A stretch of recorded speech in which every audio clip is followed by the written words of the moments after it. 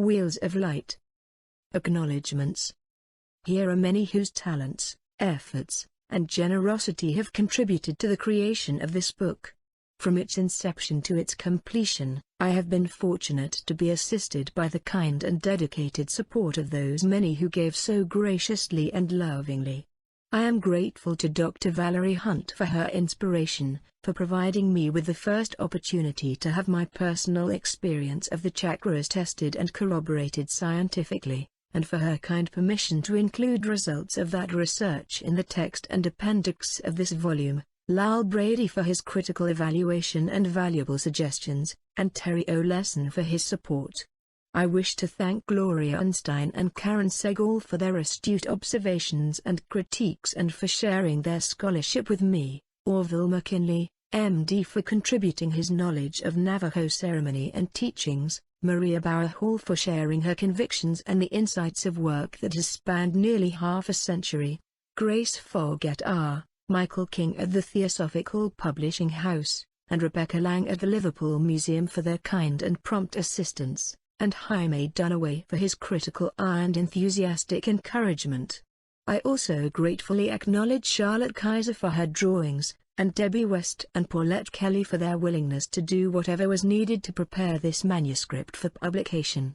I am grateful to my researchers, Stephanie Roth, Shelby Hammett, and Jeanne Farens, for their long hours and excellent abilities, to Kristen McCall, who cheerfully and tirelessly transcribed over 3,000 pages of lecture material, and to Ken Weintraub for generously assisting me to hear my words as others will when they read this book. I wish to further express my gratitude to Robert E. Williams for his time and beautiful photographic contributions, my deep appreciation to Susan Rothschild, who can work miracles with light and a camera, and grateful acknowledgement to Karen Haskin for her generosity, her remarkable talent, and her exquisite illustrations. I am profoundly grateful to Margie M. Smith for her computer drawings, for her technical assistance, and, most especially, for having traveled the path before me and for possessing the expertise to have brought this book to publication. I extend heartfelt appreciation to my editorial staff, Maria Bartolotta, Susan Brown, and Jeanne Farens for their dedication, talents, and generosity, and sincerest gratitude to them for their continued support, affection, and friendship. I would like especially to acknowledge Jeanne Farens, for her love of both language and healing. Her encouragement and commitment, more than that of any other, assisted me in completing this work. Finally, to those who lovingly supported me throughout this project, and to all who patiently waited for this book, thank you. 1. The Ancient and Modern Mystery, and my 20 years as a healer and teacher, the one question I can count on every new student to ask is, what's an aura? From antiquity there has been a myriad of literary and pictorial descriptions of the aura. Sometimes it has been depicted as a luminous radiation surrounding the body.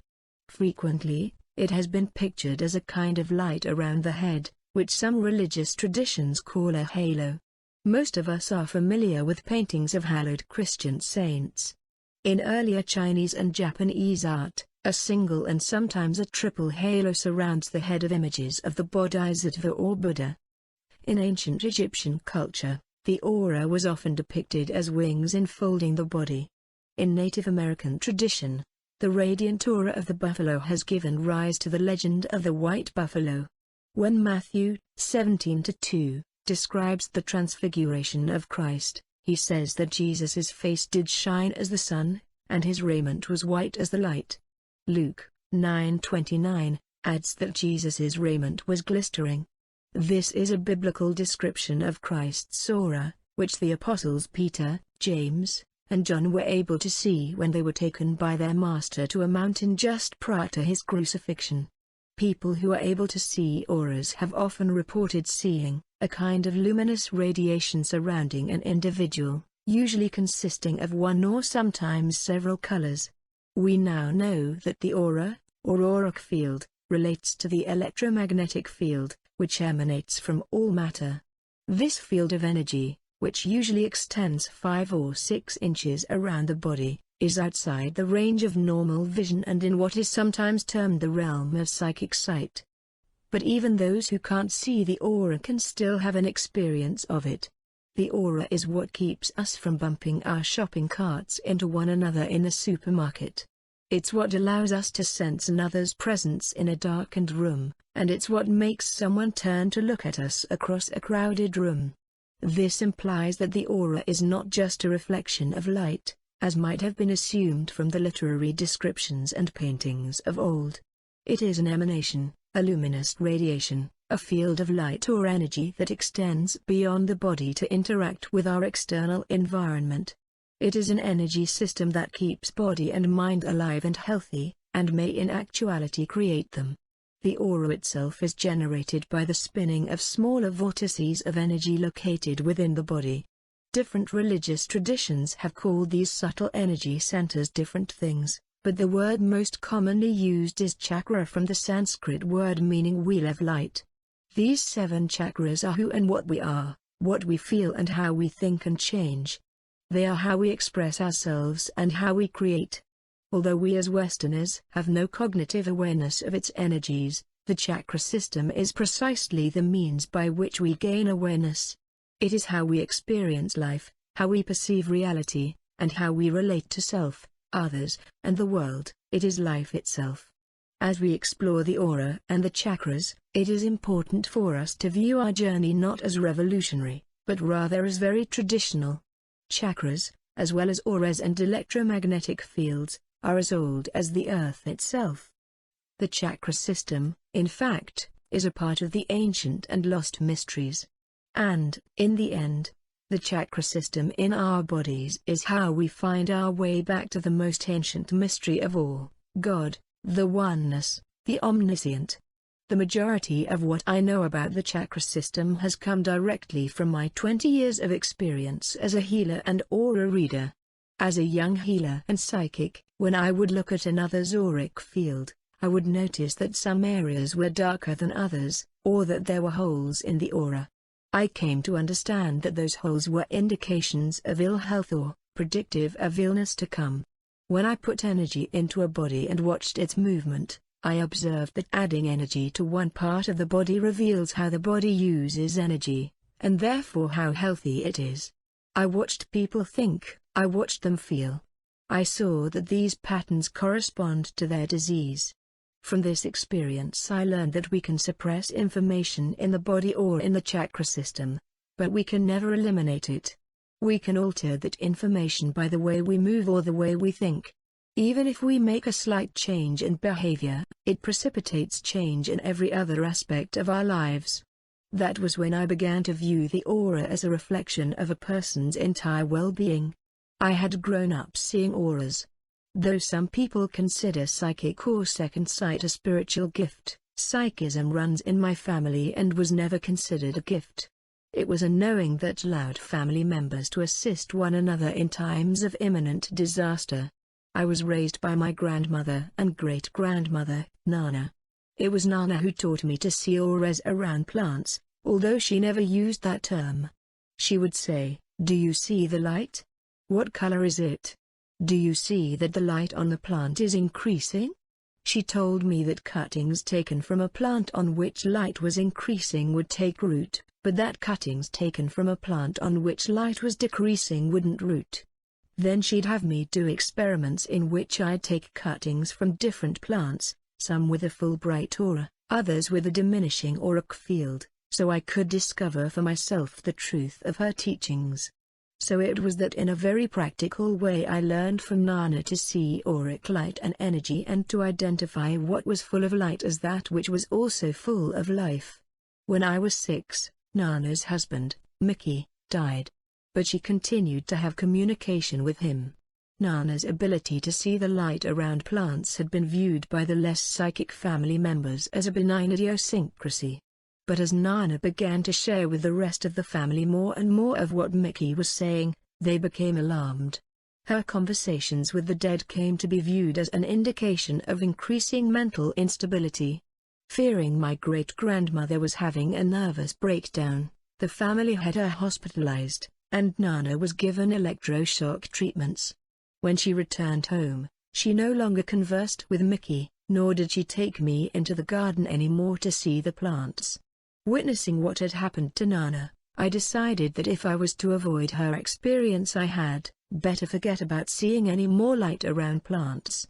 And, at the age of 7, I did. Then, in my early 20s, I married and had children, who began to speak about the colored fuss around people. Their ability to see auras re-stimulated my own. In order to raise them responsibly, I was forced to seek out the teachers who could help me make sense of our experiences.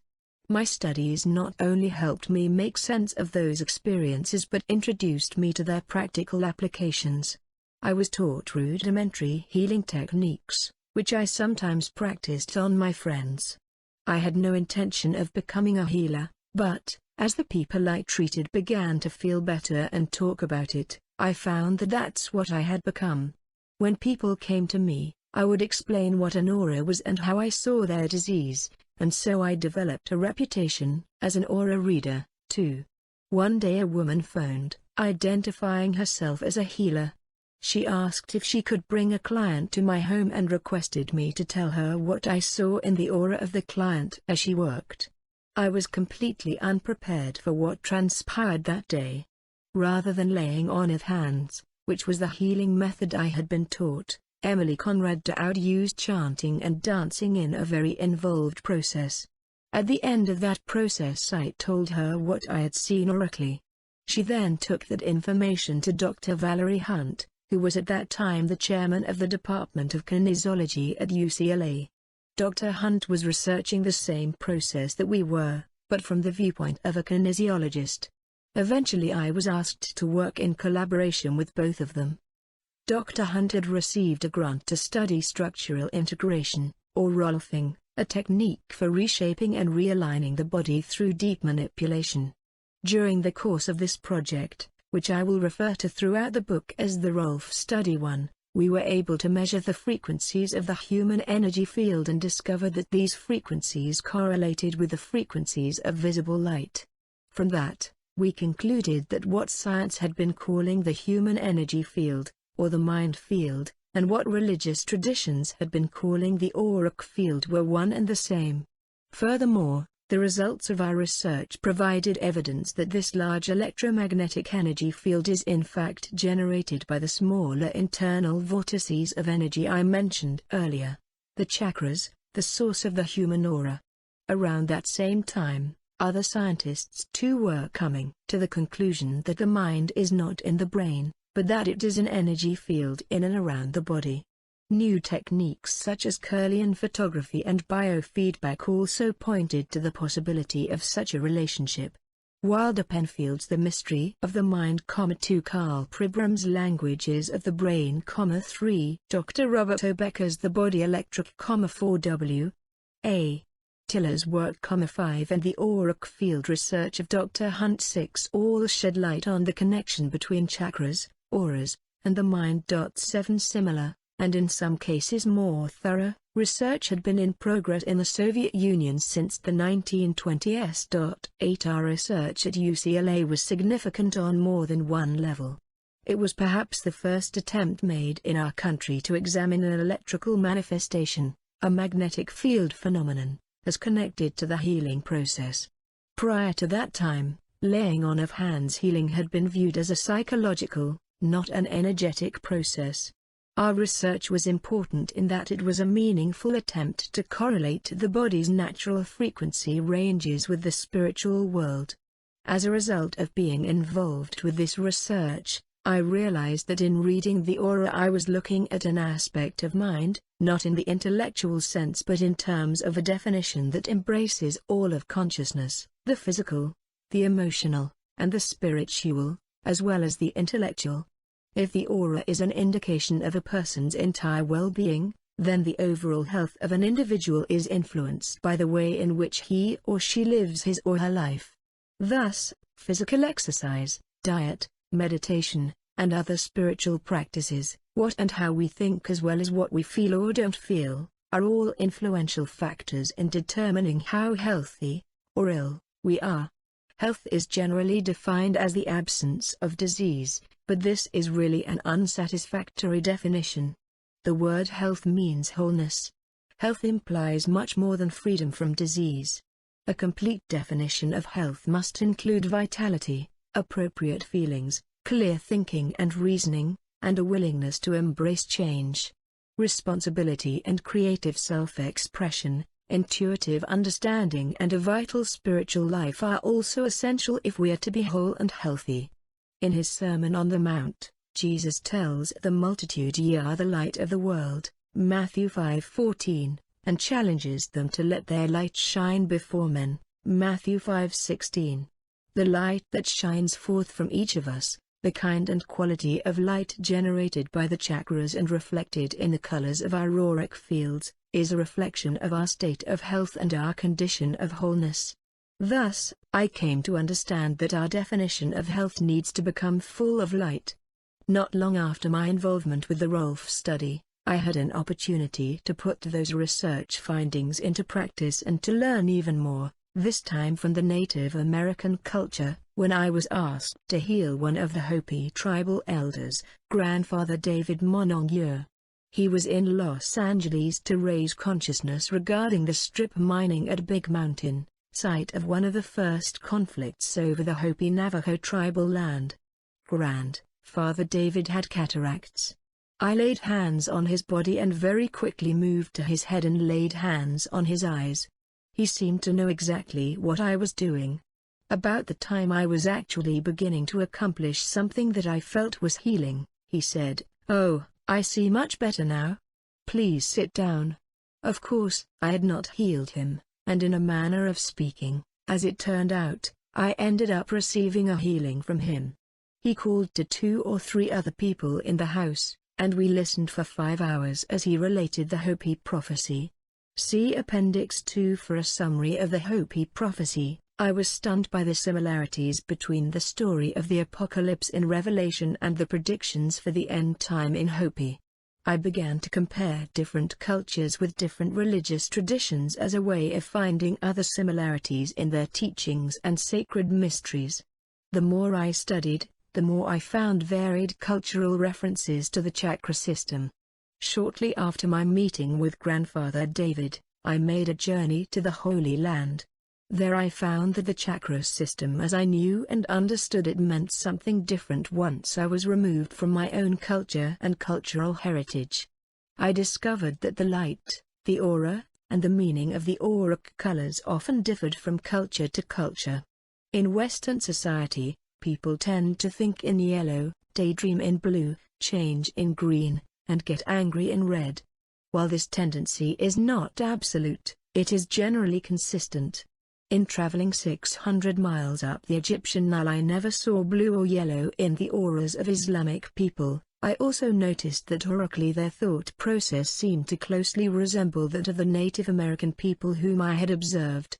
Once in Israel, I again saw yellow auric fields, an observation that led me to believe that Israelis tend to think more like Europeans and Americans.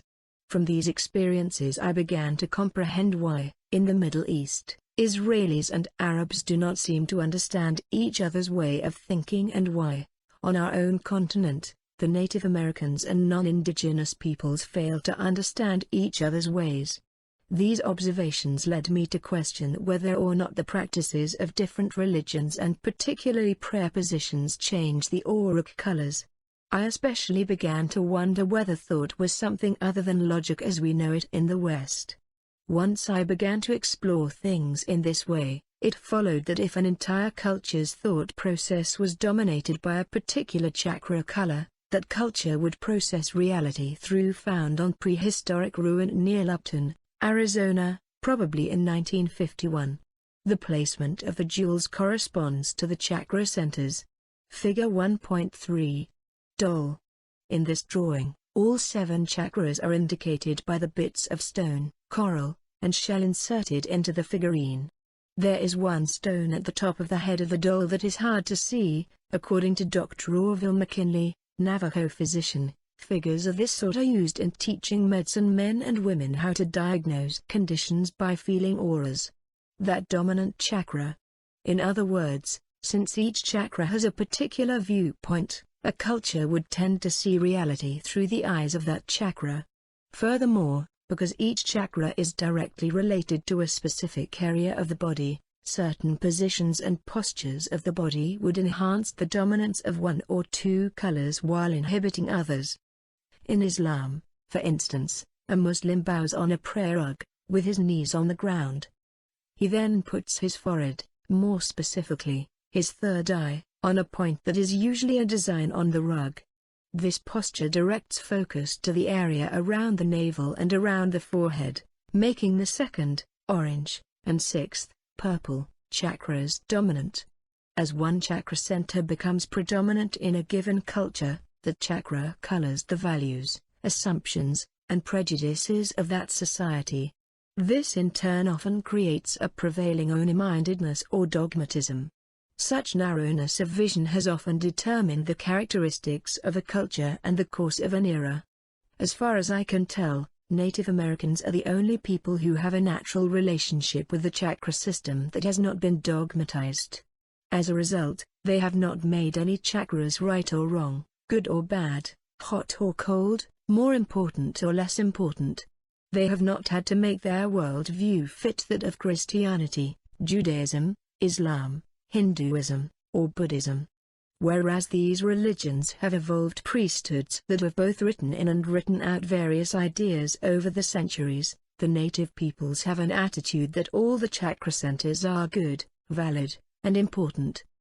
These people, who, by their own accounts, have lived here for 15,000 years, have had a working knowledge of the body's energy system since that time. 9 They also have maintained a tradition of practices, rituals and ceremonies that affect those energy centers. I have been greatly influenced by the traditions and ways of these peoples. Furthermore, because of my ability to see the effect they have on us, I have been deeply moved to learn their ways and ceremonies and to include them in my work. I do not see these practices as being in conflict with anything else I know religiously. I view them as part of understanding religion. Like the Native Americans, I believe the energy field of the earth itself resonates up through our bodies, which is why I think it is natural for me to worship as a native person would. Practicing religion with the plants, the herbs, and the animals that exist where I am makes me more connected and more ecologically responsible to the ground upon which I live, and I find the simplicity with which one can pray with what naturally occurs around him absolutely as it should be. The more I studied Native American culture as well as the ancient traditions of the Egyptians and Greeks, the philosophies of the Hindus, and the religions of the East, the more I realized the potential value of the chakra system as a means of understanding life and energy and the symbolic relationship between them. As a young teacher of this material, I kept trying to find a textbook from which to teach. I found none. The few books available presented their own unique theories and ideas and were generally contradictory of one another. This book in many ways is an attempt to create a source that pulls those ideas together, and that correlates the wisdom of the ages with modern scientific thought, so that others may come to know the energy and light of life. In so doing, I had to face the fact that this material has no beginning and no end. It is evolving, a work in progress, as is the human race. I am writing this text primarily for Americans, mainly for students of healing. If it serves its purpose, it will become obsolete. Those who study the chakra system will acquire an understanding of it and will then be able in their own individual ways to add to it the knowledge they accumulate through their own experience. This book is merely a foundation from which a greater structure is certain to arise. It is my hope that those who read this book will find, as I have, support and validation for many aspects of themselves. My study of the chakra system has allowed me to develop many elements of my own being, without having to sacrifice one for the other.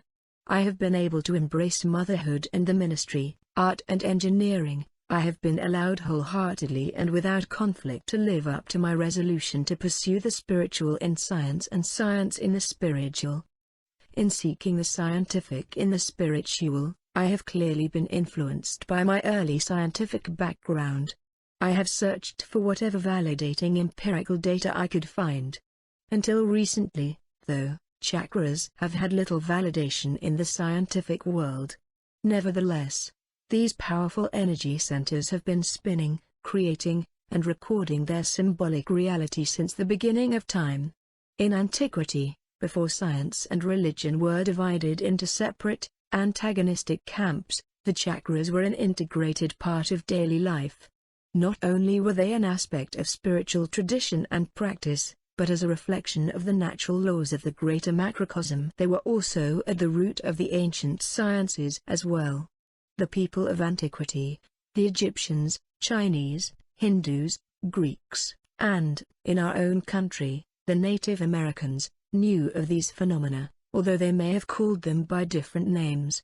Furthermore, these peoples attempted to preserve and transmit this knowledge through teachings and sacred ceremony. 10 Within that ceremony one was taught to quiet bodily functions and to silence the mind long enough to observe one's own internal silence, wherein one could become aware of the presence, reality, and power of the chakras, of the flows of energy moving through one.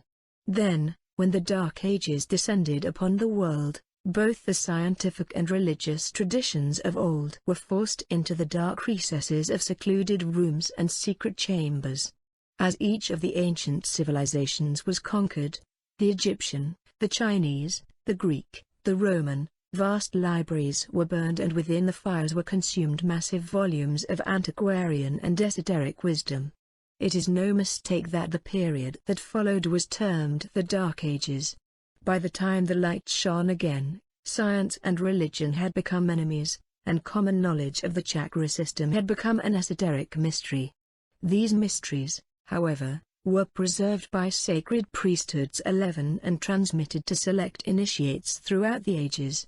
In our own culture, the Native Americans have preserved these ideas through oral tradition.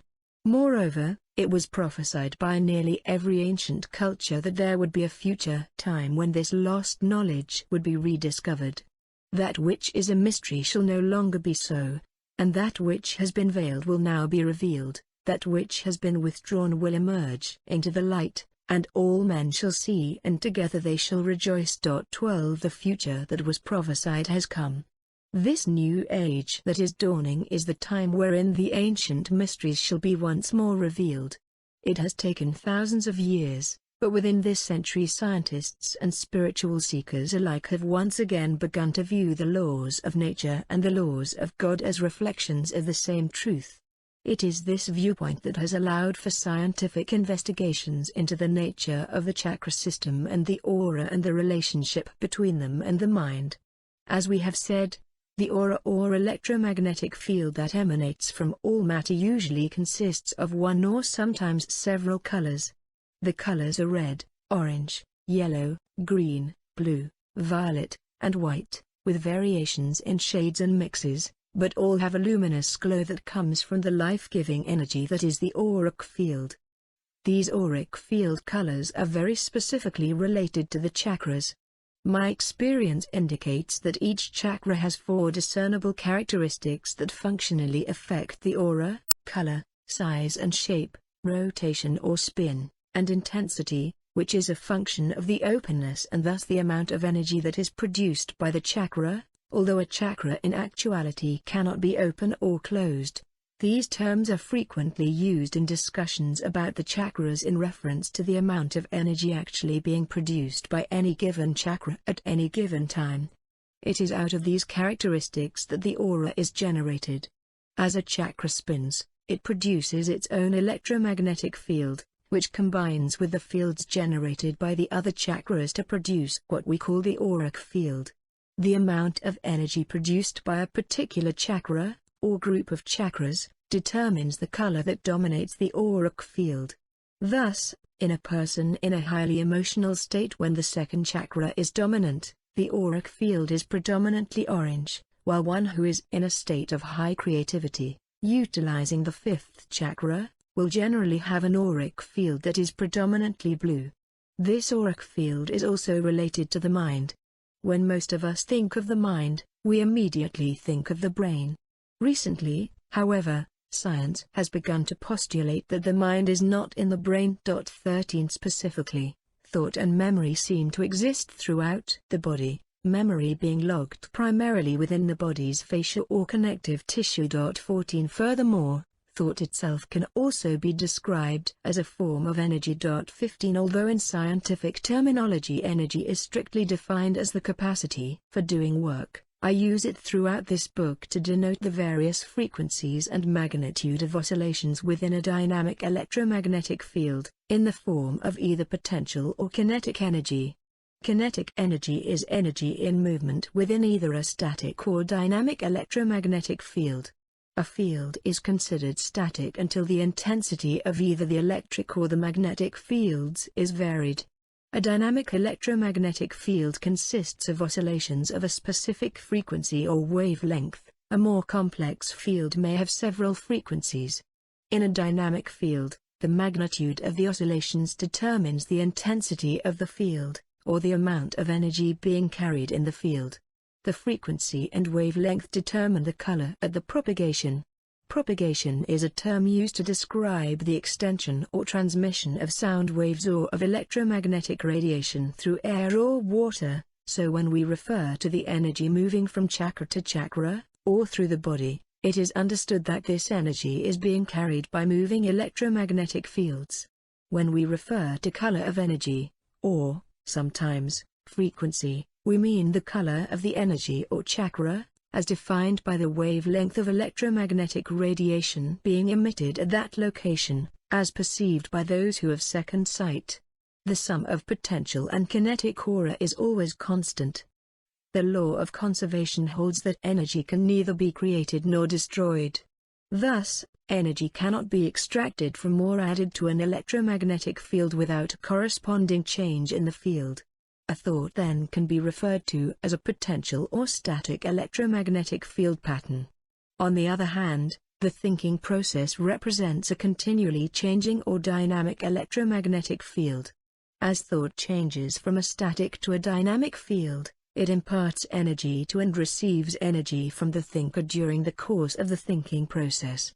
When the process ends, the resultant thought is stored, a memory, as a static electromagnetic field pattern in the auric field. Clearly the mind, the aura, and the electromagnetic chakra system are inseparably interrelated. Perhaps, as past sages and the most Eastern and mystery religions have believed, history is not linear but cyclical. Even Pythagoras and Plato, themselves initiates of the mystery schools, embraced this view of history as well as the cyclical evolution of mankind. 16 If this is so, then ancient wisdom and modern scientific thought are not as far apart in the time-space continuum as we may have once believed. In the words of Fruch of Capra, a dramatic change of concepts and ideas has occurred in physics during the first 3 decades of the century. Still being elaborated in our current theories of matter, the new concepts have profoundly changed our worldview from the mechanistic thinking of Descartes and Newton to a holistic and ecological view.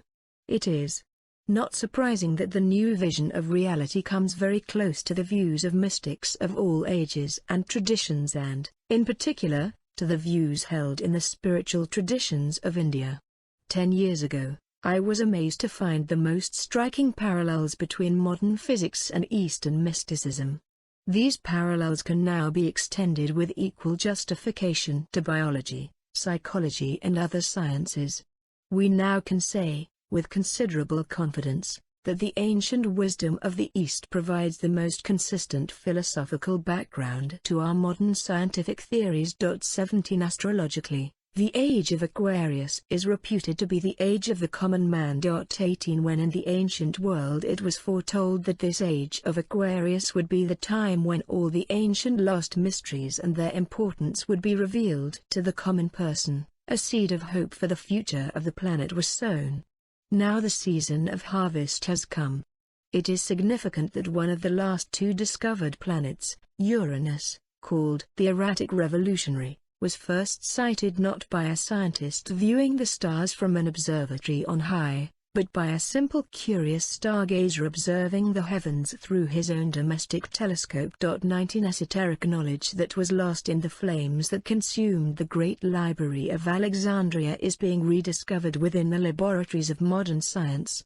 Things that were mysterious 5,000 years ago in Egypt are now being taught to children in their first physics class.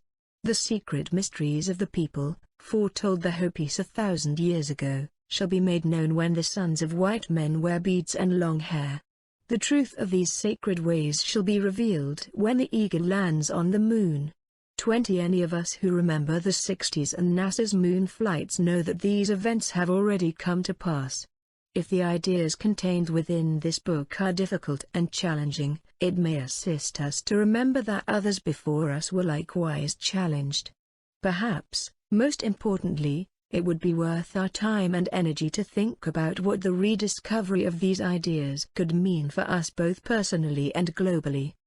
These ancient, now reborn, mysteries may very well provide the kind of wisdom we need to guide us through the fears, disease, and darkness of a nuclear world into a new age of hope and understanding, health and light.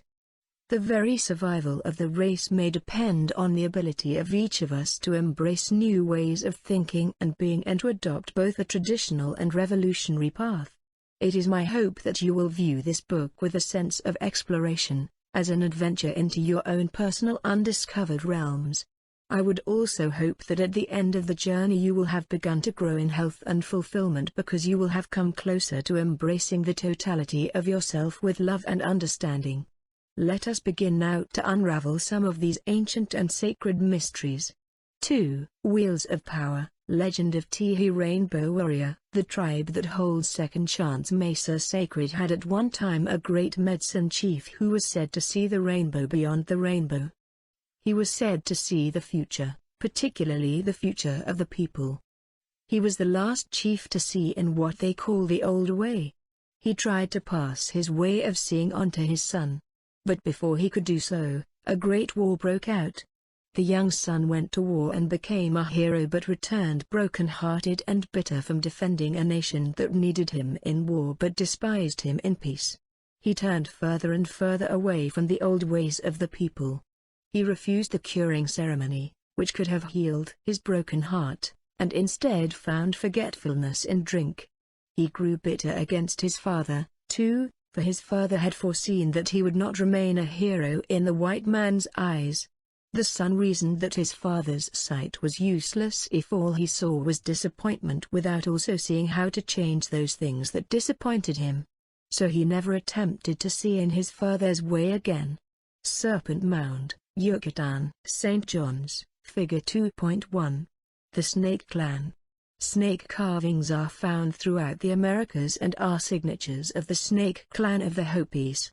The humpbacked flute player is the symbol of the flute clan at St. John's. The father's explanation for his son's alcoholism was that the youth had seen the horrors of battle without purpose and, as a result, never wanted to see again. He drank to keep the sight away. Time passed and the Rainbow Chief began to have dreams of a young warrior to whom he could teach the Rainbow Way. But even though the Rainbow Chief continued to train other medicine apprentices, none of them ever saw the rainbow beyond the rainbow. Nobody ever really understood what the chief was talking about. Nevertheless, the people retained legends and stories about him, about the medicine chief who could see rainbows beyond rainbows, of one who knew the Rainbow Way so well he could look into a person's soul and know how it could be guided. When the son was in his middle 40s, still quite young and still an alcoholic, the Rainbow Chief went to be with the Sky People. Soon thereafter the son found God, became a born-again Christian, met and married a Christian lady, and had a baby son. As that son grew into his late teens, he became discouraged with Christianity. A half-breed, he wanted to go back and find his father's way. His search led him to Second Chance Mesa. There he discovered his tribe, met his people, and found the apprentices that had worked with his grandfather. He decided to study with them, his own apprenticeship lasting 8 years. When it was time for his vision quest, one of his grandfather's apprentices, who had become the tribal medicine chief, took the young man for a walk and asked, "Do you know who your grandfather was?" "My father told me he was a crazy old man," replied the boy. Upon hearing the boy's response, the medicine man proceeded to tell the story of the great medicine chief who had gone before him, the chief who had seen the rainbows beyond rainbows. Second Chance Mesa is a strange place, given to extraordinary weather patterns, unusual light effects, and animals seen only by one person at a time. It was to this mysterious mesa that the medicine man sent the young warrior on his vision quest. Among the Native Americans, a vision quest is an essential part of initiation into adulthood. The youth is sent on a solitary vigil involving fasting and prayer, in order to gain some sign of the presence and nature of his guardian spirit. Often the sign is a dream in which his guardian spirit appears to him, usually in animal form, instructs him, and takes him on a visionary journey. Upon receiving these signs and visions, the young warrior returns home, indicates his success, and seeks out the shaman or medicine man for help in interpreting his vision. The youth arrived at the mesa very early in the morning. For 3 days and 2 nights he fasted and prayed and waited for a vision. On the afternoon of the 3rd day a terrible storm came. Just before the storm began, a beautiful eagle, who had been communicating with the young warrior all day, flew in and screeched, a warning to him, as though to say, "By the way, this is it, this is the test." Then the great bird quickly disappeared. The sun set, although the warrior never really saw it set because the sky was so dark. The storm kept up the entire night. It was all the young man could do to survive the torrent and the wind. Their warrior was pelted with rain the whole night through. He was shivering, freezing, hungry. His body, having been in one position of prayer for nearly 72 hours, ached mercilessly. Still the young warrior sat and prayed. And waited. Sometime around sunrise, the storm ceased. As dawn broke, the clouds began to separate. The whole mesa was bathed in light. It was a special quality of light, and the young warrior was not sure whether he was dreaming or whether he was awake. He looked across the valley floor. There he saw a rainbow. He could see both ends of it as it arced across the valley. He looked upon it with the eyes and heart of a child, as though it were his first rainbow. The warrior looked away, his eyes searching the sky for the eagle. Within a moment the great bird appeared, swooped over him and screeched loudly. It proceeded to fly underneath the rainbow on the valley floor, and then up over it. That is when the young warrior noticed the second rainbow, above the first and separated by a golden layer. The eagle continued its ascent and flew through yet another layer, revealing to the young warrior yet another rainbow. The great bird went still higher, through another golden layer, whereupon the warrior saw beyond that layer a fourth rainbow. Elated with his experience, he looked around at the shrubs on the mesa and realized he could see rainbows around the shrubs. A rabbit dashed by him and he could see a rainbow around the rabbit. In those few moments the young warrior realized that during the night he had gained his grandfather's sight. Proudly he picked up his knife and went down the trail to find the medicine man. He found the teacher in his hut and told him what had happened. He told him about the eagle screeching and about the terrible storm that seemed to come from nowhere. Finally the young warrior told the medicine man about the beautiful rainbows. "I can see a rainbow around you now," he said. "Do you think that's what my grandfather saw?" The medicine teacher sat for a moment in silence. Then he looked at the warrior and said, "I don't know. No one has ever seen as your grandfather saw. Medicine stories are obviously not about doctors or hospitals or aspirin, although they are intended to heal in some way. Medicine in this sense refers to the sacred and the spiritual. Medicine stories are similar, in a way, to the parables of Jesus, in that the points they make are intended to connect the listeners to some sacred inner wisdom. Such a wisdom in the Indian world is called a power. When one has a power of any kind, it allows one to live more in harmony with the earth. As we work or think in a medicine way, or as we pray in our hearts or hear a sacred story or parable and remember the context of the wisdom intended, we begin to reconnect parts of ourselves and to rediscover our own powers. When we do this, we wait in silence, as the young medicine warrior did, for an internal message. We wait quietly to have that sacred wisdom or power revealed. It is during such internal silence that we may begin to feel the chakra system, the subtle energies within. But what do we know when we perceive them? In other words, what knowledge, what power, what wisdom do we attain in the act of perceiving chakras and auras? Knowing that, how do we then utilize this power for the betterment of mankind? When the Rainbow Warrior first saw the rainbow beyond the rainbow, he was elated, for he had achieved a level of awareness of spiritual significance. However, when he returned to the medicine chief who had agreed to supervise his vision quest, the young warrior was beyond the experience and thus the comprehension of his supervisor. The folklore of most cultures distinguishes that which is living or life-giving from that which is not by referring to its rainbow or its light.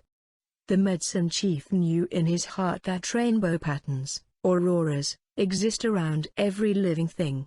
But in spite of his sincere attempts to see the light, he could not. Consequently, as a mentor to the Rainbow Warrior, the medicine chief could only draw from a legendary, not an experiential knowledge of that light, of those rainbow patterns.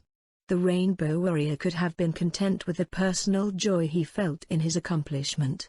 He could have stopped his process there.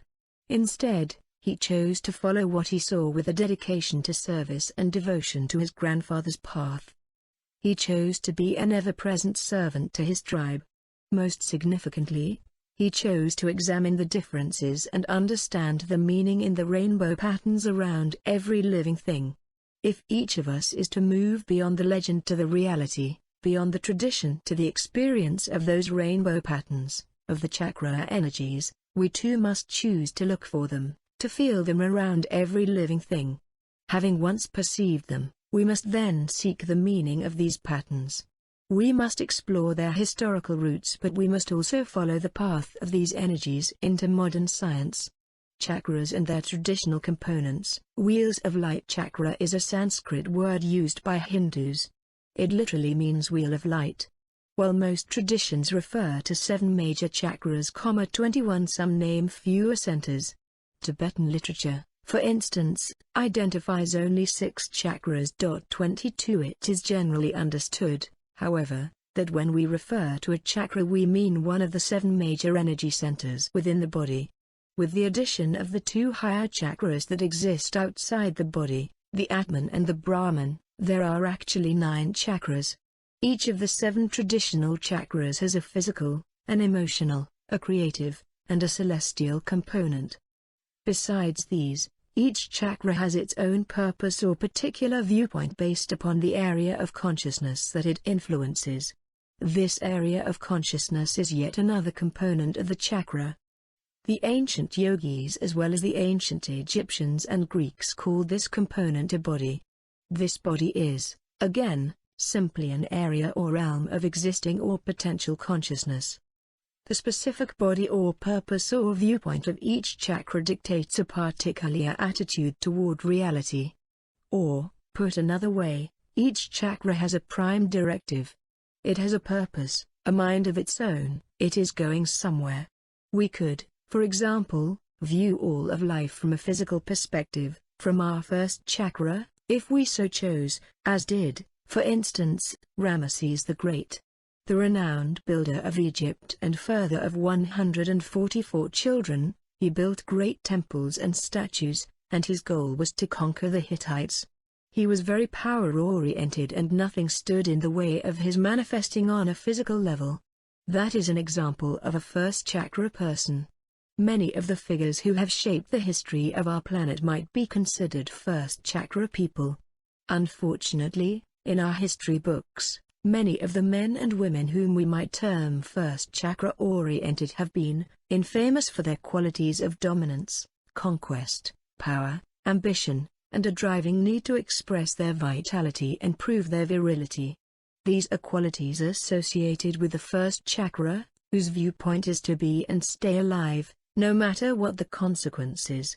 Secondary chakras. Occasionally one of the ancient or modern mystical teachers will refer to a secondary chakra. In addition to the major chakras, there are 122 smaller secondary chakras throughout the body. Although this book's primary focus is on the 7 major chakra centers, it is important to remember that both the primary and the secondary chakras have the same characteristics. To an aura, chakras and their components. Reader, they appear as little cyclones, each is a whirling vortex of energy. Secondary chakras are smaller vortices than primary chakras. And while primary chakras are represented as being located along the spine, see Figure 3.5, secondary chakras exist primarily wherever there is a joint in the body, at the hips, shoulders, elbows, wrists, and hands, for example. Each place a bone touches a bone or a nerve plexus exists, a secondary chakra is present.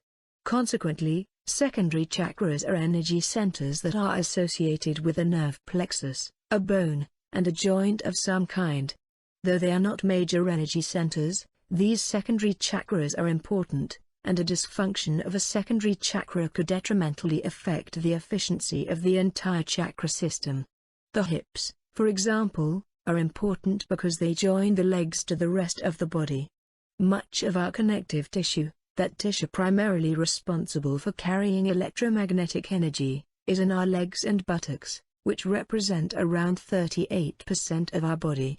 So if for any reason we are cut off at a level below the hips, 38% of the system that should be feeding the internal organs may not be giving us the vital energy, the life force, the Hindus call it jnana, that we need to get through the day.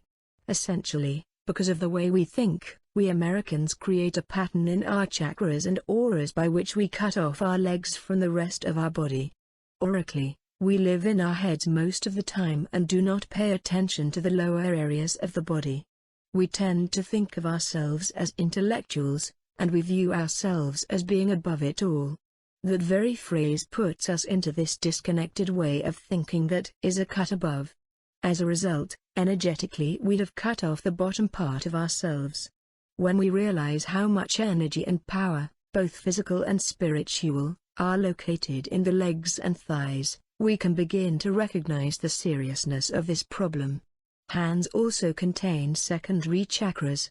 Hands are associated with the second trigram of the body, the 3 upper chakra centers, because our arms and consequently our hands attach to the shoulders.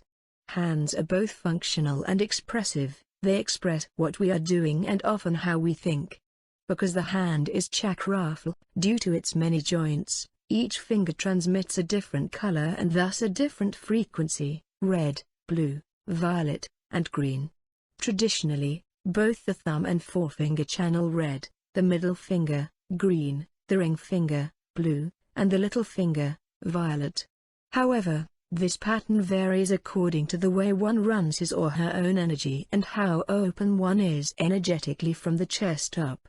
It may also be affected by physical problems, such as, for example, a stiff neck. The 7 chakra bodies. 23. The first chakra is the area of consciousness of the physical body. All physical sensation, including, for example, pleasure and pain, as well as the powerful emotion rage, emanates from this center. In addition, all survival needs and self-preservation instincts are influenced by this body. The second chakra is the emotional body or realm. All emotions are processed here and are under the dominion of this second center. The third center is the mental or intellectual body or realm. Thoughts, opinions and judgments originate from this chakra and are controlled by it. Whereas the lower 3 chakras, the physical, emotional, and mental bodies, are self-evident and culturally more clearly understood, the upper chakras require more explanation. The 4th chakra, or the heart center, is identified as the astral body or plane. This is the first level beyond 3-dimensional reality, that experiential level just above the physical, emotional, and intellectual planes. The astral is the realm or level of consciousness that bridges the dimensions of matter and spirit. It is believed to be the plane to which we travel in sleep. The astral level is the dream world. The astral plane also represents the level of consciousness wherein transformation and the transpersonal are made possible. The fifth chakra is the etheric body. It is the first in the spiritual realm, and as such it is the beginning of one's godlike abilities. The etheric body is, foremost, the template for the physical body. In other words, it is the perfect body, the light body, which underlies our physical form. The etheric body is the spiritual underpinning or matrix for our physical being. It is a perfect hologram of our life or our life force. The etheric substance is thought to be the force that binds the universe together. Therefore, if something is physical, emotional, mental, or spiritual, it has an etheric nature. Although of the spiritual realm, the etheric body has been described by some clairvoyants as a blue light or gauzy web that extends either around the outside of the physical body or exists within it, or both. One explanation for the phenomenon of phantom limbs, or the experience of physical sensation in the area in which a severed limb previously existed, is that the etheric body, the undamaged template, is being experienced, because the etheric is the template for all physical reality. The power of time, especially in the sense of knowing the perfect time for doing something, and the power of speech and self-expression are also under the dominion of this body. Because the etheric is perfect, our concepts of justice, of truth, and of perfection itself are all contained within this body or level of consciousness. The etheric body is like our perfect double. It represents our total and higher potential. 24 The sixth chakra, often termed the third eye, is the celestial body, and like the etheric, is of the spiritual realm. It is the world or body that holds our individual future and is also our access to that future. The term celestial derived from antiquity, where it was believed that the future existed in space and that one day each of us would die and become a star, thus returning to the divine celestial light from which we had come. However, this would not occur until we had accumulated enough light, enlightenment, to illuminate a section of heaven. 25 The celestial body is that realm of light, and being associated with illumination, this body influences all that light enables us to see. Put another way, the celestial body allows us literally to see the light. It is the realm of sight in all of its various manifestations: clairvoyance, visualization, insight, foresight, inspiration, psychic phenomena, and finally physical manifestation itself, from the thought, dream, fear, or other feeling to physical reality. The seventh center, or the crown chakra, is the Catheric body. Kether in Hebrew simply means crown. 26 The Catheric body controls and influences the area of consciousness known as the spirit or the spiritual realm. Within this body exists our spiritual life. The Catheric body is our place of mergence with God, the oneness, the all. Many functions and energy rhythms of the human body are controlled by hormones, which are manufactured by the endocrine system. We suspect that energy may actually alter or complete these biochemical reactions. Since ancient literature refers specifically to the chakras as emanations of energy, which are manifested as different colors, healers have generally agreed that an understanding of the endocrine system will lead us to an understanding of the proper relationship of color and light to the chakras and thus to endocrine secretion and the production of hormones. Because of the chakra-endocrine connection, energy healing is interrelated to and cooperative with these biochemical messengers. Since these secretions go directly into the bloodstream from the endocrine glands and other organs, the application of subtle energy may, in fact, encourage or modulate these secretions. There may also be a connection between the presence of hormones in the bloodstream and the manufacture of some of the newly discovered neurotransmitters manufactured by the brain. The body as a microcosm. The concept of the human body as a symbolic representation of something greater is not a new idea. In Egyptian culture, this idea can be traced back 5,000 or 6,000 years to the most ancient extant Egyptian text, the Egyptian Book of the Dead. This is actually some 2,000 papyrus rolls, dating from the pyramids, some before, found in various tombs and distinguished by formulas to guide the dead. 27 Chinese Taoism, as revealed in its physical discipline and meditation process, views the body and spirit in much the same way as the ancient Egyptians. There is evidence that communication existed between the Egyptians, Tibetans, and Chinese as early as 800 BC. 28 Most of this symbology either sprouted from or existed side by side with the religion of that time. The basic tenet of every religion is that the soul is a spirit form or a life force that only temporarily lives in a body and that the body is merely its vehicle. In modern thought, this concept appears as the microcosm/macrocosm theory, whereby everything in the outer world also exists in the inner world. The individual is a microcosm of humanity, the atom is a microcosm of the universe. 29 This idea can be traced from the ancient philosophies of the Hindus, Egyptians, Greeks, and Romans to those of the Kabbalists, alchemists, and Freemasons and into modern science. The idea that the inner world and the outer world are representations of one another suggests that if the ancient idea of chakras and the corresponding bodies, physical, emotional, mental, astral, and so on, is closely examined, a specific relationship between the chakras and the organs of the physical body can be found. In the following chapters we will explore the ways in which the organs reflect shifts in the energy of the chakras, especially those to which they are related in frequency. Animal and elemental nature of the chakras. Ontogeny recapitulates phylogeny. This scientific theory, which most of us remember from high school biology class, means that the evolution of a species is repeated in the evolution of the individual. Thus, as embryos, each of us in 9 months passed through all of the stages of growth that correspond to man's 3 billion year evolution from a single cell to a multicelled organism. Theoretically, as man moves toward emergence with God, he is more evolved than the lower stages of creation. However, it is a scientific observation that the human fetus in utero goes through first a serpent stage, then a fish stage, in which it has gills, before it begins to develop lungs and take on higher life form. This evolutionary cycle is reflected in metaphysical doctrine. 15,000 years ago this cycle was known to the Native Americans and symbolized by them in the chakra system.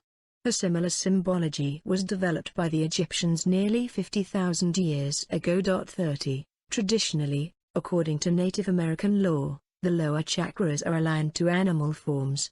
The first chakra is the snake, the second chakra is fish, the third chakra is bird or fowl, the fourth is mammal, and man resides in the fifth center. The sixth chakra takes man one step further into the collective and the spiritual, since again, according to Native American tradition, it is aligned with all spirits, living and dead. Finally, the seventh chakra is the coquina, the living symbol of the universal spirit, which embodies all animate matter. It was the Egyptian priest scribe, Tehuti, more familiarly known in myth and legend by his Greek name, Hermes, who was first credited with defining the elementary nature of the chakra system some 50,000 years ago. According to Hermetic tradition, 31 as we progress up the chakras from the first to the seventh, the associative elements in order are fire, water, air, earth, ether, radium, and magnetism.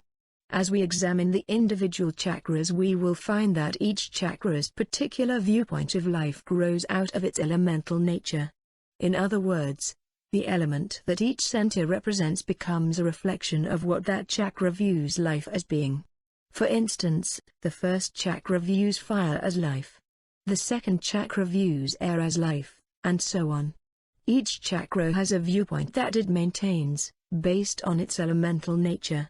This particular separation of elements serves a purpose as we move into viewing the chakra system as a way to process our external and internal worlds.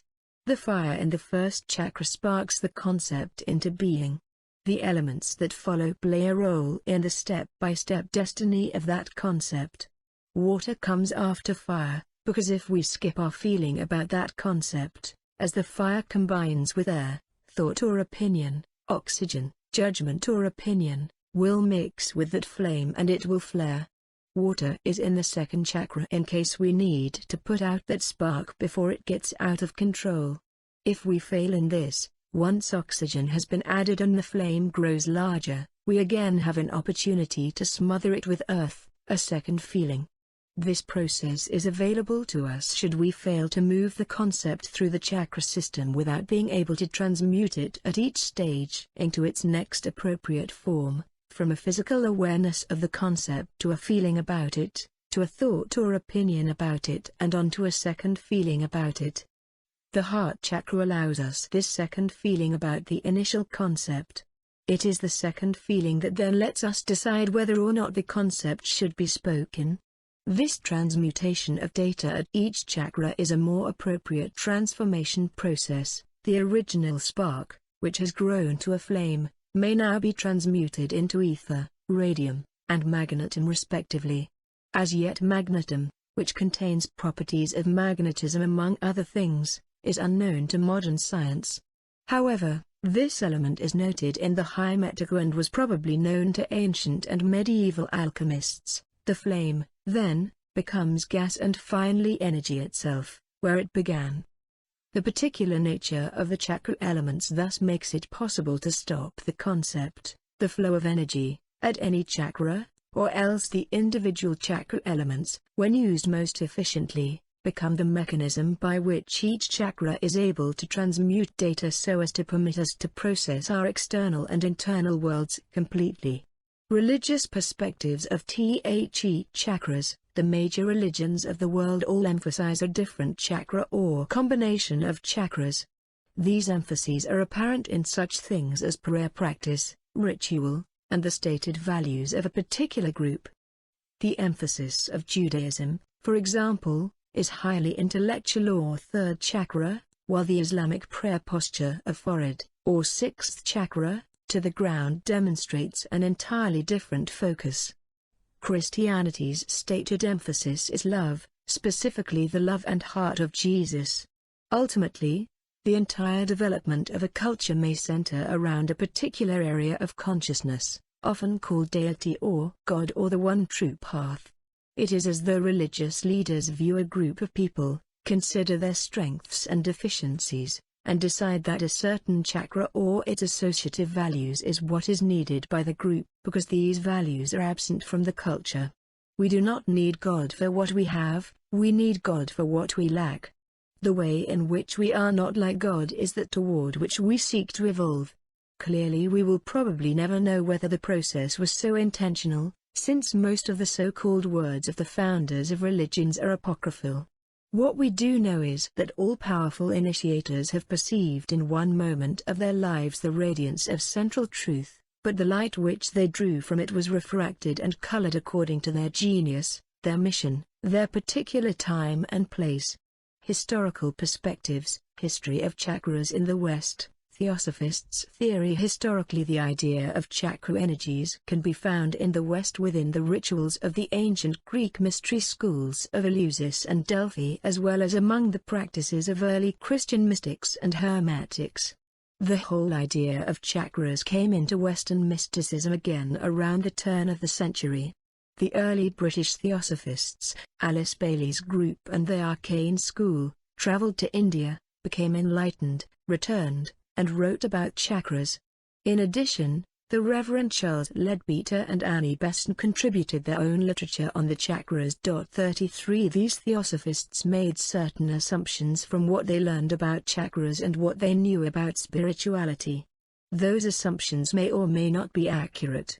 They thought that higher vibrations or frequencies were limited to the upper chakras and lower vibrations to the lower chakras. What this idea did was to split the body in half, so that the lower energies were the bad energies and the upper energies were the good ones. It is not surprising to find a group of upper-class Victorian British gentry deciding that emotionalism was bad. They were validating a position they already held, and they visited India collecting data to support their belief. Interestingly, nothing in Hindu law teaches that emotionalism is bad. What is bad is the misuse of emotionalism and the resulting sickness and imbalance this creates in life. The two worlds of the chakras. Although in ancient sources the chakras are not separated into bad chakras and good chakras, there is a basic distinction between the lower centers and the upper centers. They each represent a different three-dimensional world. The three-dimensional world of the lower chakras, the first, second, and third, is mankind's world, and the three-dimensional world of the upper chakras, the fifth, sixth, and seventh, is God's world. The fourth chakra acts as the transition between these two worlds. In fact, it will become more evident as we investigate each chakra individually that there exists within each of us a continuous battle between the needs of our lower chakras and the expectations of our higher ones. This does not mean, however, the lower chakras are bad and the upper chakras are good. As we examine the chakras and their symbology, it is my hope that this idea can finally be put to rest. In reality, the lowest chakra, the first, has some very high frequency, still within the same color band, red, but of a higher frequency, that is very powerful and useful. It is the lower frequencies we are trying to break with, not the lower chakras. 58. THREE. What is an aura? Auric field, field of life. The first modern description of chakra energies or of what we call the aura or auric field was made by Sir Isaac Newton in 1729 in his second paper on light and colors.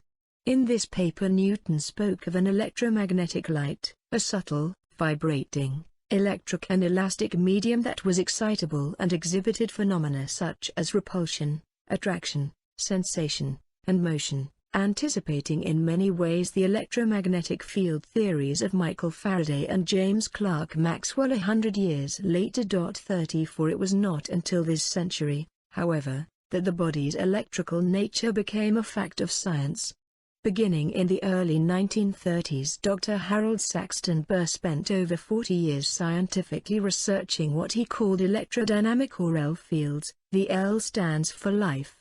These L fields were detected and measured in men and women, in animals, trees, plants, seeds, eggs, and even in one of the lowest forms of life, slime molds. 35 Burr theorizes that the L field is responsible for the body's capacity to regenerate new cells that act and function precisely as did the cells they replaced. The analogy he uses is that of a jelly mold. When a 59 WHEELS of LIGHT cook looks at a jelly mold, she knows the shape of the jelly she will turn out of it. In the same way, the electrodynamic field of the body serves as a matrix or mold, which preserves the shape or arrangement of any material poured into it, however often the material may be changed. Furthermore, this invisible and intangible field can reveal a future shape or arrangement of the materials it will mold. 36 In other words, an abnormality in the electrodynamic field can give warning of something out of shape in the body, sometimes in advance of actual symptoms. 37 A healer can detect these electrodynamic or energy inconsistencies through touch or sight. Certainly they may be detected instrumentally, through biofeedback mechanisms, for example. Biofeedback is a technique of self-training utilizing the aid of electronic devices. The purpose of this self-training is the control and modification of involuntary physical functions, such as blood pressure or heartbeat, and often that of certain emotional states, such as anxiety or depression, with such forewarning. Preventive action, whether a specific medical or psychological process or a rebalancing of energies through healing, may then be taken. WHAT is an AURA? Over the past 20 years, the research of New York orthopedic surgeon Robert O. Becker and his colleagues has established with certainty the relationship between regeneration and electrical currents in living things. The flow of electrons, electric current, moving through the perineural cells containing bundles of nerve fibers surrounded by an extensive layer of connective tissue, of the nervous system and the resultant magnetic field are the factors that affect an organism's ability to sense and evaluate damage occurring anywhere in the body. This electromagnetic flow also provides cells with the appropriate electrical environment to either sustain health within an uninjured cell or stimulate healing in a damaged cell. 38 The same perineural structure is the passageway utilized by healers when they channel energy into a client to bring about healing. Both the L field of Burr and the regeneration research of Becker have shed scientific light on the electromagnetic nature of the human body and consequently on the underlying electromagnetic nature of the chakra energies of the auric field. The auric field is a metaphor for life. In other words, a person's energy field or the individual aura around the body, which is created and controlled by the chakras, reflects how one's life actually is lived. It mirrors the flow of that life. In this way, the auric field becomes more than a symbol for life. The aura is life, vibration, color, and harmonics of The aura. Our auric or electromagnetic field is generated by the spinning of the chakras. For a detailed scientific explanation of electromagnetic radiation and its spectrum, see Appendix 3. As it spins, each chakra produces its own electromagnetic field. This field then combines with fields generated by other chakras to produce the auric field. An individual's auric fields is manifested via a combination of energies from 3 chakras. Generally these are the first, third, and fifth chakras, empowering the physical, intellectual, and etheric bodies. It is a combination of these 3 chakras that produces the primary auric field, the inner shell of the aura, which can be physically felt by the hand as it is passed over another's body. If one is sensitive enough, the secondary auric field, the outer shell, can also be felt. This secondary aura is produced from the interaction of all 7 chakras. Musical harmonic of a vibrating string. A. Vibration of an open string. This is the fundamental frequency of the string. B. If the string is stopped to form 2 equal lengths, each being half of the original, then the frequency doubles, thereby producing the first harmonic. C. If the string is stopped to form 3 equal lengths, each being 1/3 of the original, then the frequency doubles again, thereby producing the second harmonic. The spinning of the individual chakras creates energy, the frequency of which determines the color of a particular chakra. The amount or intensity of energy produced by a particular chakra or group of chakras determines the color that dominates the auric field. Vibration, color, and sound are all interrelated, and all 3 represent a means of determining or monitoring the frequency of energy in the auric field. When a healer is channeling energy into a person, the healer will often feel a vibration within the muscles of his or her own body. Correspondingly, the client may also feel a similar vibration. This vibration is directly related to the color of energy being channeled. Thus, the healer can kinesthetically sense, and thereby know without seeing, the color of energy being channeled into a client. Some healers are able to hear, clairaudiently, the sound of the color being channeled. In this way they are able to monitor and know what color energy they are transferring into the client. In addition to feeling and hearing color, clairvoyants are able to see energies and auric fields. Those who have the ability to see auric color may do so by speeding up the normal process of visual perception. As a point of clarification, when reference is made to the color of energy, not only the visible light spectrum is intended but the non-visible frequency bands as well. X-rays, gamma rays, ultraviolet, infrared, and microwave bands are included in this category. When clairvoyants see the auric field, they may be reading one or more of these frequency bands. The auric field actually exists in different layers of color, sometimes referred to as harmonics. In other words, for people who can see the aura, it appears as a pattern of colors near the body and then another pattern of colors farther away from the body, and so on. This is just like the rainbow beyond the rainbow seen by the medicine warrior on the mesa.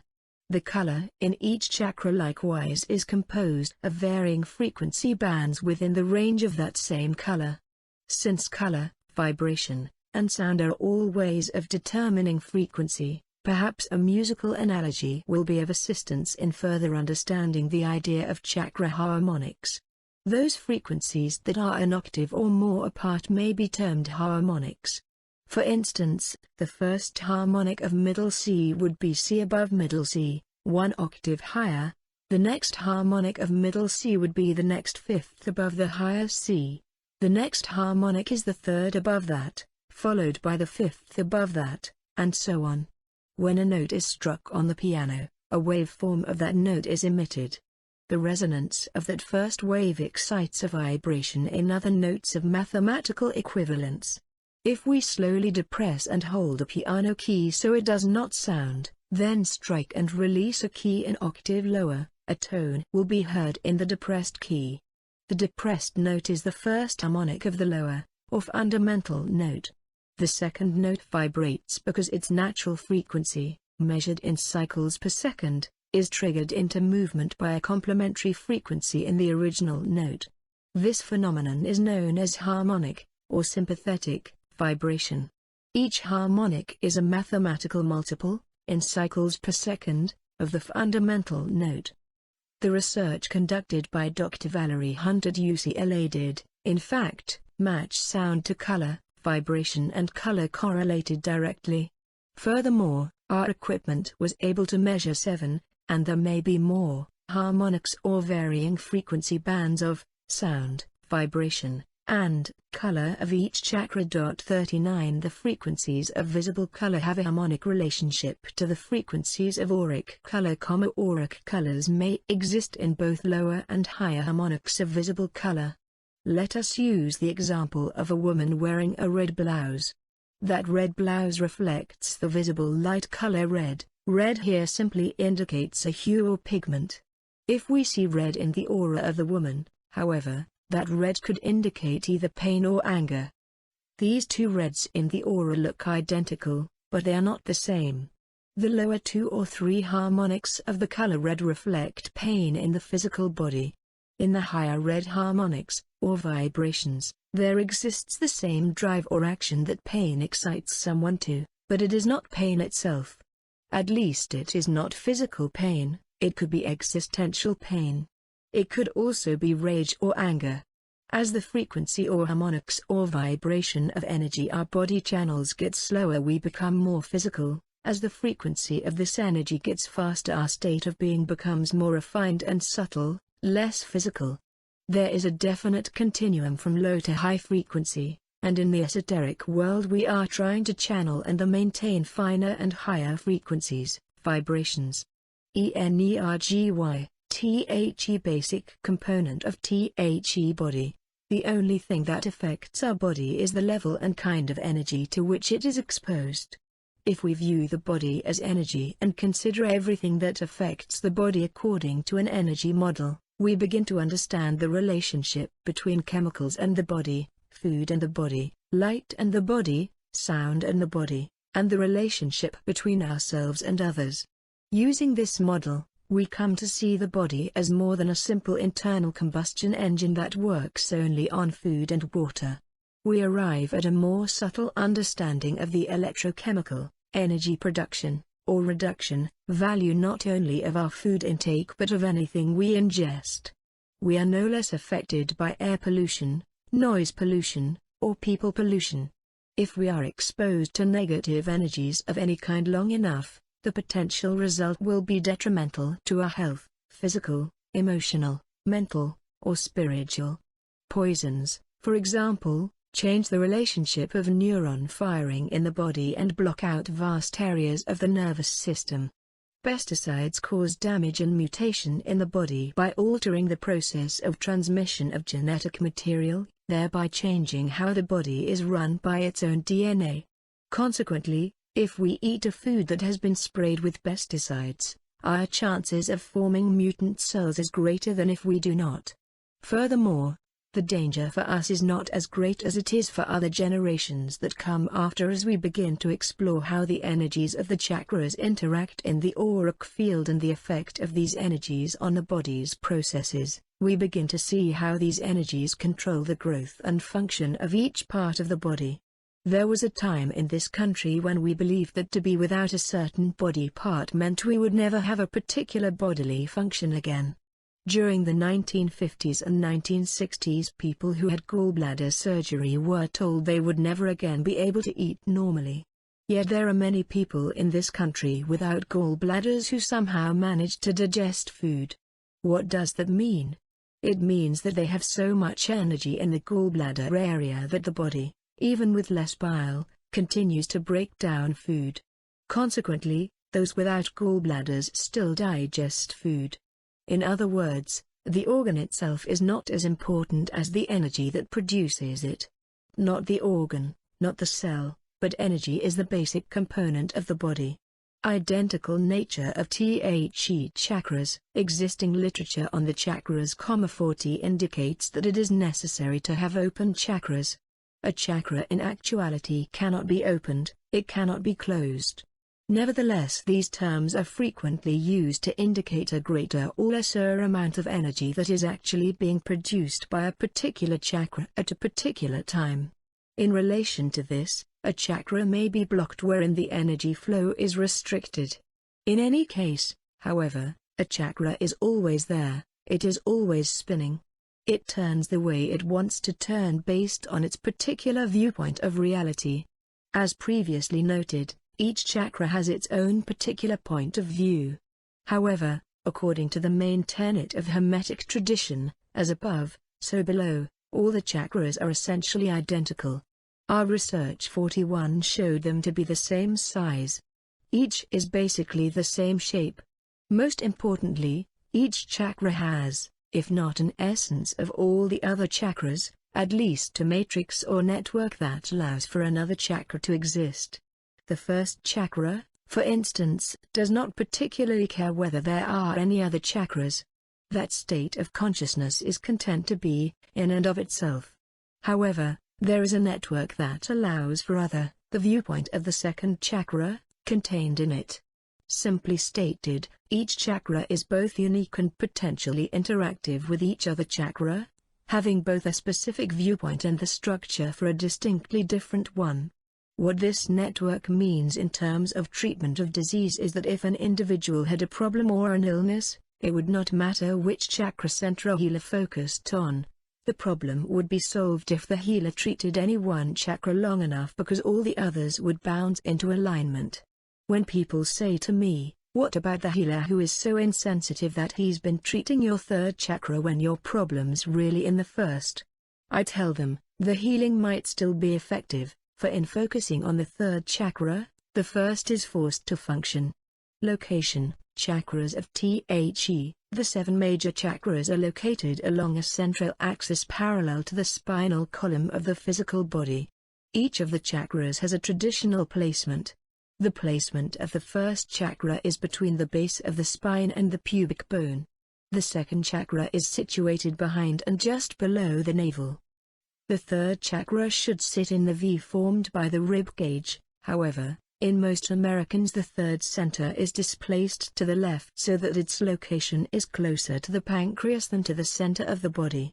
The fourth center, or heart chakra, is situated midway between the two breasts, while the fifth chakra is located at the throat. The sixth chakra, also referred to as the third eye, is located between the brows, and the seventh, or crown chakra, which faces upward, is located at the top of the head.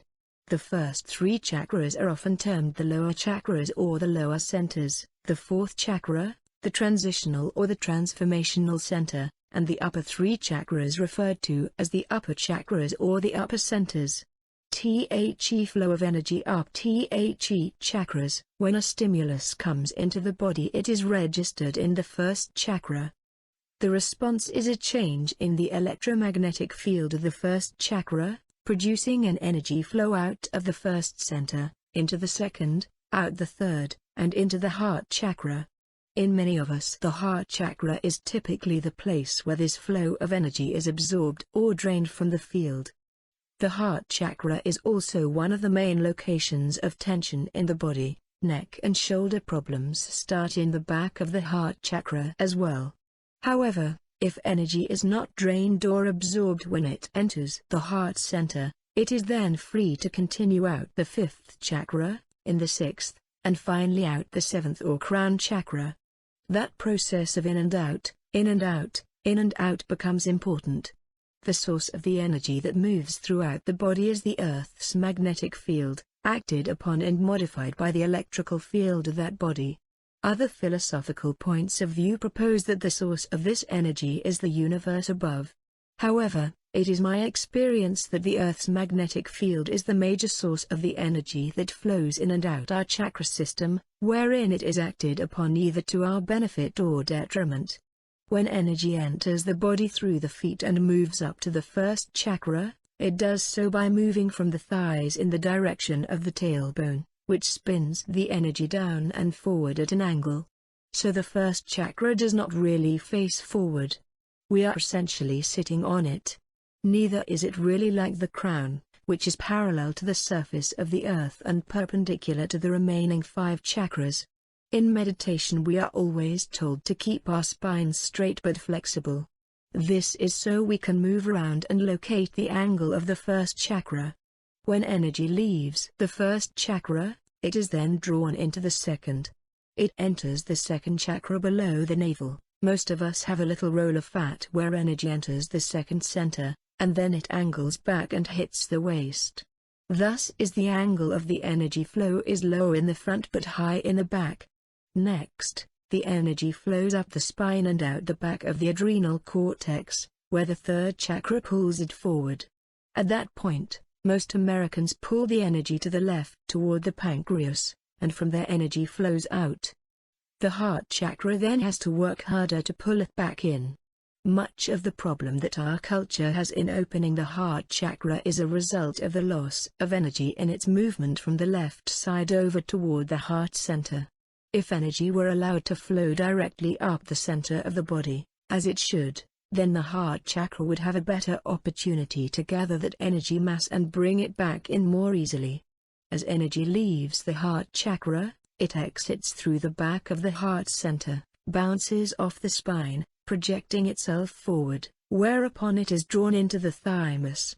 After reaching the thymus, the energy then flows upward and through the thymus to pass through the voice box where it can be manifested as speech. Energy then continues to flow into the sixth chakra, also called the third eye. From antiquity this center has been cloaked in mystery. Nearly everyone would agree that there is nothing mysterious about physical sight, the eyes see. For some, psychic sight may seem mysterious, but it is not. The third eye also sees. It allows us several kinds of perceptions. It provides the means by which we perceive extrasensorily. It should also enable us to see what is so, not just what is ours. We as a people tend to see or take in what is in our own energy flow, what is reflected from our own field, what is on our own path. We do not often see a complete picture but instead focus on individual rather than universal problems. As a result, we continue to see through a glass darkly, I Corinthians 13:12. The third eye allows us a clearer, more expansive vision. After entering the third eye, the energy flow touches the pituitary gland, reflects off the pineal gland, and mushrooms out through the top of the crown, see figure 3.6. This pattern holds if energy is allowed to flow up and out. However, if one chooses to do anything with the energy, the flow will reflect off the pineal and then hit the pituitary, after which it will continue its movement out through the third eye, where manifestation can occur. The ancient Egyptians symbolize this movement in their image of a cobra poised and ready to strike, head expanded. This image can be found in several Egyptian temple reliefs, such as that of Sethos I at Abydos. The seventh chakra is often referred to as the Diamond Sutra or the Diamond Lotus or the Thousand-Petaled Lotus. 42 In fact there are many neurological synapses here. Synapses provide the connections between nerve cells, neurons. The number of synapses within the brain and spinal cord directly affect our ability to integrate and modify sensory input and experiential memory so as to achieve a desired motor response. The auric field has a movement that tends to make energy sweeps which are usually about 3 or 4 inches apart. For example, the energy from the foot circles around the ankle, back through the calf, out through the knee, and so on through the body.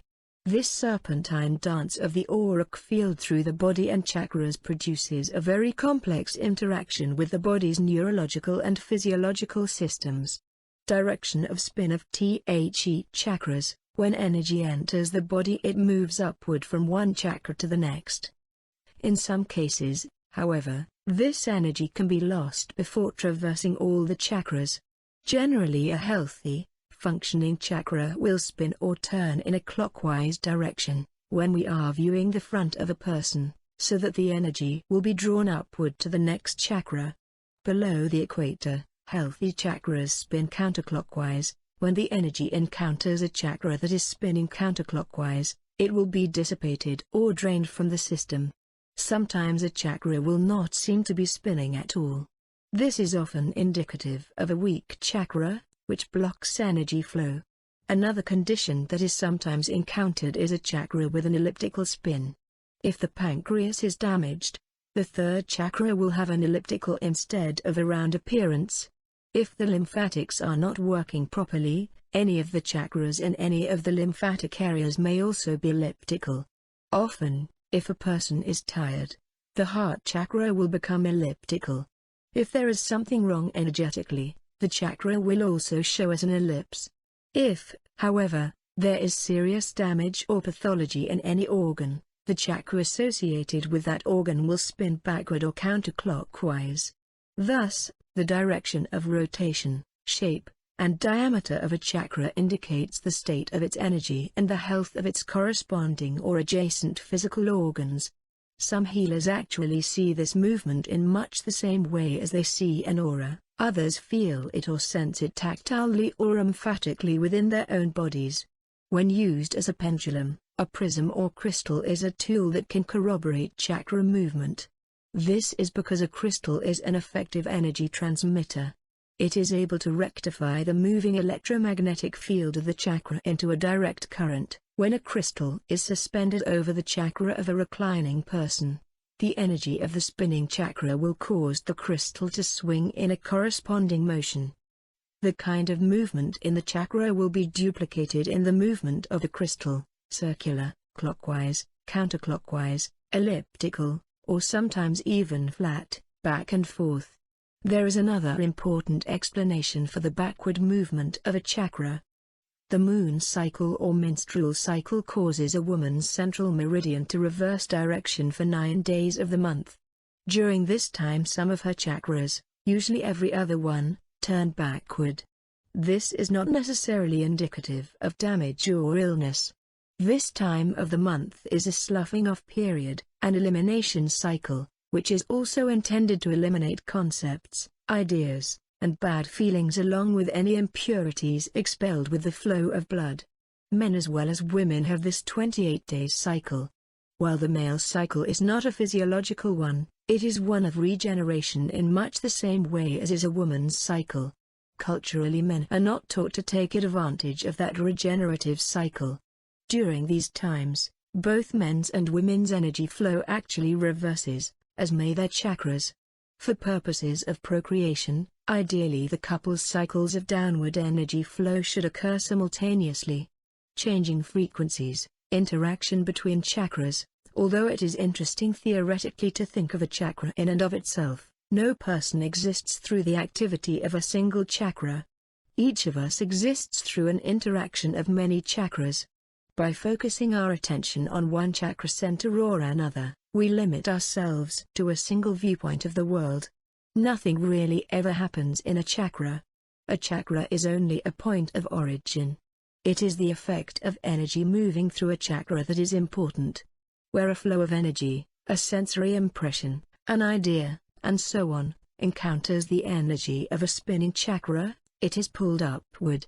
It is this dynamic that moves energy from chakra to chakra. As it spins, each chakra, a unique electromagnetic wave generator, creates a particular frequency. The frequency generated appears as a color that is unique only to that chakra. Since each chakra emits a different color, we should ideally have all colors present in our auras. However, as a culture, we Americans somehow managed to perform the unhealthy phenomenon of taking 7 individual chakra colors and making them all into one color, yellow. When the system is functioning appropriately, there is a specific mathematical relationship between the frequencies of the chakras. The frequency of each chakra increases as we move up the chakra system. Not only was this found to be so in the lab, 43, but this phenomenon is discussed in the Veda and in other ancient texts, where it is referred to as the multiple. 44. This change in frequency makes possible the separation of different states of consciousness. There is a jump between the physical tactility of the first chakra and feelings in the second chakra, a greater jump between those feelings and the opinions of the third chakra, and a leap between those opinions and second feelings in the heart center. So as the energy moves through the body, it undergoes numerous complex modifications through the repeated increase of frequency. This allows for a kind of complexity that we probably do not think about but take for granted. Relationships. The chakras between intake and output chakras relate to other chakras in various ways. One of these relationships is that of polarity. A chakra can be positive, plus, or negative, dash. Those chakras that move energy out the front of the body are called output chakras and have a positive polarity. Those into which energy flows are called intake chakras and have negative polarity. Each chakra with a given polarity is connected to the remaining chakras of the same polarity. For example, energy flowing up the chakra system into the 4th chakra, intake, will immediately connect to the 2nd and 6th chakras, which are also intake chakras. Thus, the upper chakras of each polarity have access to the lower chakras of the same polarity and vice versa. In addition to polarity, the respective functions, intake and output, are interrelated. Having an opinion in the 3rd chakra is connected to the 5th chakra, speech, expression, because one speaks an opinion. The 2nd, 4th, and 6th centers, which are intake centers, form one relationship, and chakras 1, 3, 5, and 7, which are output centers, form another relationship. In most instances, one intake chakra will connect with the other 2 corresponding intake chakras, and an output chakra will connect with 2 of its corresponding output centers. If we want to make changes, we will energize the active or output chakras in combination so that we are moving concepts or changes through them. On the other hand, if we want to maintain a pleasant feeling, or one that is familiar or comfortable, we usually energize chakras 2, 4, and 6. By energizing certain chakras and not others, then, our experience is affected. Color opposites, color therapy, and empowering with opposites. Probably the oldest text that discusses chakra colors is the Upanishads, and although there is some disparity among authors regarding the specific colors associated with individual chakras, they generally agree on the rainbow spectrum of chakra colors. Traditionally then, the 1st chakra is red, the 2nd radiates orange, the 3rd is yellow, the 4th, green, the 5th radiates blue, the 6th is violet, and the 7th chakra is white. Our chakras are not necessarily these colors at any given time in our lives. These are, however, the colors they ought to be all the time. Just as the chakras are related by means of their opposite functions, input and output, they also share a relationship of opposite or complementary colors. Interestingly, these color complements do not correspond to those of the light spectrum, but more closely, although not completely, duplicate the color complements of pigment. Most people who have had a basic art class recognize pigment color opposites or complements. By definition, the primary colors are red, yellow, and blue, secondary colors are orange, green, and purple or violet. Each of the secondary colors is a complement of a particular primary color and vice versa. A secondary color is made by blending equal portions of 2 primary colors. Specifically, when 2 primaries are mixed to form a secondary color, That secondary color is the complement of the remaining primary. The inverse is also true. Green, a blend of yellow and blue primaries, is the complement of red, as red is also green's complement. Orange and blue are complementary, and yellow and violet are the remaining complementary colors. When treating an illness by healing with energies, pigment colors are subtractive. Creating colors with light is an additive process. Figure 3.13. Additive and subtractive color systems. 3 pools of light, cyan, magenta, yellow, overlap on a white screen in the additive color mixing process. Pigments use the primaries, red, blue, and yellow, in the subtractive color system to obtain secondary colors. The mixture of all 3 primary colors results in black, the absence of light, as the consequence of blocking out or subtracting all wavelengths. In contrast, additive color mixing combines colors to produce white light. In other words, pigments absorb, white light reflects.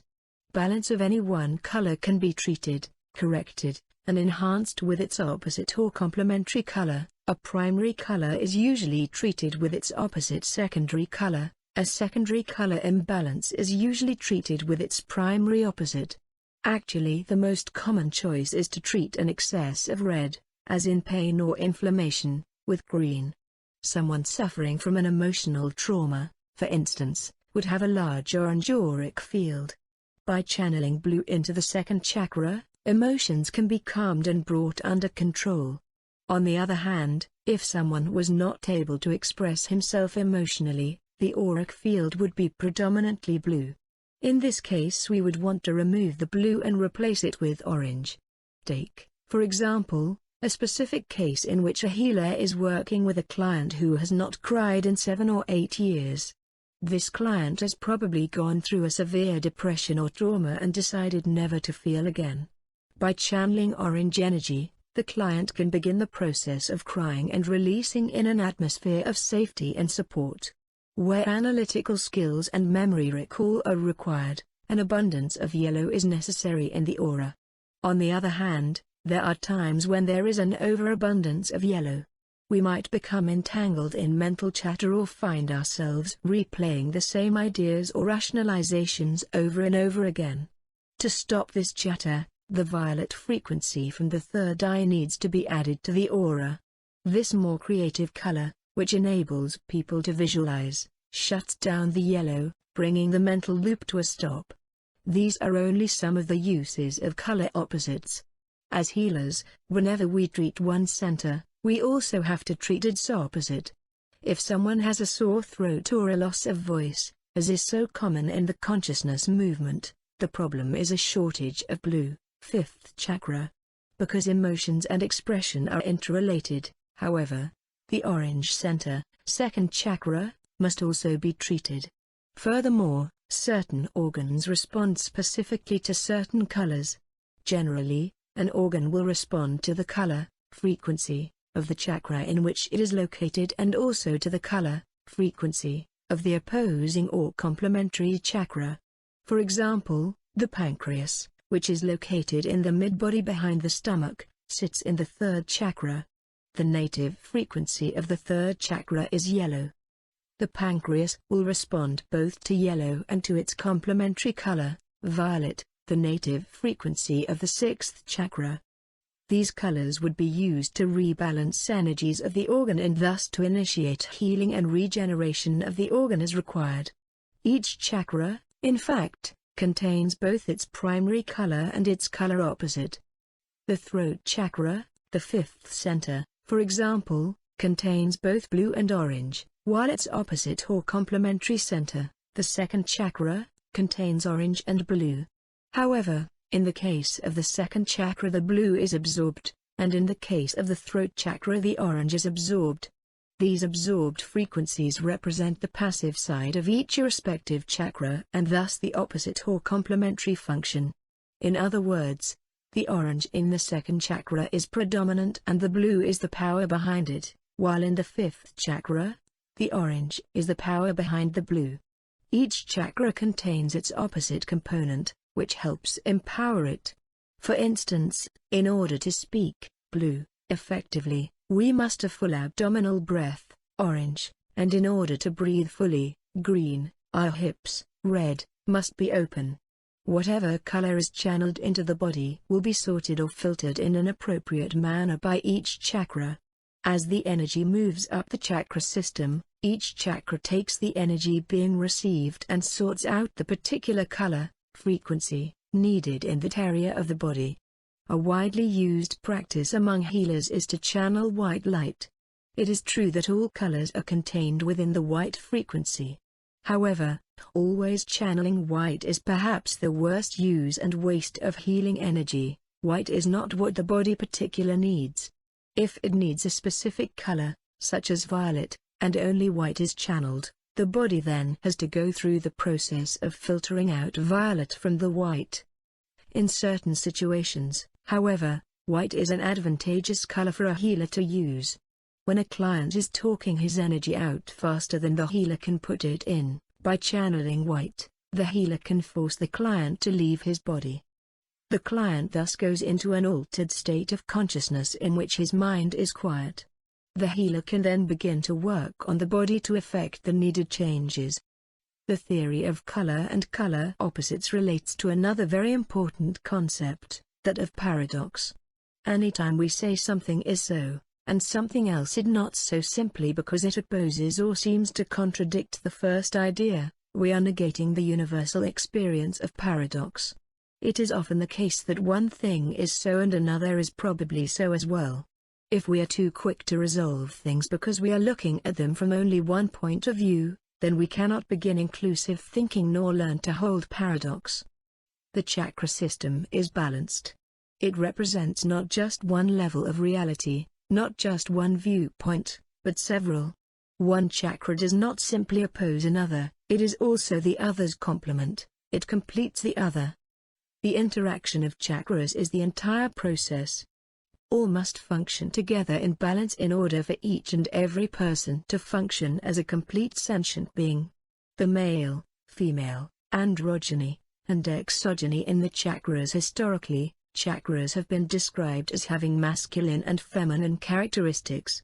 The positive polarity or output function of a chakra tends to push energy out or through the system, while the negative polarity or intake function tends to attract, to draw in, to pull. In Oriental philosophy, positive masculine energy is termed yang, and negative feminine energy, yin. Ordinarily the function of the first chakra is viewed as being masculine or male, it pushes energy out. The second chakra's function tends to be feminine or female, it pulls in. Thereafter, these functions alternate, the third, fifth, and seventh chakras are male, and the fourth and sixth are female. There is another more exact way to look at these functions. We can view them as masculine, feminine, androgynous, feminine, masculine, androgynous, exogenous. In other words, the first chakra's vitality is very yang. The emotion of the second is very yin. The intellect component of the third chakra is both masculine and feminine, it is androgynous. The transformative property of the heart chakra is feminine, while the response/expression of the throat center is masculine. The wisdom factor and creative aspect of the sixth chakra is androgynous. Finally, when realization is attained in the seventh chakra, we are exogenous, we are out of the system. We are neither male nor female, nor are we androgynous, we are transformed, we are realized, we are complete. Sustaining a balanced energy field, maintaining constancy. All of the spiritual disciplines teach us to maintain consistency in life and thus sustain a balanced energy field.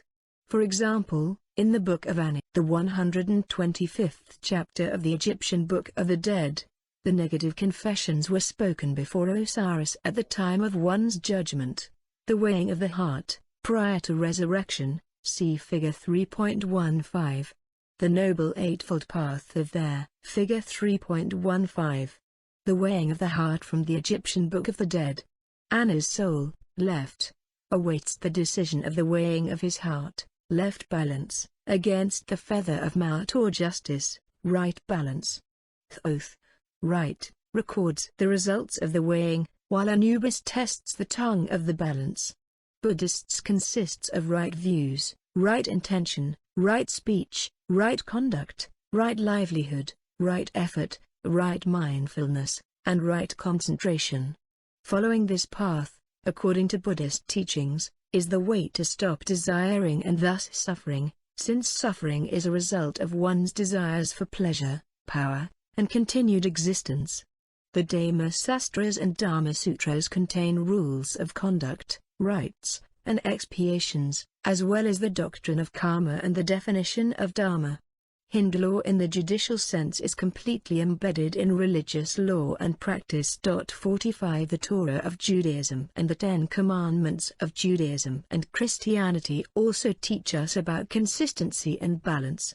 Take, for example, the commandment "Thou shalt not covet thy neighbor's goods." If we covet or ardently desire another's possession, the desire is going to cause a fluctuation in our energy. Specifically, we are going to take an energy dive that is detrimental to us, in addition to being harmful to the one whose possession we desire. Such a strong desire is obviously inconsistent with spiritual goals in any religious discipline. Such energy fluctuation is unhealthy to our physical being. Each energy fluctuation causes pathology in the body because it creates so huge a dip in the field that our cells do not reproduce properly, blood does not circulate appropriately, plaque builds up in the cardiovascular system, and so on. All these are functions of inconsistency in our lives and the resulting fluctuations in our energy field. Avoiding chakra displacement in the American culture, a result of such inconsistency is chakra displacement. The chakra system is designed to function in a particular way. When all the centers are aligned and functioning appropriately, a healthy process occurs. When information enters the chakra system, it comes up through the feet and legs, the secondary feeder centers, and is recorded as a concept in the first chakra. Then, as it progresses up through the remaining chakras, we have a feeling, in the second chakra, an opinion, in the third center, a second feeling, in the fourth chakra, a response, in the fifth center, an insight, in the sixth chakra, and a release, in the seventh center. This healthy alignment, however, does not often occur. As was previously noted, Americans in particular displace the third chakra to the left. Americans are top-heavy. We are not well grounded. In meditation, if we bring energy down from above, we often do not bring it all the way to the ground, nor do we bring it all the way up and out through the tops of our heads when we bring energy up from the earth. Some people have actually succeeded in blocking all energy flow below the waist. As a result, all the chakras are displaced upward by 2 steps. The first chakra sits where the 7th third should be, the second chakra is where the 4th should be, and so on. Consequently, our first chakra consciousness and our intellect become mixed up. We begin to think that concept, not intellect, originates in the third chakra. In other words, we think concept begins with the intellect, and thus we believe that concepts do not exist outside of ourselves. This brings us to a very important point. Things are or are not, actually and in fact, in spite of what we think or believe. Our belief in something, however, may bring it into existence or our denial exclude it from our reality. That is, we may actually be able to successfully block certain things from our consciousness through a process of progressive amnesia, but it requires that we expend a great amount of energy to suppress the reality around us. This blocking and suppression are exactly what happen when chakras become displaced. Sometimes this is called neurosis. This occurs because first feeling is misplaced in the heart, opinion in the throat, second feeling then gets mixed up with our intuition, and consequently, there can be no release. A headache is a typical physical response to this. In fact, we should always check when we feel a headache coming on to see if we have this displacement, because often that is what has happened. This check can be done by simply observing and feeling if the lower body and hips are cold or numb. If so, the indication is that energy flow is absent and has likely been displaced. One of the body's responses to stress, hypertension, is a more life-threatening result of this displacement. It is my experience that prolonged displacement of the chakras will ultimately lead to some form of pathology. If it is so unhealthy, how does anyone avoid displacing? We start by knowing we have a place in our body upon which we are sitting. This requires that we become aware of the lower centers and of our breathing. Breathing into the lower centers is very helpful, it breaks the displacing pattern. Properly grounded meditation is also effective. A research at UC Berkeley reported that people who meditate longer than 3 years actually develop a different way of thinking and do not revert back to their old way. 46 Though one has to meditate for 3 years or more for that change finally to take place, the change, which is not big, but slow and subtle, requires only 10 or 20 minutes a day. Meditation is one way to avoid chakra displacement. Once displacement occurs, however, one must also have a method for realigning the chakras. Alignment means being centered within, and chakra alignment itself is the means for sustaining a balanced energy field. Chakras are aligned primarily through a physical process. In the East, a spiritual student is first taught a physical discipline so that the chakras line up and the body can feel the place where one chakra turns against another. In fact, what one feels is the heat generated at each intersection or junction where one rotating chakra encounters another. Generally, we do not feel this heat until someone positions our bodies in such a way as to align the chakras. In Oriental disciplines this is done by a master. In Buddhism, this is usually done by striking the meditating student on the appropriate areas of the back with a stick. Eventually we have to learn to move, bend, and sit until we find this kind of alignment without assistance. When we have achieved this, we may experience our bodies as having a core. Alignment exercise for those of you who do not have this physical sense of what it means to be centered on your core. There is an exercise that can be done with a partner to experience what chakra alignment feels like. See Figure 3.17. Sit down in a chair with your spine straight, knees bent, feet flat on the floor. Have your partner pull you straight up gently by the head, that should bring you into alignment. Try to feel movement, vibration, at the hips and the heart and then up the whole core. Then you will begin to feel heat between the chakras. Another sensation you might notice, if you are sensitive to it, is a rush of energy out the crown chakra. If you can feel these things, you know you have achieved chakra alignment. 4. The chakras and healing, scanning the body and transmitting or channeling energy. Healers talk about transmitting energy, running energy, or channeling energy. Sometimes the term running current will even be used. 47 These terms all refer to the same process. Here is a more complete explanation of what it means to transmit energy. Before you as a healer lay hands on a person and begin to transmit energy, you should scan the client's body with your hands. See Figure 4.1. Basically, this is the way most healers, especially those who have not yet developed any other psychic sense, such as seeing auras, obtain necessary information about blocks in energy flow, damaged chakras, and so on. The procedure is simple. Feel the edges of the client's aura by holding a hand some distance above the client's reclining body and moving the hand toward the client's body until there is a sense of contact, of presence. This contact often feels like a slight pushing sensation or a kind of buoyancy against the hand. Then move your hand along the edge of the client's aura, usually from feet to head. As you move your hand, try to sense any unusual or irregular phenomena at the outer edge or within the client's aura.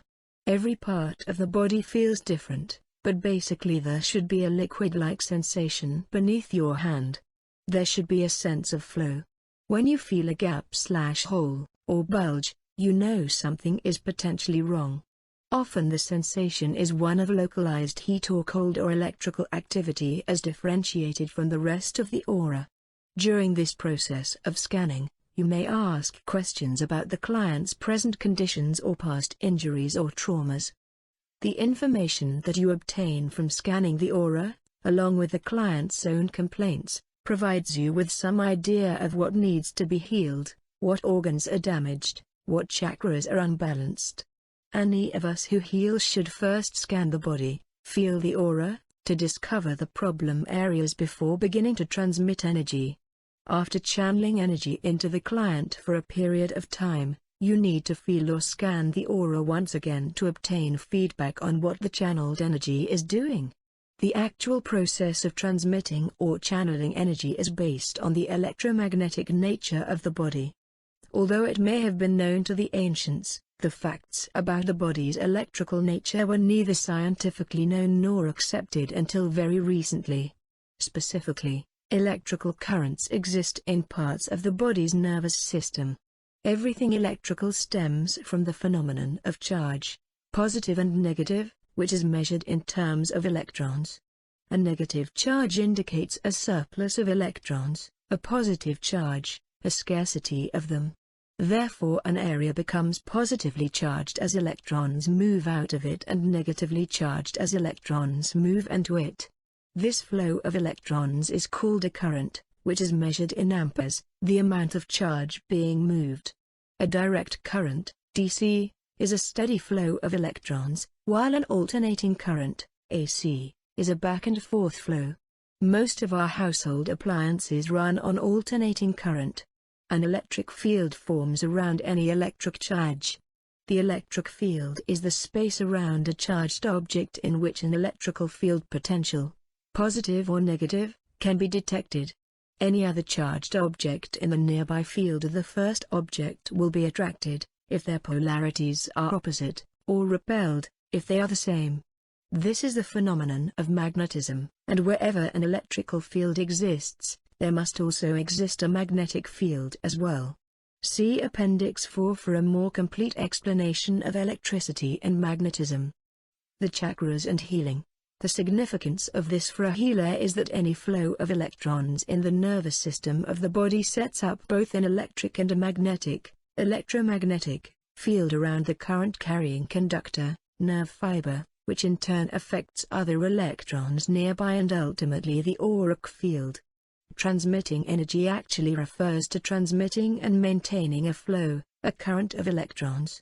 Direct current produces a stable electromagnetic field, which in most cases is preferable to the unstable field created by alternating current. Each time the current changes directions, the field collapses and reappears with its poles reversed.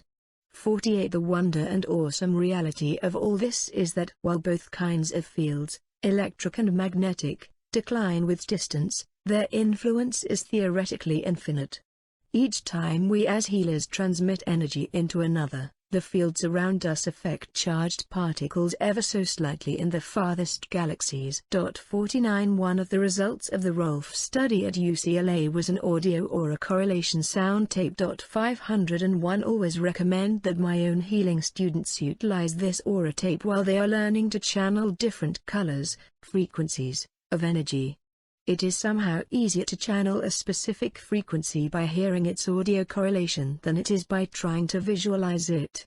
Since purple is the frequency in which visualization occurs, what often happens when a particular color is visualized is that the color purple is channeled instead of the intended color. By using the audio correlation tape and listening to the sound correlating to the specific color desired, the listener will feel his body begin to resonate at that frequency and in harmonics of that frequency, which can then be channeled.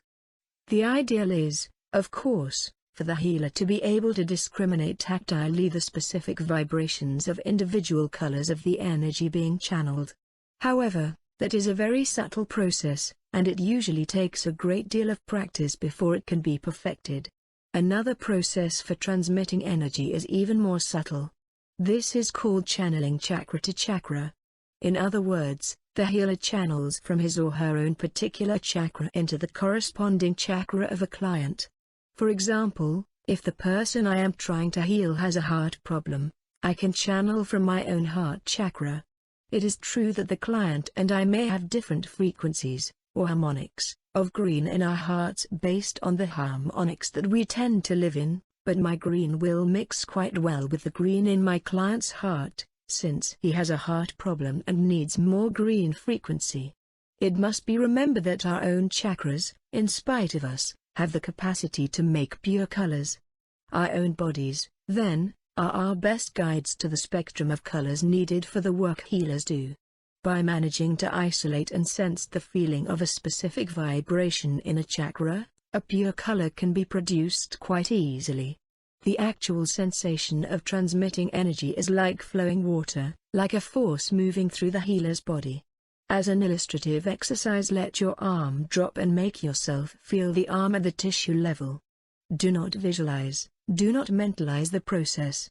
Just feel water coming up the body and running down the arm. Continue to concentrate on the flow down the arm until the pressure builds up in your hand. When you begin to sense a kind of movement, you know that the pressure is building up in the hose. Then you are actually channeling. This is the feeling a healer has while running energy. The process requires concentration, but only at first. If one channels energy with any regularity, concentration is no longer necessary. Most healers can go on healing no matter what happens. The kids can come in and the kittens go dashing across the dining room table with the kids hot after them. In the process of all this, somebody asks for a peanut butter and jelly sandwich. An experienced healer will say, "Take the cat off the table. The peanut butter is in the cabinet," and not miss a beat of presence in the healer-client connection, because running energy has become an athletic skill. The more we channel and the more often we channel, the greater the muscle tone. If we channel very little, we do not have enough muscle tone to hold or run energy for any amount of time. Remember, the whole chakra energy system is electromagnetic. If there are no wires, there is no magnetism. Building more and more muscle tone provides the necessary energy carrying capacity, and frequent channeling is what builds this muscle tone. Exercise, feeling energy. The following exercise, for which you will need a partner, will assist you in experiencing the flow of energy and sensing what it feels like when two energy fields interact. Sit face to face with someone. Take hold of your partner's hand as though you were going to arm wrestle, but make a conscious effort to get palm chakra to palm chakra. That is the important part.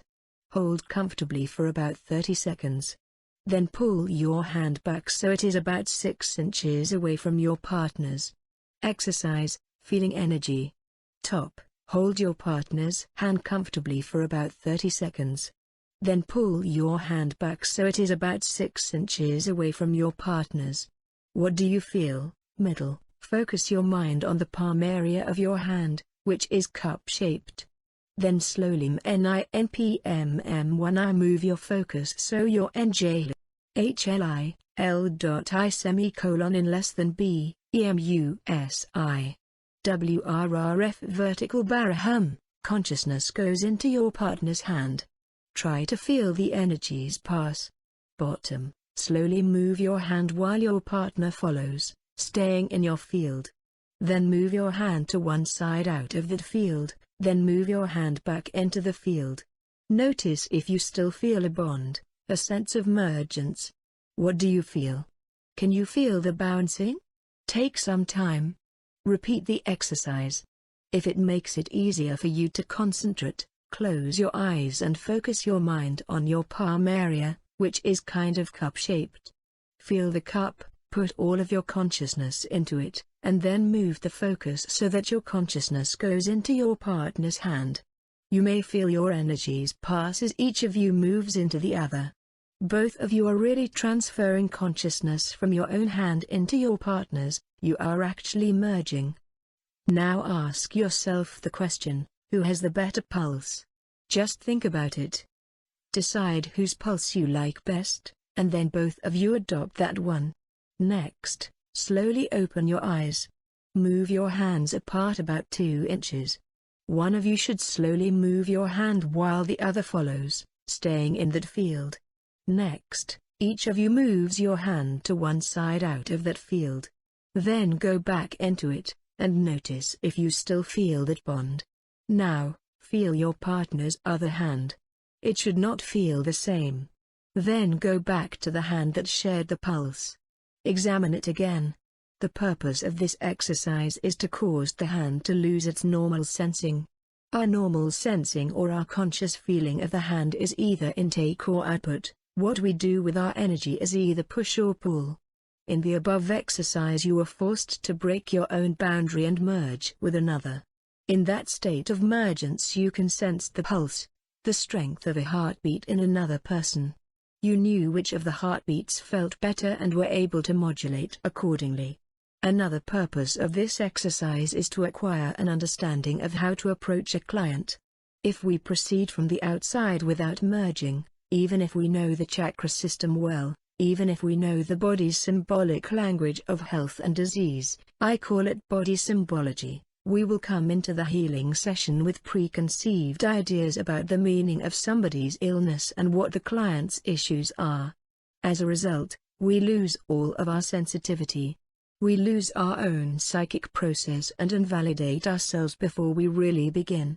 If, instead, we simply open or loosen and merge with that other body, the two of us have an experience of what optimum is for us both. Then there is an exchange of energies that prevents resistance patterns in the client. The intimacy of mergence at a full body level can be very threatening to people who are ill or who have never experienced that kind of intimacy with anyone before. Consequently, they may have many considerations about the whole healing process. However, if we go in gently, the client can slowly begin to experience merging and will then lower his defenses so the healing process can begin to work. It is a way of approach that is non-invasive. Resistance to being healed. Occasionally I encounter someone who has made a conscious decision not to hear something, or an unconscious decision not to be healed. As you may already know, metaphysics teaches that if a person does not want a healing, he can reject it. The real resistance people have to the healing processes working is that it changes their structure of reality and the way they view the rest of life. Life is not the same after such a shift as this. Some people may begin to look for someone to blame. But who to blame? If people do not get angry at the healer, they usually get angry at God for all the change, all the apparent chaos, all the feelings, all the transformation that healing brings. In the confusion that can accompany transformation, what the client reports about the energy being channeled may even seem to be an invalidation of the healer or the healing process. Sometimes, apparent resistance on the part of the client is not simply resistance. An unsuccessful healing is not necessarily unsuccessful. The truth is that a healer can never be sure of the part he or she plays in the karmic pattern of the client. A theory from physics which is applicable to this metaphysical process is Heisenberg's uncertainty principle. 51 Often the healer cannot fully comprehend the nature of the healing process because he or she is a part of that process. Every healer's intent is to heal. When a healing does not take place, sometimes this is not a reflection on either the client's resistance or the healer's ability. The apparent failure may not be a failure at all, but rather reflect the existence of a greater plan. Some people call this karma. Karma and healing. Karma has been defined as many things. As a philosophical movement, metaphysical thought must be careful not to propagate a stagnant or punitive position on karma. The idea that an individual creates his illness often leads the ill person into feelings of guilt and powerlessness, which result in further energy loss.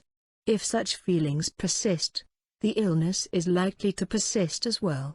My personal preference is to think of karma as a chosen learning process. A healer provides an opportunity for learning and change to take place in the life of the client. Such transformation might be considered payment for karmic debt. If a healer has a karmic responsibility, it is to quicken the learning process, to teach the body to be more energy efficient and to model other ways of being. It is actually this learning process that allows energy to move freely and more efficiently in the body. When this occurs, one is most certainly more clearly connected to his higher destiny. Definition of health. At present, health in our country is defined as lack of disease. That is really not a reasonable definition for health. Health means full of light. Less than full of light might be termed disease. However, if we do not have an instrument to measure full of light, we are left with the model of normal health that is deficient in many respects. The fact of the matter is we really have no concept of what normal is for the body. Therefore, it might behoove us all to change our view of health to include much broader terms. As we explore the chakras one by one, we will begin to see that a healthy system implies much more than freedom from disease. Vitality, appropriate feelings, appropriate thought process, a willingness to embrace change in our lives, creative self-expression and responsibility, intuitive understanding, and a healthy spiritual relationship with the ultimate creative force are all essential if we are to be full of light and full of life and well-being. Meditation on The chakras. One of the most ancient yogic teachings about chakras is that they open when we inhale and close when we exhale. That is not quite true. What is implied is if we breathe deeply, we have more access to prana 52 energy or to ki energy, vital life force, than if we breathe slowly. To demonstrate, take a deep breath. Hold it. Exhale. Then immediately inhale quickly. And hold it. Exhale. Inhale again. Hold it. Exhale. Then just breathe normally if you can. If you feel more comfortable with your eyes closed, close them gently. Next, imagine an energy that comes from the earth itself and enters your body through your feet. As energy starts to flow into you from the ground, notice whether you can feel it more in one foot than the other. Then begin bringing energy past your knees and into the core of your body. As energy begins to enter the trunk of your body and to move up your spine, visualize red being in the area of the first center. You might take an extra breath to ensure that image, and then let the breath out. Then as you inhale again, move to the second center. Envision orange in that second center. Exhale. Inhale, moving up to the third chakra. Visualize yellow there, and exhale. Inhale, moving up to the heart chakra, envisioning green, and exhale. Inhale, moving up to your throat, visualize blue, and exhale. Continue the breathing as you move up to the third eye, visualizing a beautiful violet. Exhale. Once more inhale, and, becoming aware of the top of your head, visualize white light around your body, and exhale. Become aware again of your first chakra and the red color that is there. Visualize it as a plasmic energy field of red into which you can see. Look into that color and notice if there is an element in that light. Do you associate any gemstone with that red light? What kind of animal form do you associate with that color? Notice the actual color of the animal. Is it red or is it surrounded by red? Now ask yourself if there are any people in your life now, or if there ever have been, that spontaneously come into focus in this first center. First make a mental note of it. Then take a deep breath, visualize white light all around you again, and exhale. Next, focus on your second chakra and the orange light that exists there. Looking into that field, see what element you associate with that orange light. Look for a gemstone that you associate with this frequency. Then, as you look through it, notice if there is an animal form that you see in this light. Notice what kind of animal and what color the animal actually is. Is it orange or surrounded by orange? Look for any people that you know now, have known, or will know who spontaneously come into this center. Make a mental note of this world and take a deep breath. Surround yourself with white light again and then let go of the breath. Move your awareness to your third center and see the yellow light that emanates from there. Look into this field of light. What elements do you associate with it? See if there is a gemstone that you also associate with this center. What kind of animal form appears here? What color is the animal if it is not yellow? Then see what people you spontaneously associate with this center. Inhale deeply again. Surround yourself with white light. Exhale and relax. Focus on your heart and your heart center, and look deeply into the beautiful green light that is there. Do you associate an animal with that center? Is there a gemstone that relates to your heart center? What people do you spontaneously recognize when you look into your own heart chakra? Take another breath. Surround yourself with white light. Exhale and relax. Now move up into your throat center, and visualize a beautiful blue light emanating from it. Looking deeply into the light, what element do you associate with this center? What gemstone do you associate with this center? What animal do you visualize here? Are there any people in your life now or in your past that you associate with this center? Make a note of what you found there. Take a deep breath again.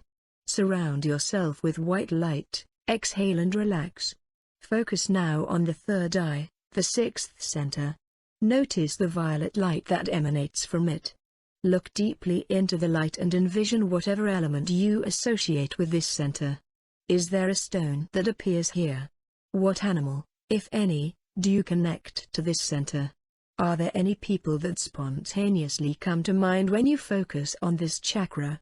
Take another deep breath. Surround yourself with white light, exhale, and relax.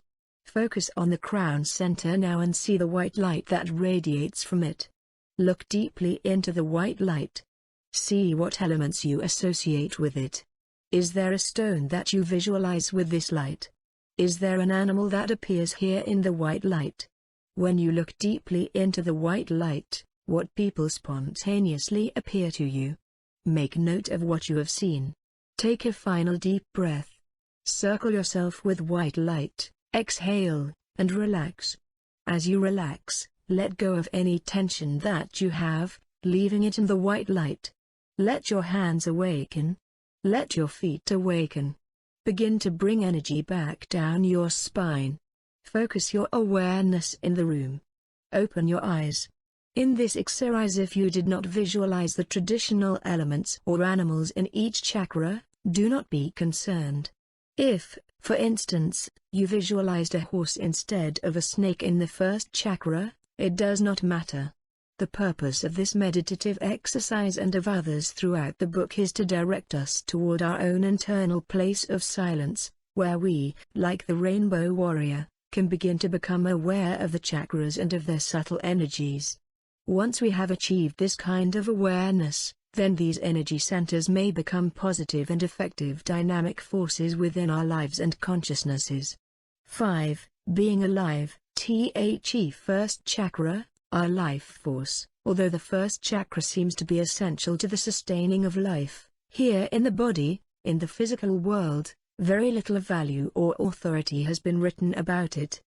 The description given by Annie Besant in Talks on the Path to Occultism is representative of most of the modern literature on the subject. Kundalini commonly lies sleeping in the chakra or force center at the base of the spine. If it is awakened prematurely, that is, before the man has purified his character of every taint of sensual impurity and selfishness, it may rush downwards and vivify certain lower centers in the body, used only in some objectionable forms of black magic, and irresistibly carry the unfortunate man into a life of indescribable horror. At best, it will intensify all that the man has in him, including such qualities as ambition and pride. 53 From descriptions such as this we would conclude that the importance of the first chakra is that the Kundalini is located there, and that the best thing we can do is get the Kundalini out of the first chakra as soon as possible, since, if we leave it there, it will cause indescribable horror in children. Kundalini energy, keeping us alive. Not only is the Kundalini located in the first chakra, but the first chakra is itself very often called the Kundalini, which in Sanskrit means serpent or sleeping snake. 54 The energies of this first center, our power, our sexuality, our fire, are thus all connected to this serpentine image and its associations. The energy of the first chakra is concentrated between the base of the spine and the pubic bone. This first center, however, encompasses the entire pelvic area of the body, including the genitals and the reproductive organs. Curiously, any material that has been written or collected about the chakras tends to have 2 or 3 sentences about sexuality in the first chakra and nothing more. It is as though sexuality were not one of the major and contributing forces in our lives, as though all of our emotional upset over mating had no effect on our spiritual lives at all. In fact, healers spend an extraordinary amount of time counseling people about their love lives and how their love lives affect their health and spiritual growth. Furthermore, anything that we investigate about the first chakra has to include how each individual's first chakra encounters other first chakras in the world, whether that encounter is intended or not. The first chakra, like all of the chakras, has its own viewpoint, its own personality, if you will. It is athletic, it cares about contact. It cares about survival and sensuality, pleasure and power. It cares about proving whether or not we are alive, and it does not care how it goes about doing this. Being and staying alive is its prime objective. Traditional aspects of The first chakra, astrological sign, physical element, and gemstone. Since the energy of the first chakra encompasses the pelvic area of the body, the astrological sign associated with the first chakra is often Scorpio because Scorpio rules the genitals. This is not to imply that all Scorpios are necessarily first chakra people / only that the sign itself is associated with this first energy center, whose main function is the creation and maintenance of life. The element that is usually associated with the first chakra is fire, because of the heat experienced in the sensation mystically called the rising of the Kundalini. When people have this mystical opening, they generally experience a feeling of heat that starts at the base of the spine and burns its way to the top of the head. Although most ancient texts associated the first chakra and the physical body with fire, alchemical texts usually designate the physical body with the element of earth. However, the Tetragrammaton. In Hebraic tradition, the sacred name of God is written as 4 letters, and read from right to left. The English equivalents are rendered YHVH and the name has come to be pronounced as Yahweh, or more incorrectly, Jehovah, although the ancient Hebrews recognized that there could be no name for the transcendent, unknowable aspect of God or beingness. The first letter of the Tetragrammaton is Yod, symbolic of the flame, the cause, the one on which all things are based. It is the prototypical male principle. The second letter, He, is the female principle. Of the union of these two are begotten the Vor, the son, and the final He, called the daughter. By placing the 4 letters of the Tetragrammaton in a vertical column, a figure resembling a human form is produced, the first He the arms and shoulders, the Vor the trunk of the body, and the last He the hips and legs. Even if the Hebrew letters are exchanged for their English equivalents, the form is not dramatically altered. Dirt or clay out of which mankind was created may, in fact, signify creation of the physical body out of fire. Kabbalistically, Adam, or the Adamic man, is related to the Yod, or fire flame, which is the first letter of the sacred name of Jehovah, YHVH. 55, see Figs. 5.2 and 5.3. It was generally believed in ancient civilizations that gemstones and the noble metals reflected or embodied certain powerful energies that might have a healing or strengthening influence on the wearer, or that these energies might assist the wearer in becoming attuned to certain inner energies, the energies of the various chakra centers. 56 Both the ruby and the fire opal are stones classically associated with the first chakra. Presumably, there is an opal for every chakra because opals exist in all the colors.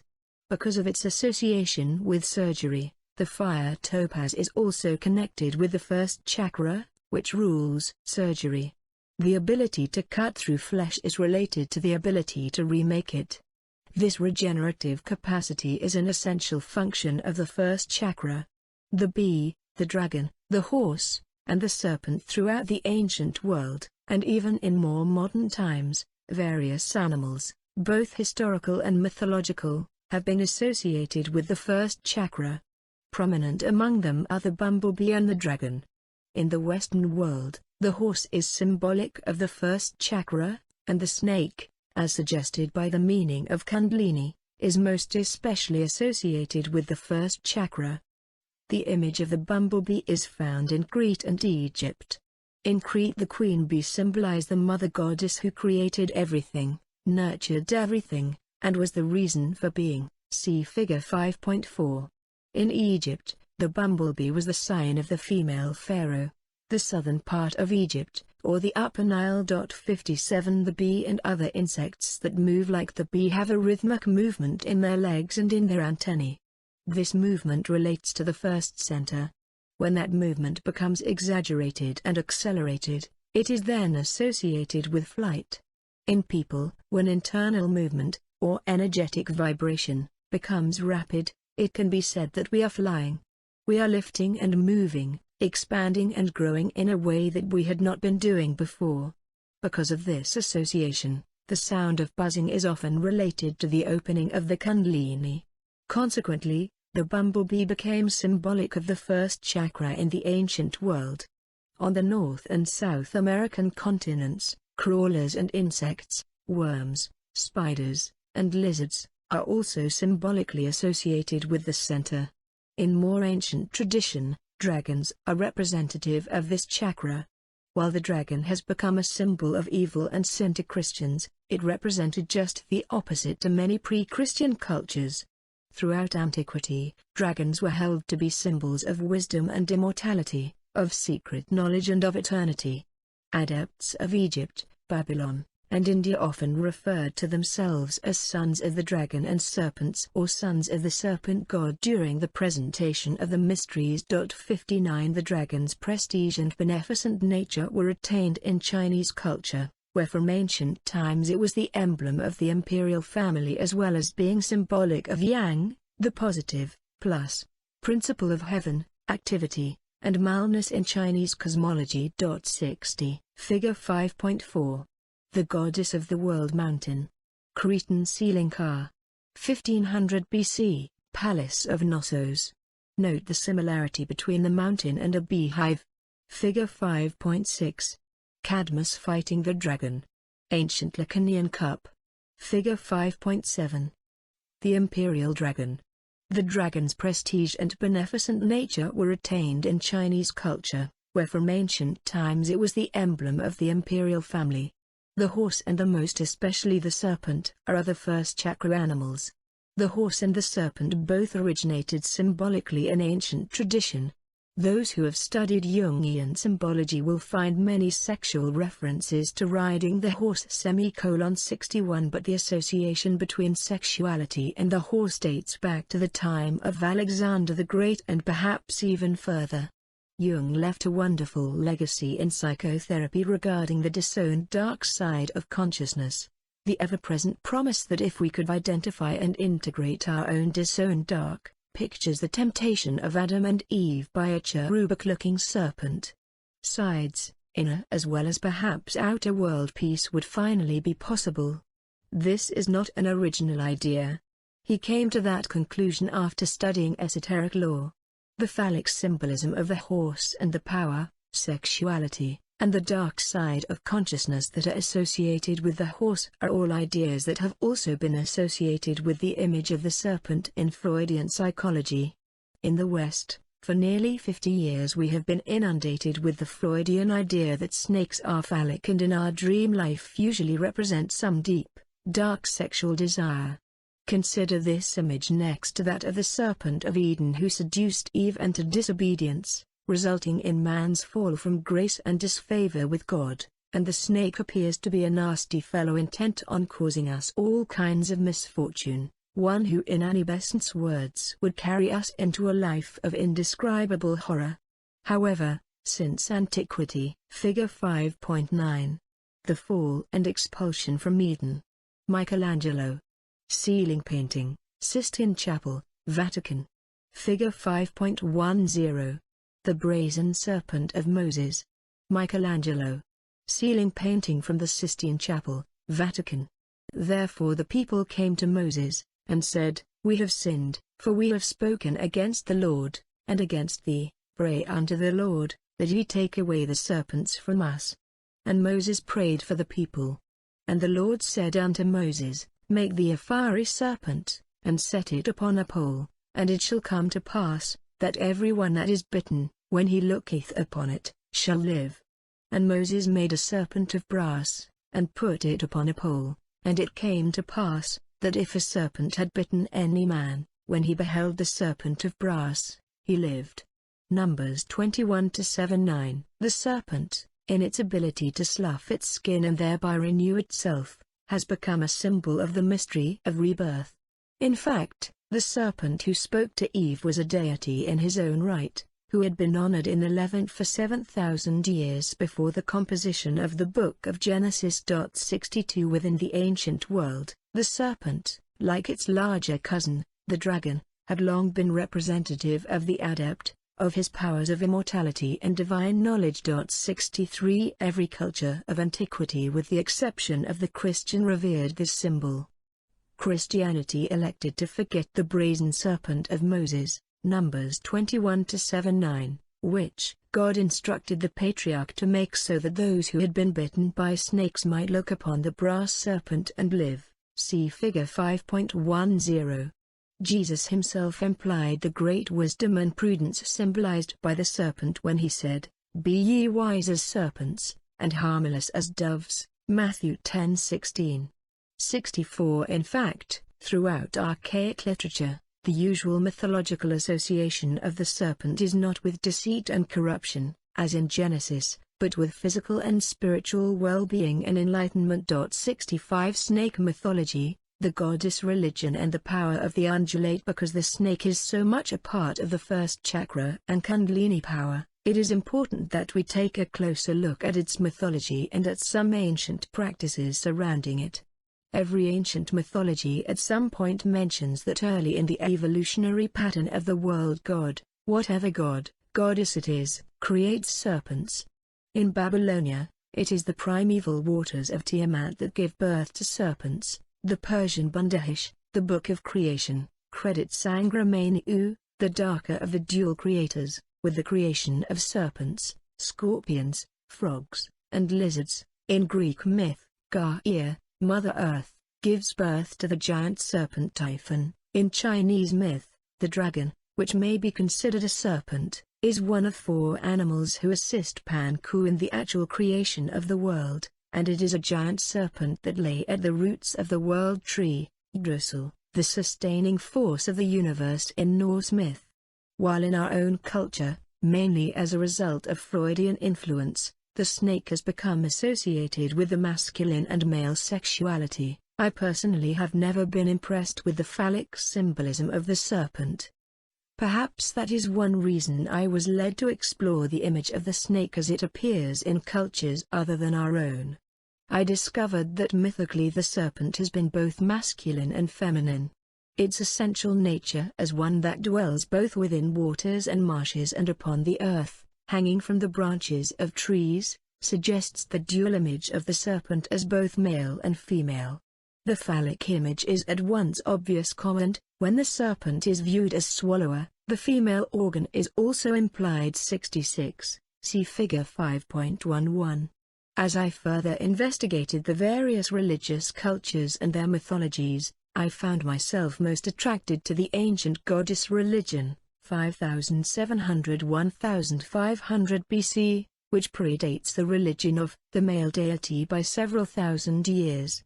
Not only did the goddess exist in Egypt and Delphi and Eleusis, she existed throughout a multitude of cultures under different names. 67 In each of these cultures the goddess represented the universal feminine principle of generation and regeneration. And, as a regenerative principle, it was the goddess, not the male deity, who first represented resurrection. Furthermore, the ancient goddess religion, Figure 5.11. Dragon swallowing tail. Throughout mythology the serpent has been viewed not only as a masculine but also as a feminine symbol. In this ceramic, the dual image of the snake as both male and female is suggested. Revered the snake above all images, as it was seen to represent the feminine principle and feminine power. When I was first traveling in Greece, I discovered, Through my studies of the goddess, the connection between the feminine principle and the snake. The snake is the power of the undulate, that is, vibration, and that is a feminine power. In addition to its undulating movement, the serpent's association with transformation and transmutable qualities, that which changes, sheds its skin, and becomes new again, relates it more closely to the feminine. This transformative quality can be seen as more clearly feminine than masculine, as it suggests the woman's monthly physiological cycle of shedding and renewal during menses. The birthplace of the goddess religion was Egypt. From the mysteries of Isis passed into Greek culture in the Orphic mysteries at Delphi and the mystery of Demeter, Ceres, the universal Earth Mother, and her daughter, Persephone, the Universal Virgin Mother 68 at Eleusis. In Book the 11th of the Golden Ass, Lucius Apulcius, himself an initiate of Isis, c. AD 150, ascribes to the goddess the following statement and attributes: I, who am nature, the parent of things, the queen of all the elements, the primordial progeny of ages, the supreme of divinities, the sovereign of the spirits of the dead, the first of the celestials and the uniform resemblance of gods and goddesses.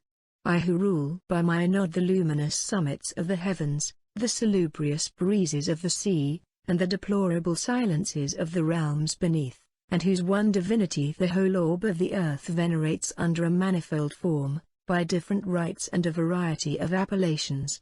Hence the primogenial Phrygians call me Persenunctica, the mother of the gods, the Attic Aborigines, Cecropian Minerva, the floating Cyprians, Paphian Venus, the arrow-bearing Cretans, Diana Dictea, the three-tongued Sicilians, Stygian Proserpine, and the Eleusinians, the ancient goddess, Sis. Some also call me Juno, others Bellona, others Hecate, and others Rhamnusia. And those who are illuminated by the incipient rays of that divinity, the sun, when he rises. The Ethiopians, the Arai, and the Egyptians skilled in ancient learning, worshipping me by ceremonies perfectly appropriate, call me by my true name, Queen Isis.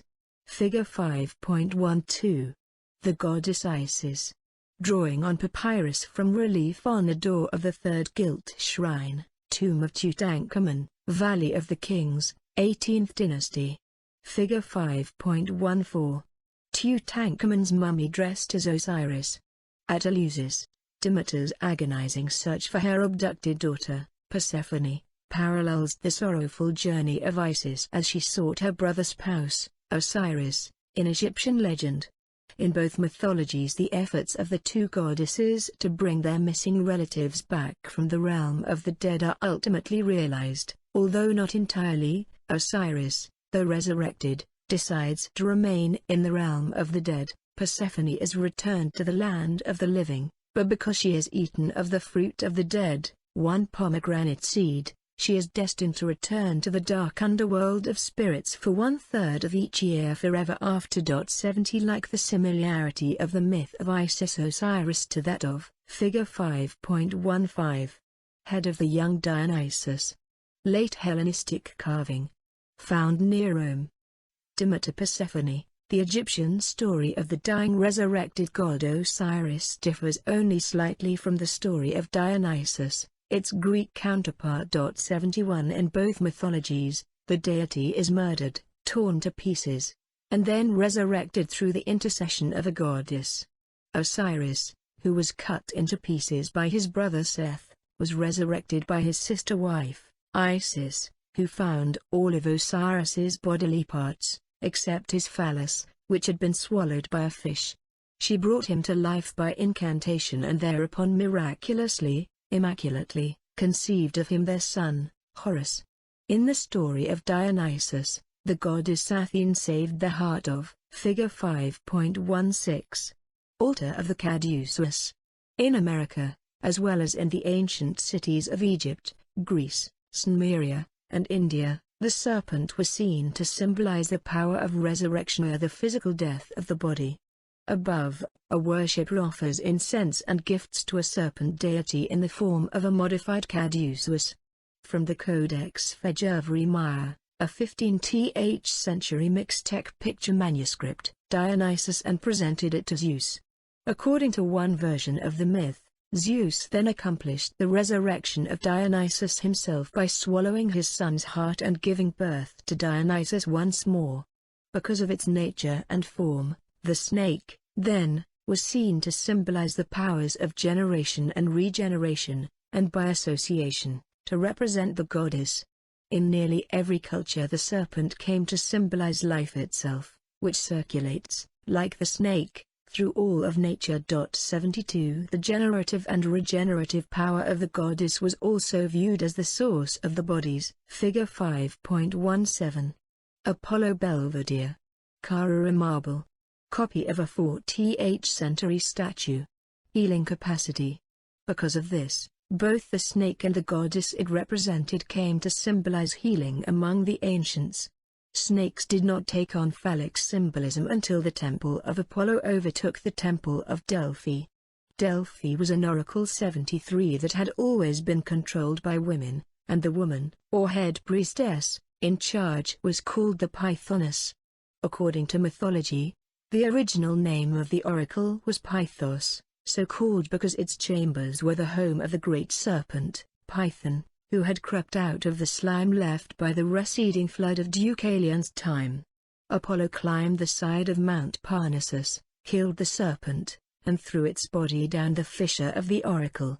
After the last Pythoness was slain, as religious power historically transferred from the hands of women into the hands of men, the Temple of Apollo was erected at Delphi. 74 From that time on the sun god, surnamed the Pythian Apollo, gave oracles from the temple.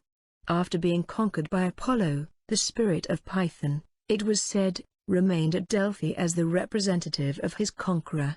Virgin maidens, who were called the Pythian, constituted that order now known as the Pythian priesthood, were allowed to remain to become the voice of the oracle.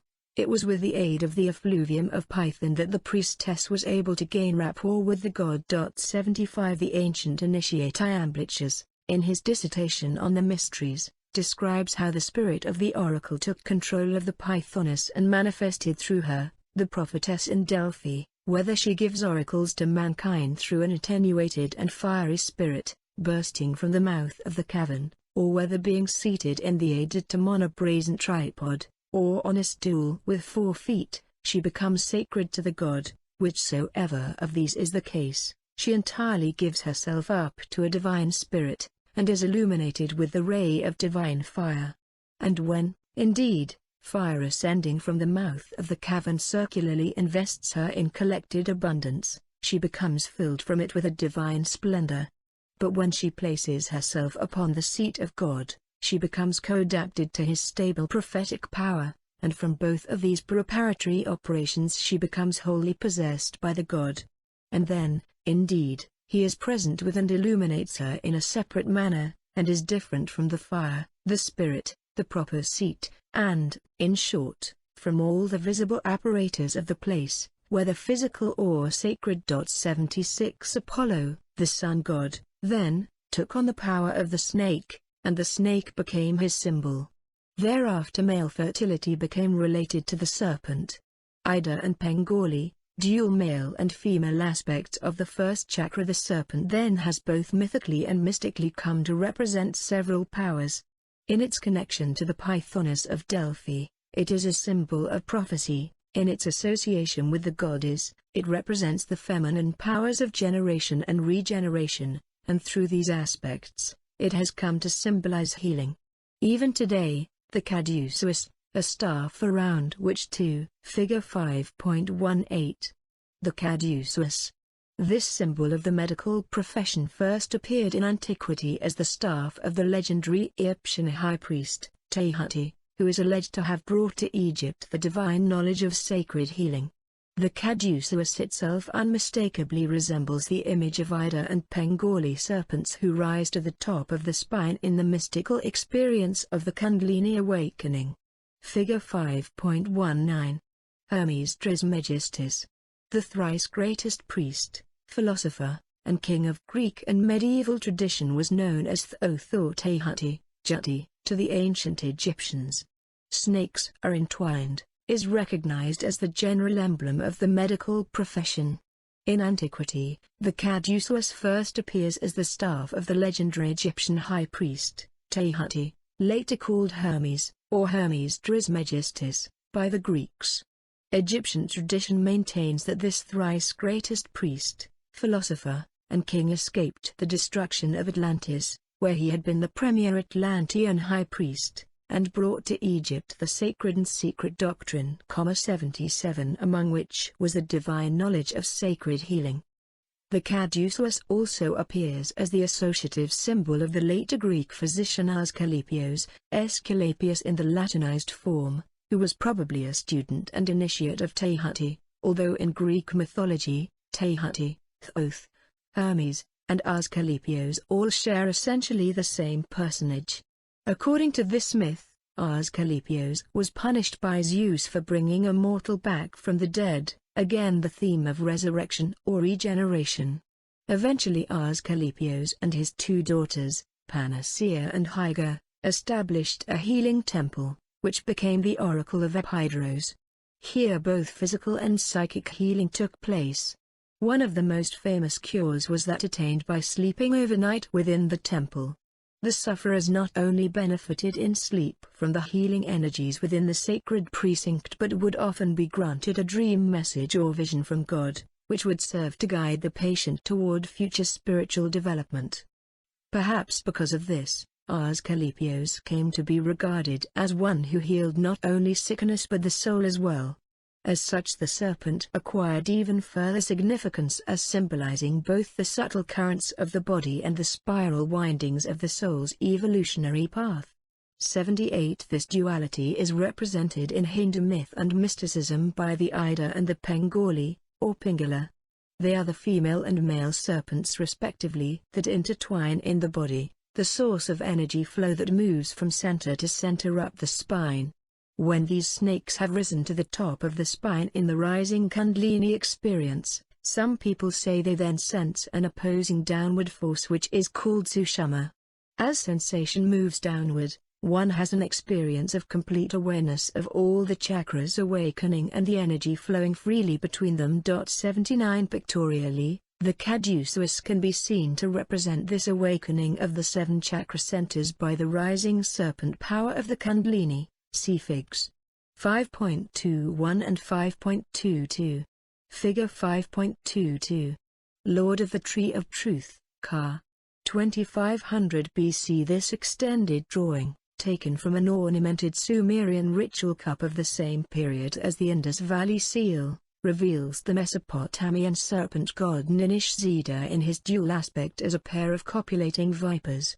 Entwined about an axial road, they suggest both the caduceus of Hermes Thoth Asclepios and the pictorial representation of the rising serpent power of awakened Kundalini.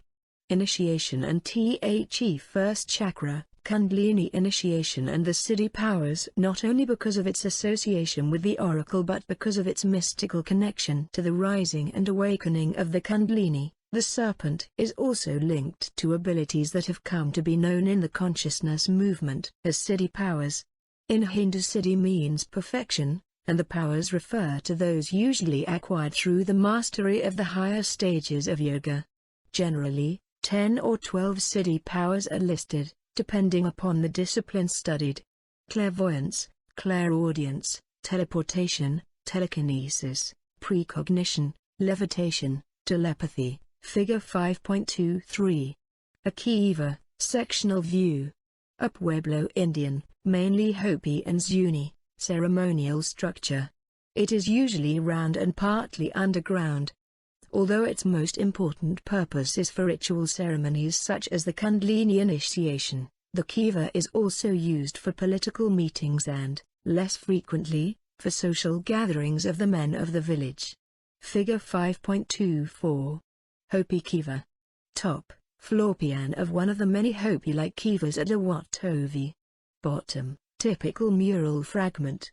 The figure represented is probably Aulakatsina, Kakina, symbol of the coming of the sun. Clairsentience, invisibility, bilocation, materialization, and healing are some examples of these major powers.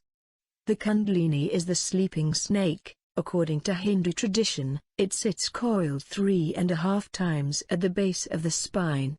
When it is awakened, however, it rises, hopefully, to center around and stop near the pineal and pituitary glands, which sit very close together near the thalamus and the hypothalamus in the midbrain.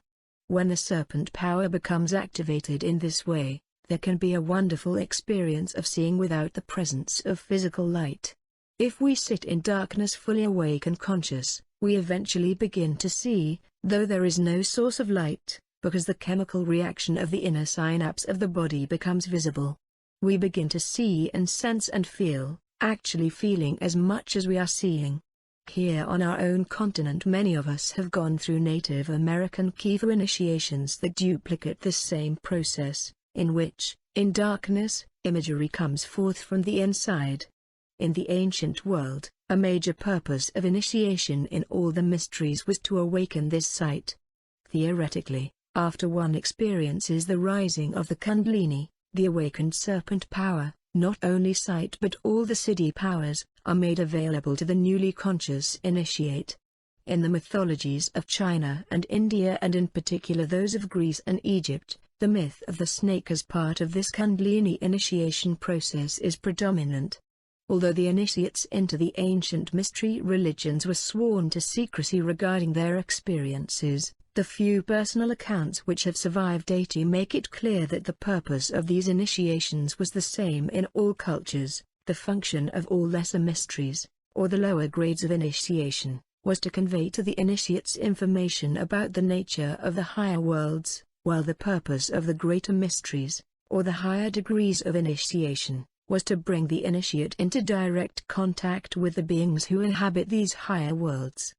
Although it has been suggested by some scholars 81 that the mysteries were merely a sacred drama staged by actors to fill an impressionable audience with holy terror, the multipillared architecture of several of the temples precludes this. There simply was no room for a stage. Not only the temple structure but the personal accounts of ancient initiates indicate that something must have happened on the psychic plane that touched every person present. 82 In the Native American tradition, as well as in Hinduism and Buddhism, that psychic plane, that inner invisible world from which, in darkness, imagery comes forth, is the other world, or the real world. What we all see normally is the world of Maya, the false world, the world that is not but appears to be. That difference becomes an important one in terms of discussing and understanding Kundalini initiation. Greece, initiation in the Tholoi, while the lesser mysteries, the lower initiations, were conducted collectively, the greater mysteries were conducted individually. Many initiates into the lesser mysteries were never allowed admittance into the higher initiations.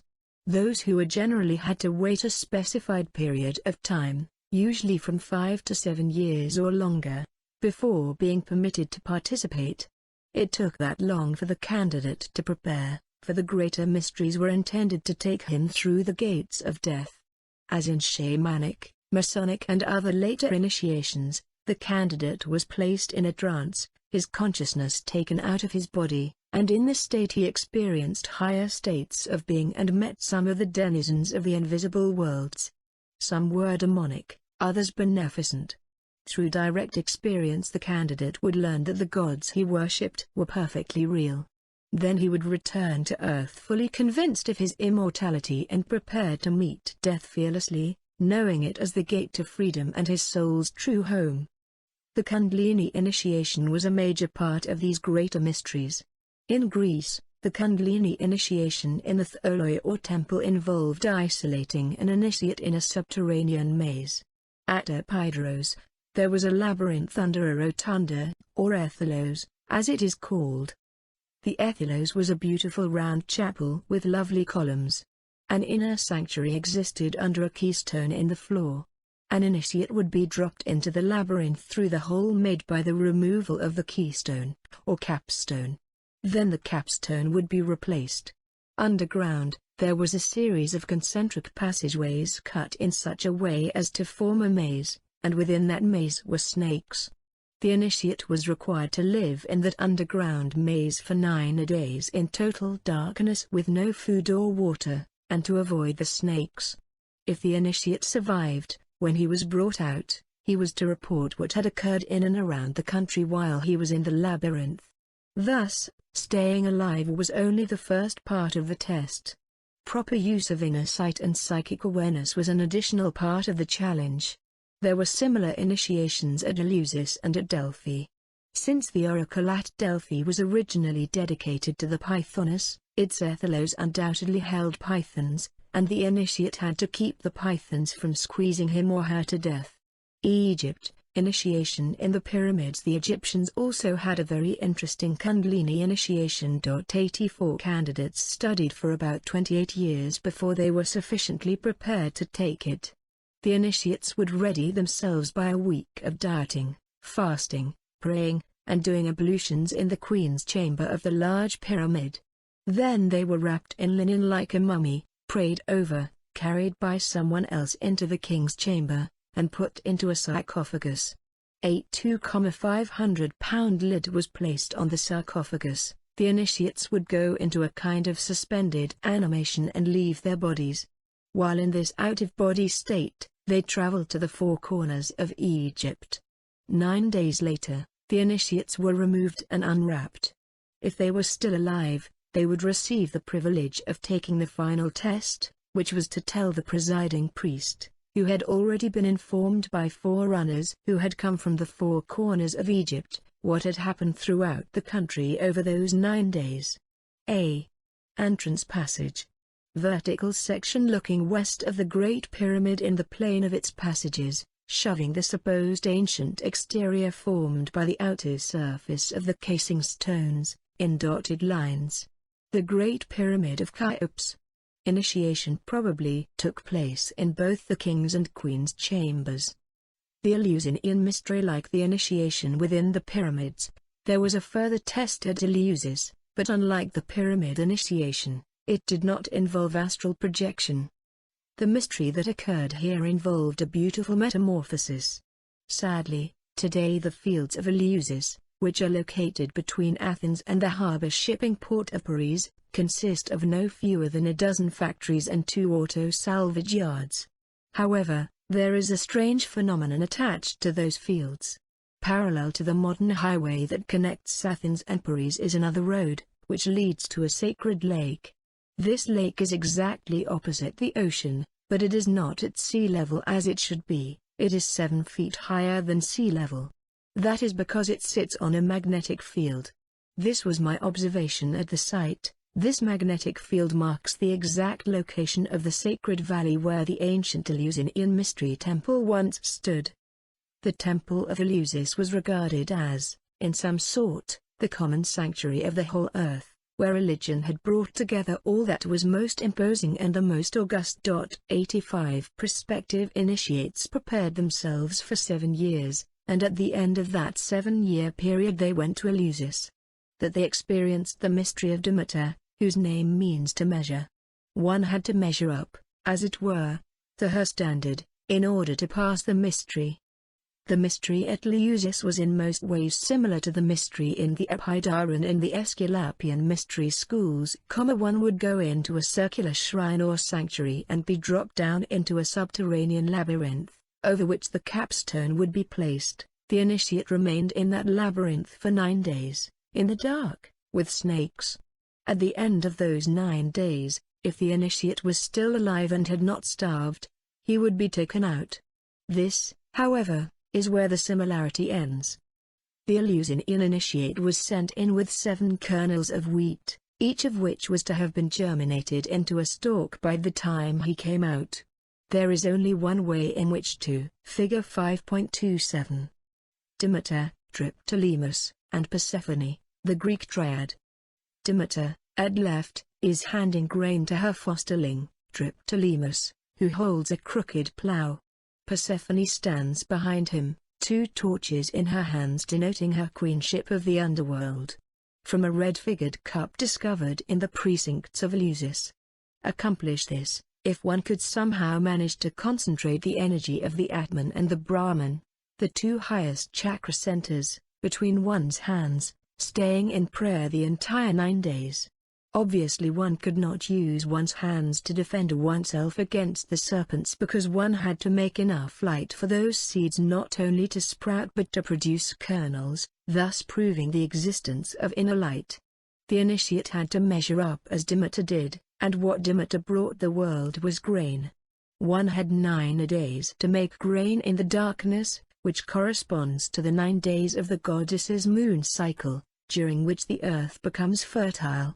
The initiate had to grow the stalks with his own energy and light, with the life force of his own body.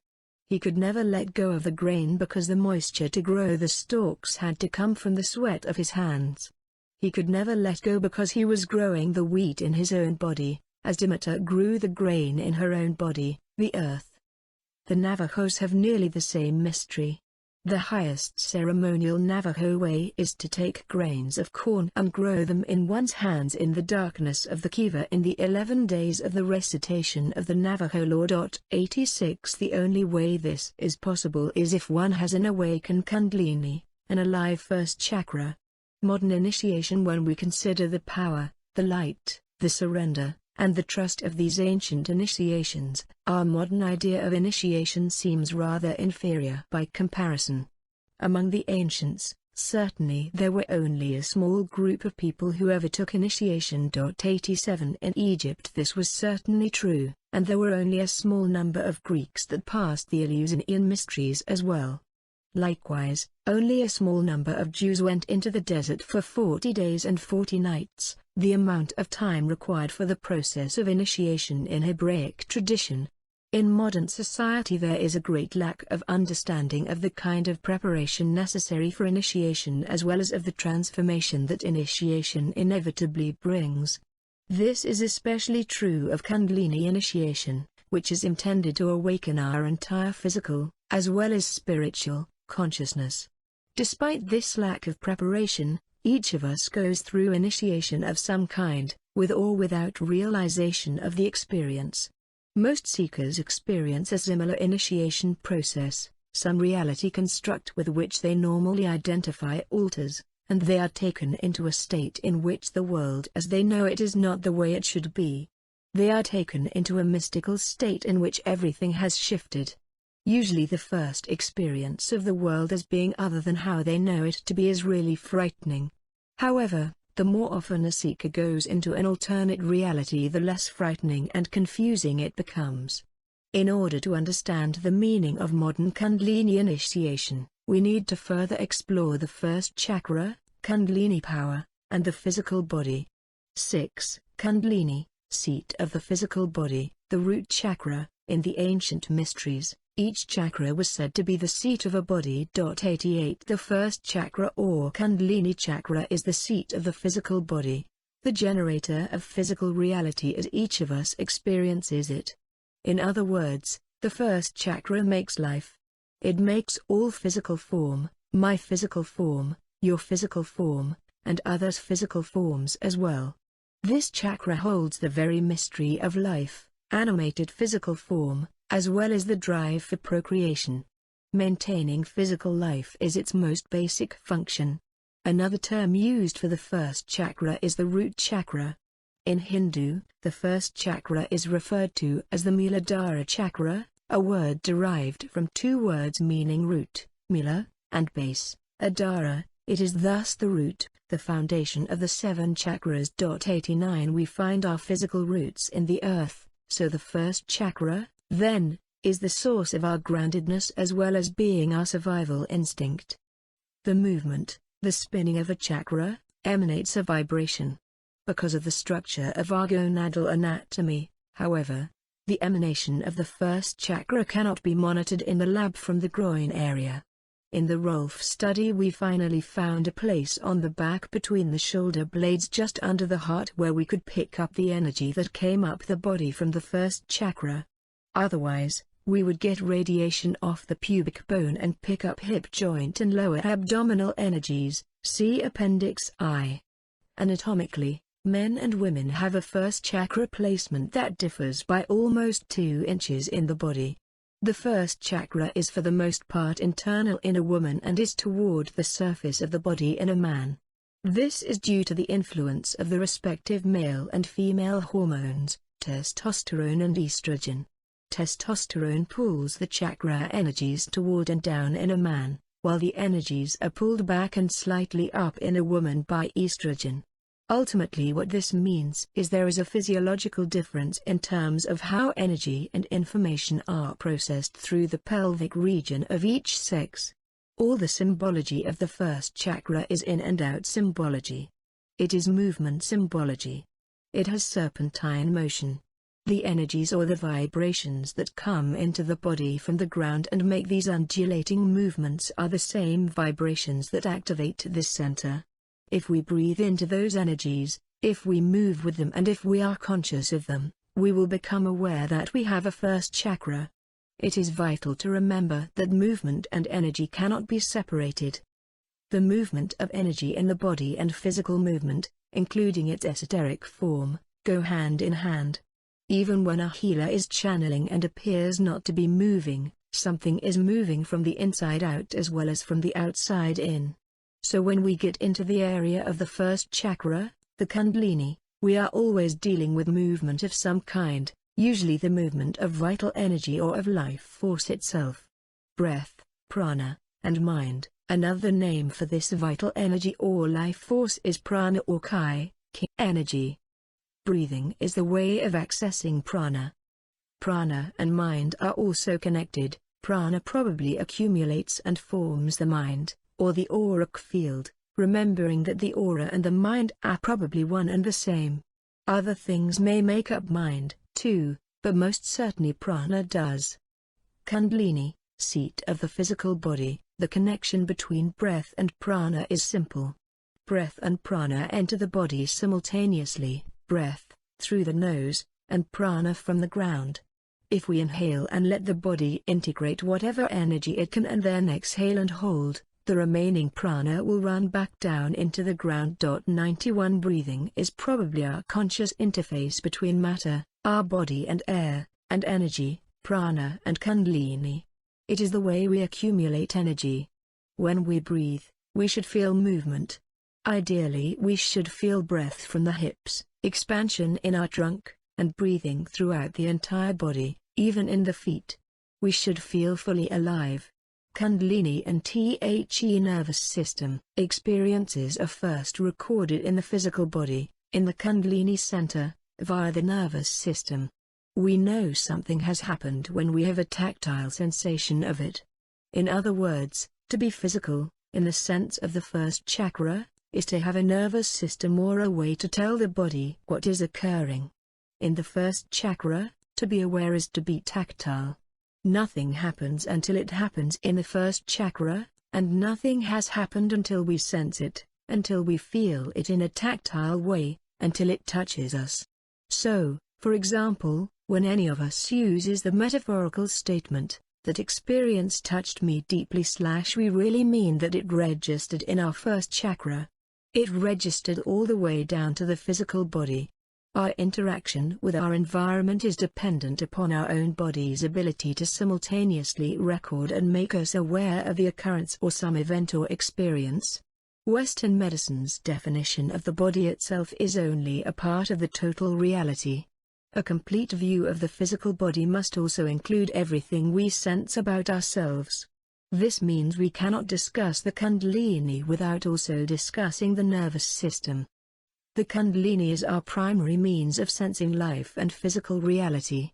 Our secondary means is the nervous system, which transmits the energy of the experience or event first recorded by and in the Kundalini to the brain via the spinal cord.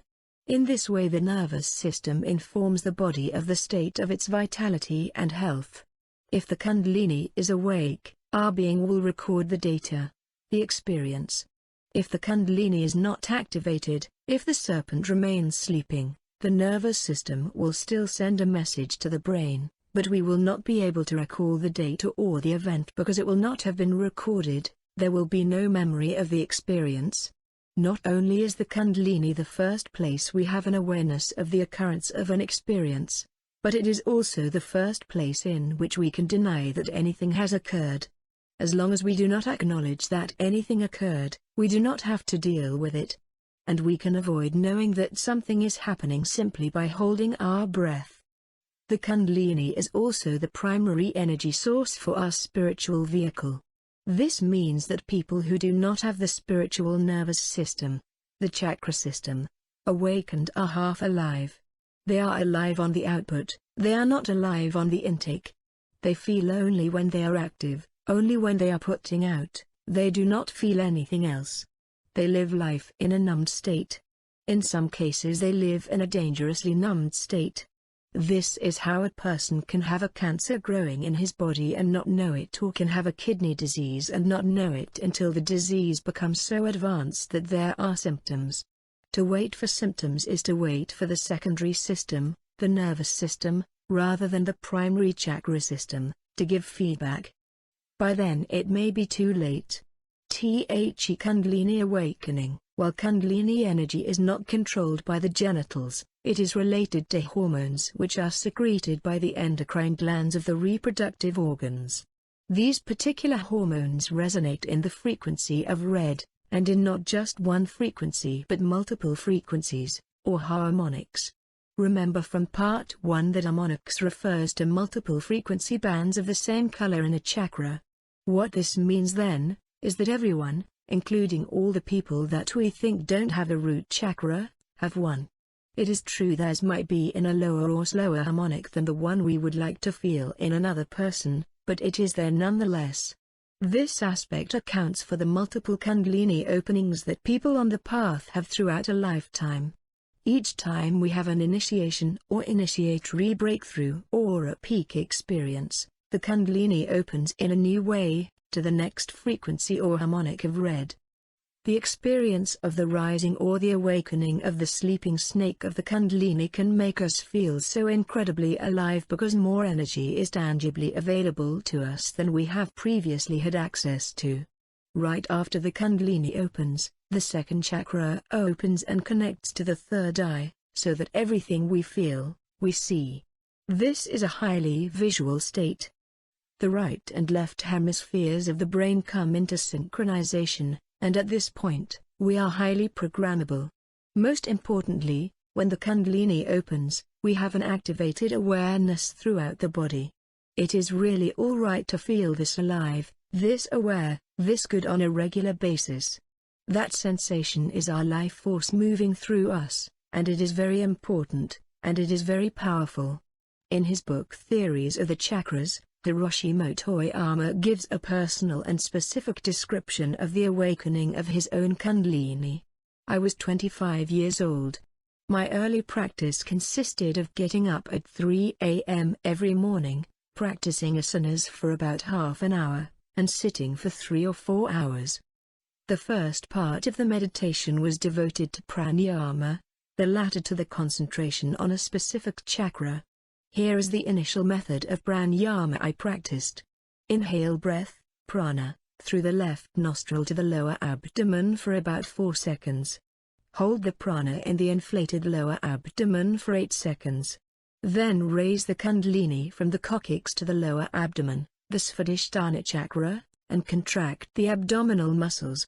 Visualize mixing and unifying the prana and the Kundalini for 8 seconds. Exhale through the right nostril for 4 seconds. One breath cycle, therefore, takes 24 seconds. Repeat the entire process, inhaling through the right nostril and exhaling through the left, and so on, alternately. I performed this from 14 to 21 times. After 1 or 2 months, I was able to prolong the period of kamaka, breath retention, to 1 or 1.5 minutes. When I then concentrated on the Svadhisthana or Ajna chakra, worldly thoughts gradually ceased to enter my mind. I began to feel my body and mind fill with an extraordinary amount of energy. As a result of the practice, my physical and psychological states began to show changes. I had often suffered from a stomach disorder and from a near discharge. Also, I had been quite nervous and adversely affected both physically and mentally by bad weather. Within 6 months after I began yoga, these problems disappeared. During continued practice, I began to notice some new sensations. I had an itchy feeling at the coccyx, a tingling feeling on the forehead and at the top of the head, and a feverish sensation in the lower abdomen. I could hear a sound something like the buzzing of bees around the coccyx. In ordinary daily life my sense of smell became so sensitive that I could not endure offensive odors. These conditions continued for 2 or 3 months.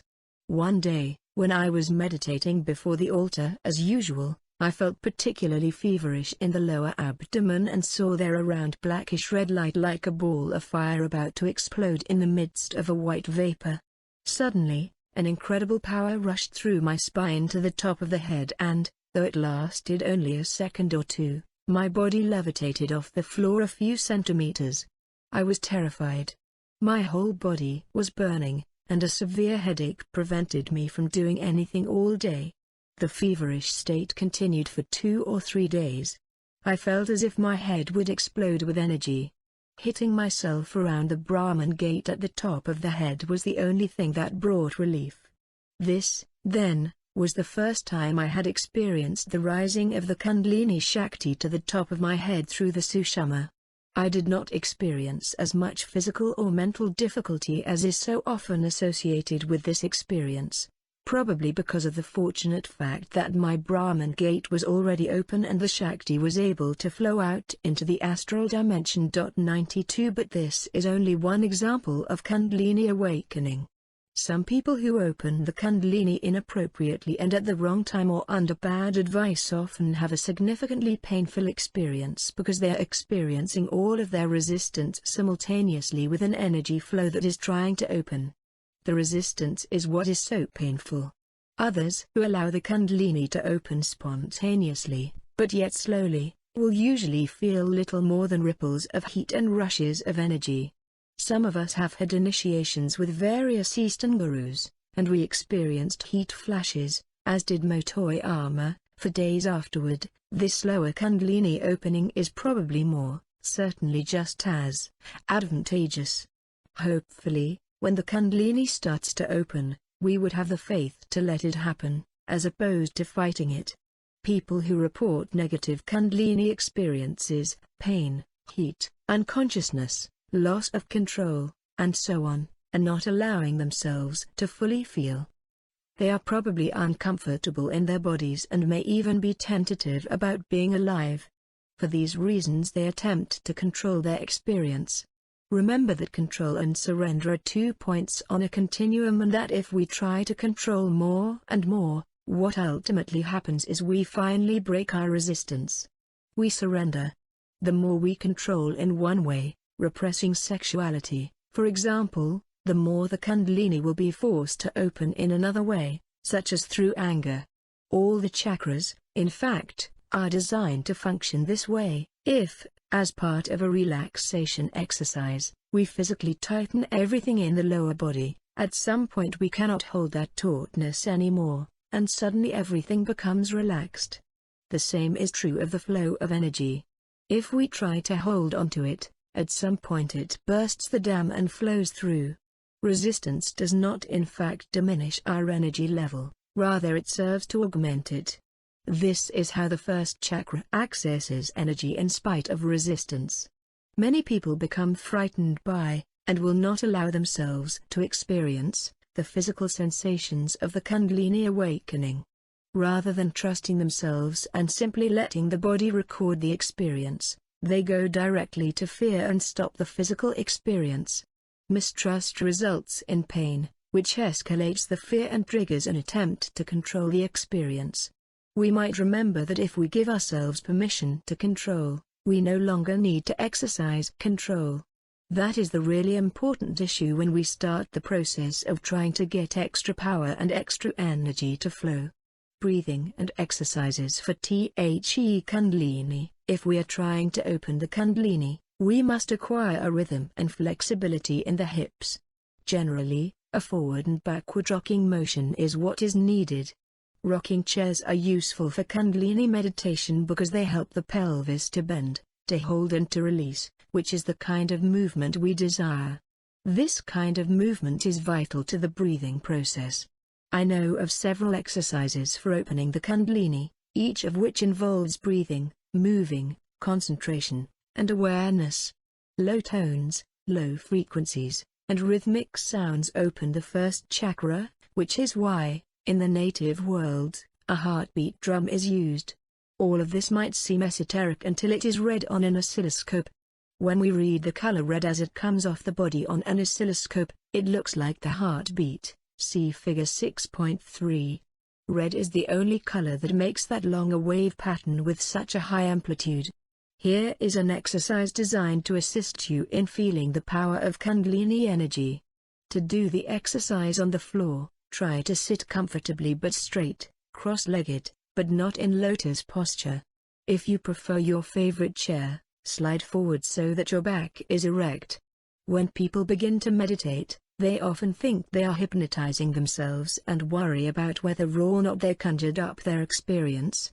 If you start feeling energies while you are moving, you are likely to think that the movement is what you are feeling. Therefore, do not move until you feel the power of the moving energies and let that power move you. Begin by loosening your feet and knees. Wiggle around on your bottom until you know your body is alive. Then begin breathing gently until you feel a force of energy, or light or water, rise up through your feet. Let it move through your thighs, up into the core of the body. Notice that if you bring a lot of energy up, the spine will start to gyrate. Your eyes do not have to be fully open, but try to keep them slightly open. Gently turn your hands so they are palm up. Observe if any extra energy flows up through you and into your hands. Next, focus on what is happening in your head. If you start to feel at all lightheaded, reach up with your left hand and put it on top of your head. Then let go. Notice that you could hold the energy in, and it would accumulate. You may feel heat in your face. If you feel tension anywhere in your spine, bring in more energy, more power. Let it stay in the area that hurts or is tight, and allow the energy to rock there. Intentionally lean onto your right buttock, and try to do the above exercise. This may seem strange, but try it anyway, then try it leaning on the left buttock. If you think you are losing the sense of flow in the body, throw yourself off center so you can feel the flow stop. Then recenter so you can distinguish between energy that is moving and energy that is not. At the point at which your body gets used to feeling this tactile sensation, test yourself. Lean forward, and see if you can block the sensation. Go back to your center. See what you feel. The energy should be both more forceful and gentler. Finally, sit back and be comfortable. Most discussions of Kundalini power include the mistaken idea that this power is exclusive to a few people who have worked on themselves. Every athlete has to use this power. Every actor, every musician, every artist has to use Kundalini power to keep himself fully conscious. The same is true for each one of us.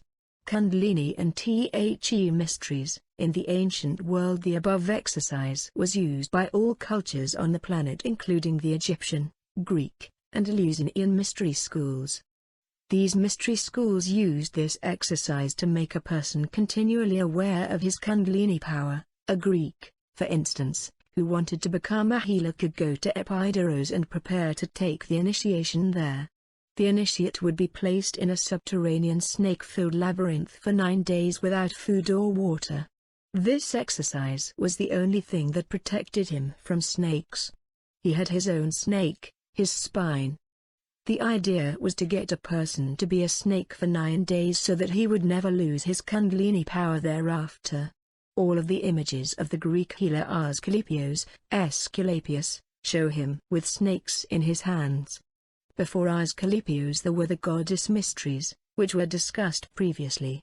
The goddess always wears the serpents around her wrists, her waist, her neck, and her head, and sometimes many in her hair, an image that in mythology is represented in Medusa. Medusa's power is that of the serpent scorned. It is an example of what can happen if we turn against the power that is goddess-given, the look that kills. The power of the Kundalini is projected through the eyes. I never cared what my mother, my grandmother or my great-grandmother said to me, I cared how they looked at me.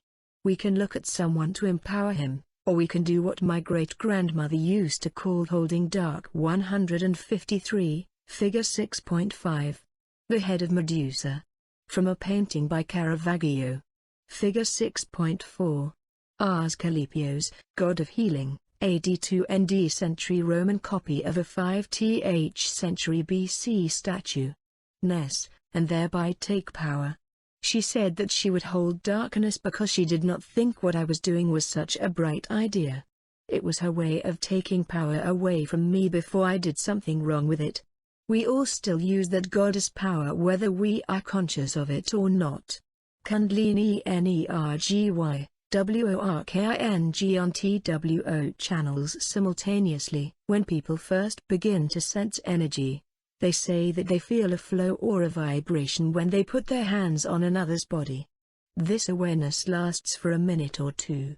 Then the system ceases to record any further data, and they are sure they have stopped transmitting or channeling energy. They did not stop channeling, they just stopped feeling it. This is primarily because our entire culture teaches us to think on only one channel. When we become more aware of the Kundalini, our minds begin to work on two channels. We can feel whatever is coursing through us while we think about something else. The main purpose of the consciousness movement is, or at least should be, to make one conscious, to enable one to think and feel on 8, 9, 15 channels if possible, with awareness in all areas. This is precisely what the first chakra, the Kundalini, is about. To awaken and stimulate conscious awareness on several levels at once and to open the flow of energy to several channels simultaneously. Kundalini, nervous breakdowns, and meditation. All the myths about the rising of the Kundalini and the accompanying loss of sanity are associated with the inability of an individual to hold awareness on several levels of reality simultaneously. Many of the states that we consider psychotic may, in fact, be ecstatic. In both experiences, perception of reality alters. People have reported such phenomena as seeing lights or colors and hearing buzzing and ringing in the head.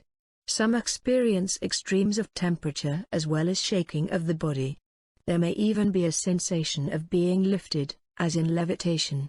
In addition, people who report Kundalini experiences or the altered awareness of a Kundalini rise, almost always report experiencing two parts of themselves, the observer and the participant. These symptoms are identical to those of a nervous breakdown, in which the nervous system short-circuits and the mind quits functioning altogether. There is a part of a person that is very rational and watches other parts of himself fragment, arid. There is no way to control the experience. This split experience is often the culmination of a long series of events in a person's life in which one has been forced to focus on only one particular thing or level of reality. When a person is forced to think about only one thing at a time, the mind simply ceases to function effectively. Then, when a new channel of perceptual input is opened, as in a Kundalini rise, the overstimulation to the system can cause an overload of an already diminished capacity. This need not be a negative or fearful experience if one has learned in small steps how to operate in this larger way. People who meditate, for instance, learn to think on multiple channels and gradually begin processing all information with this broader understanding. Those who meditate regularly never go back to thinking the same way again. First chakra energy and American culture. Suppression of the life force. Generally speaking, as Americans, the opening and the development of our first chakra has been inhibited by the traditional values of the dominant culture. For example, babies are very able to breathe with their whole bodies, to let their bellies flop and their buttocks relax, but by the time children reach approximately 18 months of age, many of them have been conditioned not to breathe that way anymore. Our culture's puritanical influences are so pervasive as to have already begun to suppress these natural movements. Also consider the fact that none of us was raised by parents who had 7 open chakras. Our parents' chakras had their own particular harmonics and limited patterns. Thoughts, energy patterns, flowed from them through us, imprinting us with our parents' auric inventory. This is how, as children, we learn what behaviors are or are not acceptable, what sensations, what feelings, what expressions. Often what is unacceptable develops into our own personal difficulties with the first chakra, such as the suppression of power, problems with sex and intimacy, repression of anger, and lack of vitality. Puberty is a particularly critical time in the development of the first chakra. Unfortunately, because of cultural mores and parental values, it can become a time in which the vital energies of the first center are further suppressed. The hormonal changes of adolescence are ignited by the pituitary gland, which activates the entire endocrine system. As adolescents begin to develop secondary sexual characteristics, their behavior changes. They seem suddenly to acquire independence. As they begin to realize and explore their physical and emotional needs, their attempts at self-expression are often looked upon with disapproval by parents and other authority figures. Such attempts at self-expression may even be completely prohibited by parents or other adults in authority. This is particularly evident with regard to the awakening sexuality of the adolescent. Touch, which is at best a touchy subject in our culture, often elicits a negative response from parents and teachers. Adolescents also receive a great deal of nagging about good posture, chest out, stomach in, buttocks tight. When the hips and pelvis are locked, energy flow becomes blocked. There is no sensation in that position. A person may be taller but certainly cannot feel. We begin suppressing this awareness, this sense of vitality, the need to touch, at the very time when it is the most powerful.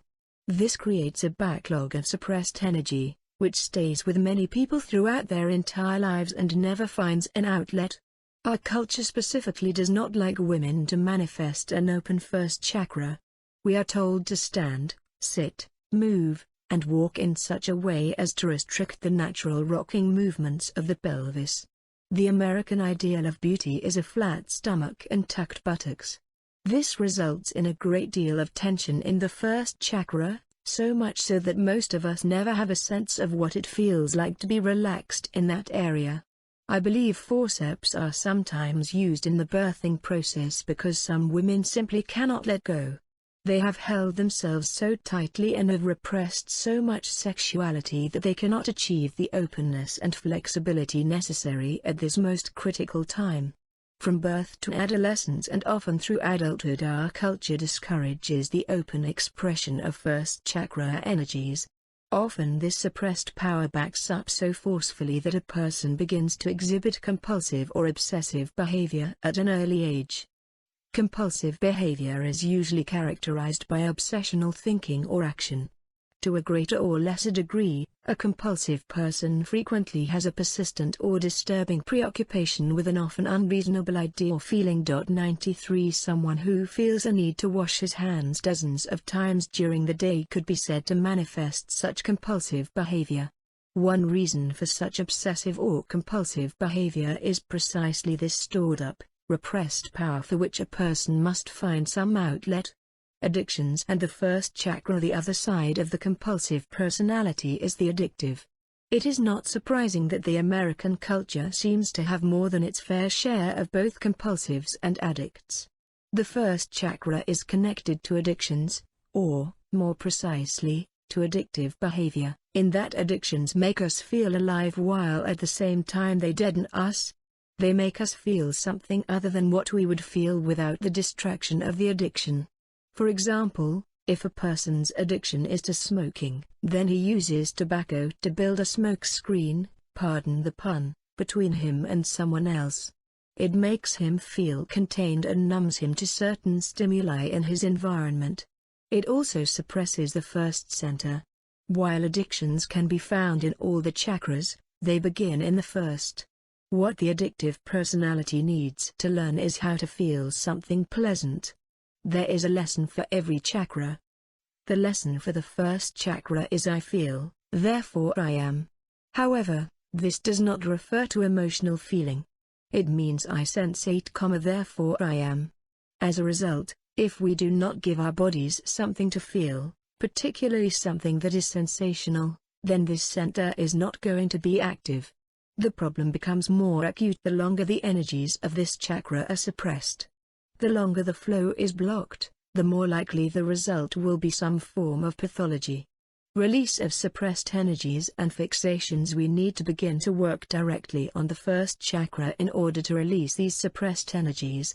If the aura is anything, it is the mind, not the mind in the sense of the intellect but in the sense of the greater mind, the electromagnetic field that surrounds and it generates the body.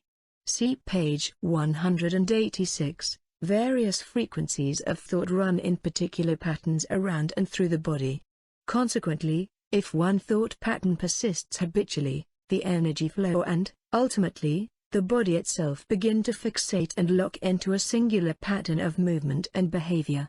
This pattern in turn restricts the flow of thought and energy from exploring potentially alternate positions. Other possible viewpoints cease to be supported by light and energy, and the whole system gets stuck in one pattern, one opinion, one reality. Any time one of our chakra centers is limited in its capacity to run in its own native patterns, for whatever reason, these fixations develop. Unfortunately, when we are fixated in our first chakra, the Kundalini energy is limited, and our entire chakra system is detrimentally affected. Limitations: too little Kundalini. The Kundalini is the primary energy source for our spiritual vehicle. If Kundalini energy is limited, that limitation will be reflected in every part of our consciousness, until ultimately the realization of our spiritual path and our soul's journey down that path will be inhibited.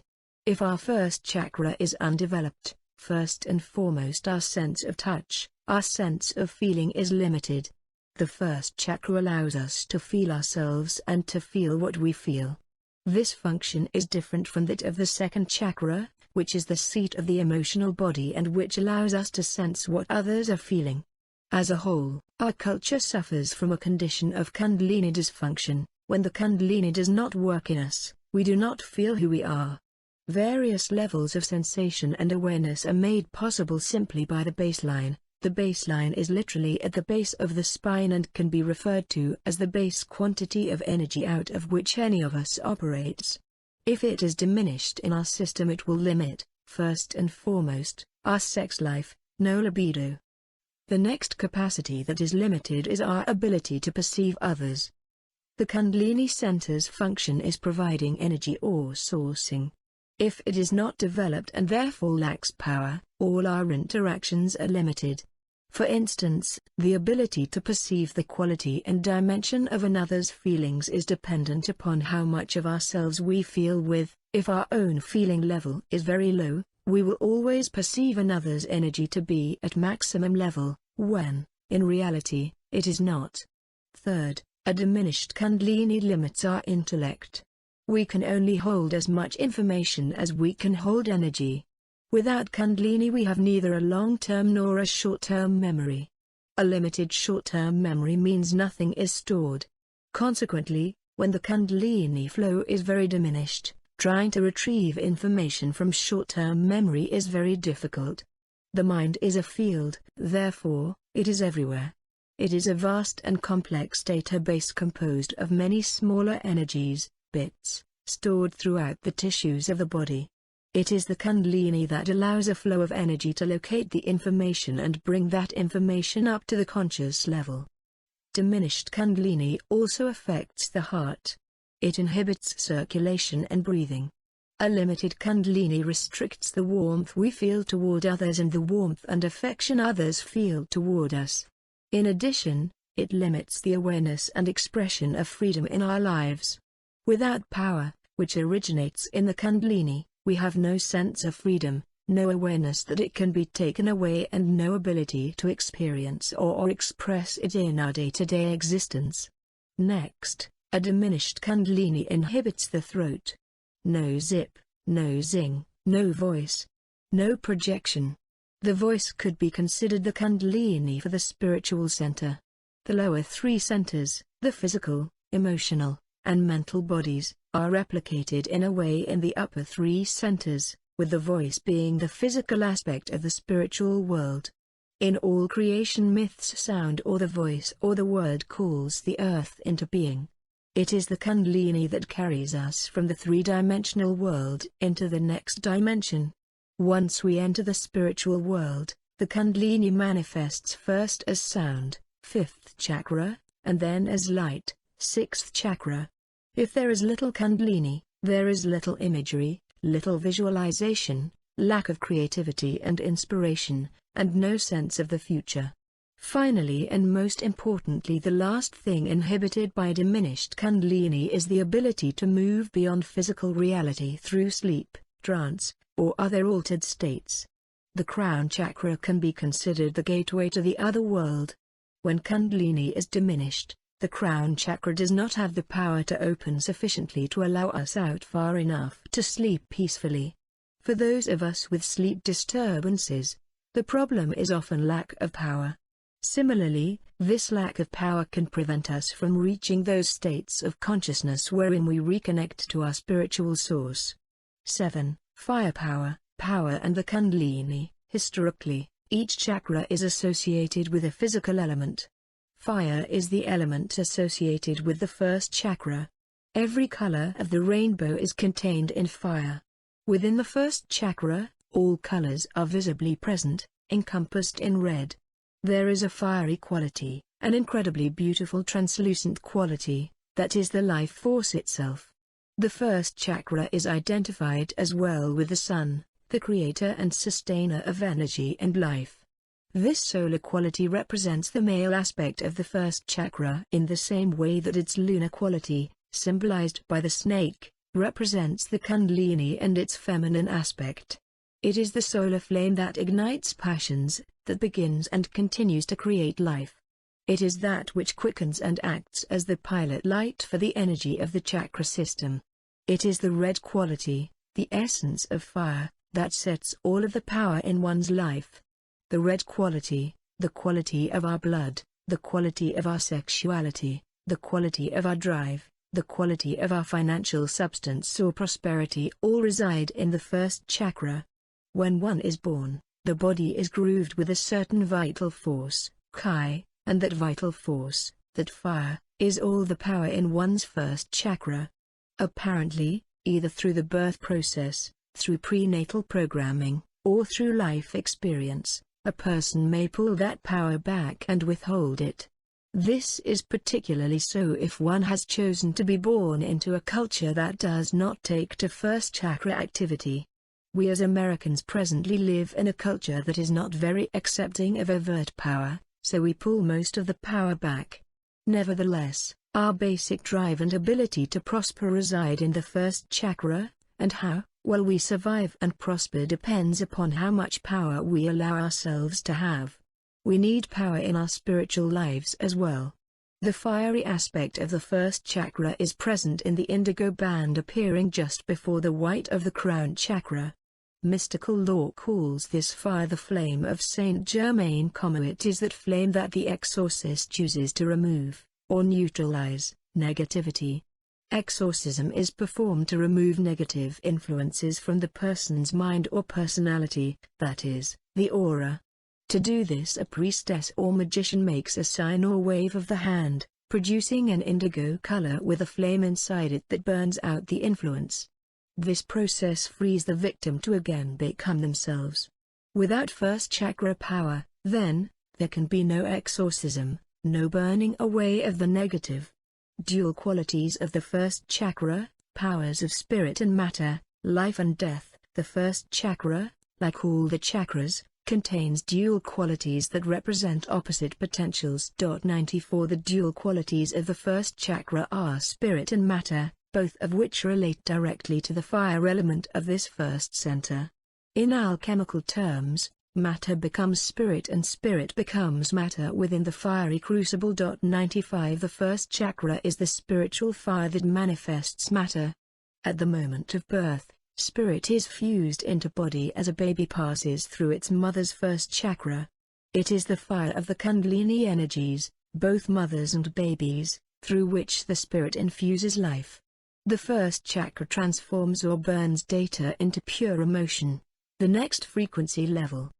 The alchemical correspondence is the transformation of base metal into gold. The first chakra can be trained to take all the Kundalini power and transform it, discipline it, if you will, into pure emotion. Emotions must then also be trained and disciplined to have their true power. If this transformation does not occur, then every time anger is expressed, for example, there will be depression, an energy loss, instead of compassion, an energy gain. When used in a conscious way, anger can actually trigger compassion. Once a person feels anger, he then knows what the next appropriate feeling or action should be. Consequently, any feeling can be taken right to the next stage, instead of being repressed, until finally compassion is attained. Anger is often the match that ignites the fiery flow of energy and sends it on its appropriate path up through the chakra system, creating higher and higher frequencies. But the anger must be in its pure form for this to happen. The biblical term for this kind of pure anger is righteous. The second dual components of the first chakra are the potentials of life and death. Where there is Kundalini, there is life. Without Kundalini there is the absence of physical life, which we call death. There is a continuation, a continuum, if you will, of consciousness, which runs through both these states. We are either in a body or without a body, but we always are. In the life cycle we are conscious of our moment-to-moment existence. In the death cycle, we are aware of what we have done throughout life, of how we have used our power. Kundalini power in The ancient and modern world, charisma and humility. In order to better understand first chakra power, we need to explore briefly what power means in the modern world and what it meant in the ancient world. Power in the ancient world was associated with personal magnetism. If we have very much of this kind of first chakra power, we will in fact be charismatic. This has nothing to do with attractiveness. It is associated with speaking with authority, dominating a room with energy. It is carriage. The charisma that certain movie and rock stars radiate is often called animal magnetism, which is what first chakra power is in many ways. Whether personal or animal, it is definitely magnetism.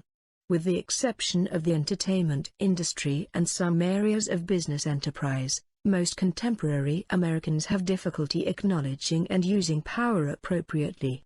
We actually suppress power by sitting on it. It is very difficult to project personal magnetism from a seated position. Because of our Judaic-Christian roots, most specifically the Christian ideal of a humble carpenter who sacrificed his life for his fellow men, we often withhold power in favor of humility. This charisma-humility dichotomy exists in the first chakra. Kundalini power is most definitely related to charisma. However, without humility, we become unbending. There is an important and relevant Buddhist teaching about power that reflects this charisma-humility dichotomy. That teaching states that one cannot be a pacifist until one has power, for unless one has power that one does not use badly, one is a coward, not a pacifist. 96 Without the power of the first chakra, not only do we lack charisma, we also lack humility. If we refuse to take power, then whatever humility we display can only be false humility. However, when we take that power and begin using it, it strengthens and gives us flexibility. The knees bend fully, the legs extend fully, the hips rotate fully. Inversely, if we do not take that power and use it, the lower part of the body becomes stiff and inflexible. That which we need the most and which has the most power for us is likely that of which we are most afraid. This fear reflects a denial of one's responsibility to be a fully active creator in the world, for it is the Kundalini that makes us active creators. We should not be afraid of power, we cannot be afraid of using it. In fact, the power of the first chakra, if it is not used on some creative endeavor, will diminish and may ultimately be extinguished. The fire component of the Kundalini is our starter mechanism. Those who have had chronic disease such as rheumatoid arthritis or any of the dysfunctions that indicate the starter has gone out know how hard it is to recover from such illness. The body tries to start everywhere else. In the case of arthritis, it puts inflammation in the joints. That inflammation, however, does not produce the desired firepower. The power has to be where it belongs, in the pilot light, or we cannot start the furnace. Without reclaiming power, there is little hope of conquering such diseases. If we are to reclaim our own power, then, we must rise to the occasion and allow the Kundalini to come up the spine. Yin and Yang principle, Witholding and reclaiming power. All of Hindu and classical Zen literature is full of the principle of reclaiming power, taking whatever energy we are given and altering it to its opposite component. 97 For example, pleasure and rage are two coexisting potentials in the first chakra. By allowing ourselves to experience the ecstasy of hedonistic pleasure, we actually create the synaptical capacity for converting rage. Then when rage rises up within us, we can move that energy, that rage, into the pleasure center by tilting the pelvis slightly forward and moving the energy up. It is then used to regenerate our bodies instead of causing destruction. One of the classic Tibetan drawings of the chakras has a yin and yang in each chakra. This drawing is a precise representation of the refocusing of power and allowing it to turn back into its opposite, should one choose not to use it in its original form. See Figure 7.2. In this way, there is no suppression of power. It is a much healthier process. It often seems that there is no appropriate place for expressing many kinds of feelings.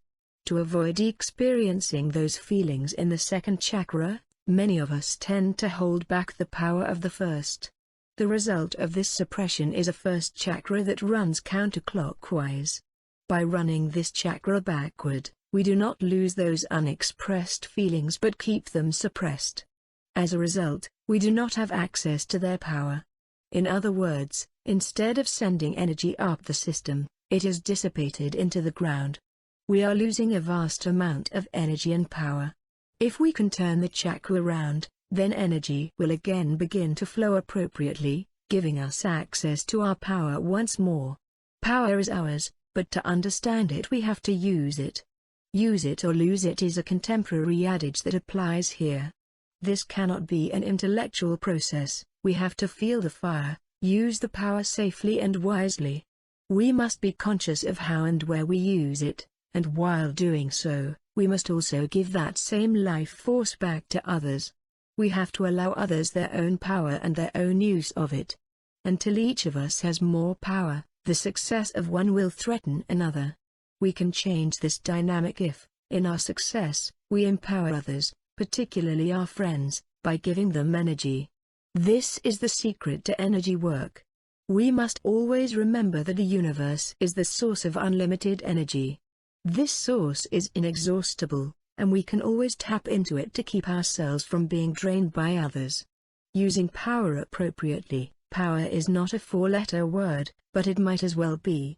The mere mention of the word calls to mind negative images of greed, ambition, war, manipulation, corruption, dominance, subjugation, death, and devastation.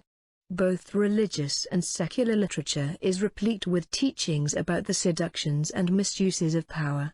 There is little historical allusion to the abundance and growth that can result from taking and holding power. The underlying belief therein is that the omniscient and omnipotent deity is larger than we mortals and is other than or somehow outside us. The implication is that we are small, incomplete and undeserving, that somehow if we were to have power we would likely misuse it and have to be punished for that misuse. Certainly, our first attempts at using power might seem sloppy. Mistakes are a natural part of the learning process. The fear of misusing power is very real at the personal level as well as at the political and global levels. For decades now many of us have criticized those in positions of power. We have challenged the powers that be and have repeatedly witnessed the demise of political and religious leaders of questionable integrity. We are, however, reluctant to place ourselves in such positions. We refuse to take power or leadership, as though we fear duplicating the behavior of those we criticize. We fear being corrupted or else being perceived as threatening. It is my view that it is useless to criticize those in power unless we are willing to involve ourselves, to participate in the operation and the management of things. Not using power is in itself a misuse of power. It is not good for the body, nor does it help to change the world. Until we take the power that is our birthright, we will be threatened by others who have power. Until we learn to use power appropriately, we will potentially be perceived as a threat. We must learn to walk in the world as a bodhisattva, a person who has attained great moral and spiritual wisdom, especially one who rejects nirvana in order to assist mankind. A bodhisattva uses power without others seven being aware that he is doing so. Ultimately, when we have practiced taking and using power, we will do it so well that others will not feel threatened by us. In time, with practice, we become warriors, capable of fighting for an honorable peace or a lasting healing. Once we understand that this power is with us, the security that it gives us keeps us from making harmful mistakes. In the New Age, the idea that each of us is an expression of deity implies that the empowerment of the individual must include an acknowledgement of a relationship to all other sentient beings, each of whom is also a part of God. This idea and acknowledgement pave the way for the individual to express his divinity, to feel empowered and deserving, in other words, to take power and use power and thus manifest a better life experience. Our intention becomes very clear when we understand that, whether we are conscious of it or not, we influence our environment. For example, when I began to understand that my aura, my energy field, controlled whether plants lived or died in my home, I began to further see that my aura also affected the way my pets lived, the way my children lived, the way my neighbors lived. To have power is to have impact on everything around us. We can learn not to fear that impact but to use it, consistently, consciously, and responsibly, integrating it in a natural way into our daily living. If each of us was self-responsible for having more power, for carrying more light, more love, and more wisdom, then surely the planet would be a better place. The need for power in service. Many people feel that the need for power and charisma is necessarily in conflict with the desire and the necessity for service. But the capacity to serve requires a reasonably secure level of power. In order to take care of another person, we must have at least enough power to allow an individual to feel safe in our presence. If we do not have that amount of energy, or if we have less energy than the people we seek to serve, we are going to be taking from them in spite of ourselves and our intention to give.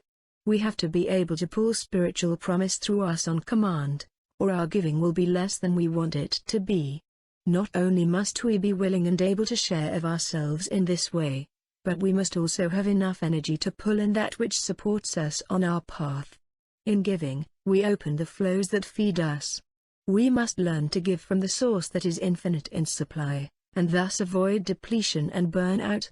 We must learn to channel the energy of giving rather than drawing on our own life force, and to place that giving ahead of other considerations or limitations. Finally, we cannot serve unless we have an awareness of our physicality.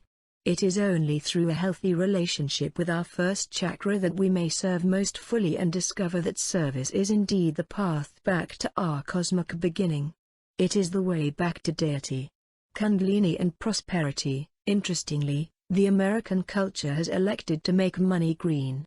Green is, of course, the complementary color of red. The power behind prosperity is the red frequency of the first chakra.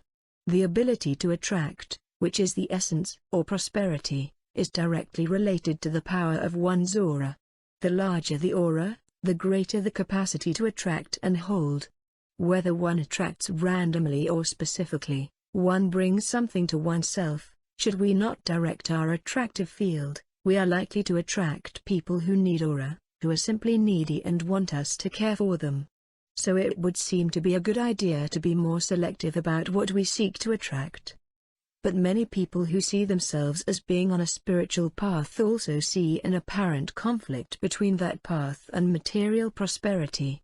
They are unaware that it is the ethical status of the person seeking material prosperity that matters, not the money itself.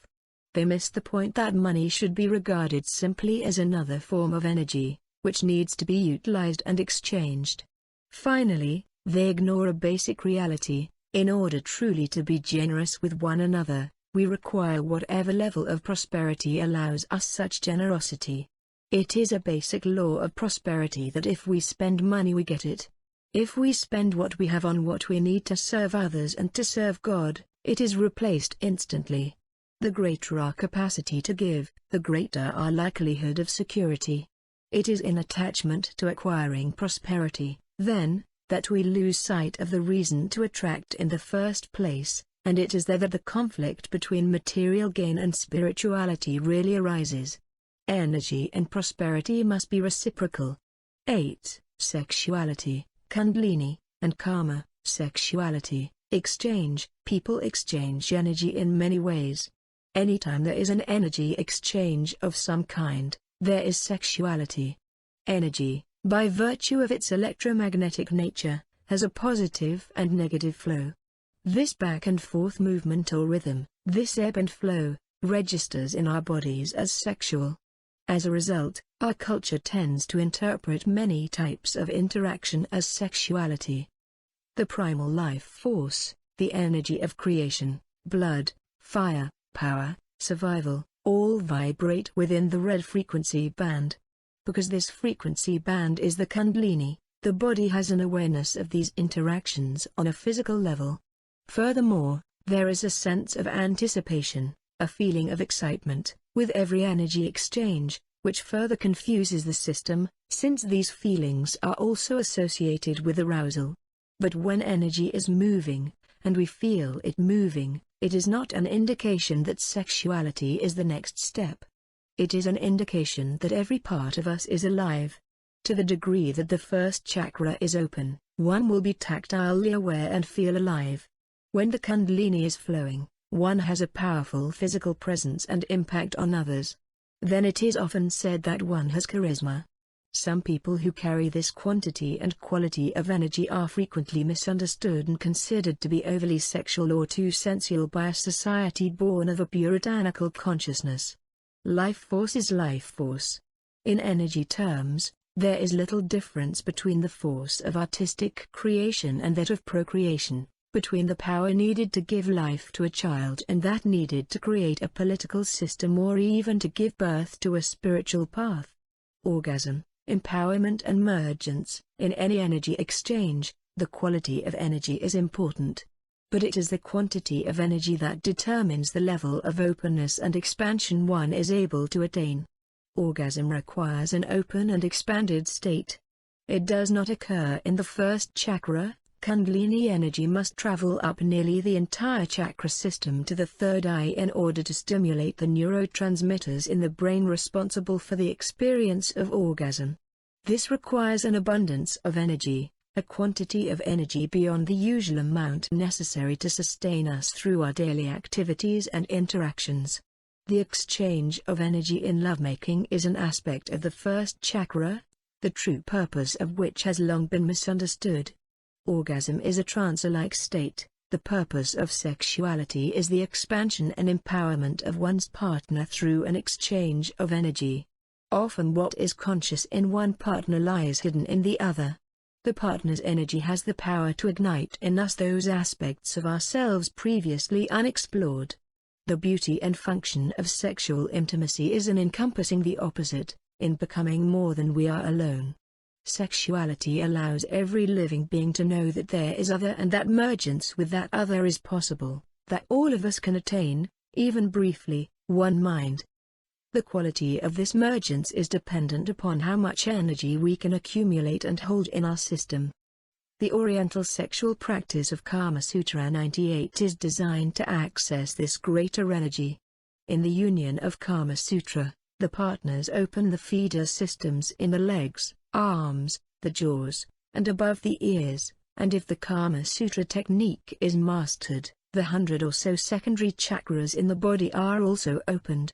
This makes an enormous amount of energy available to the couple.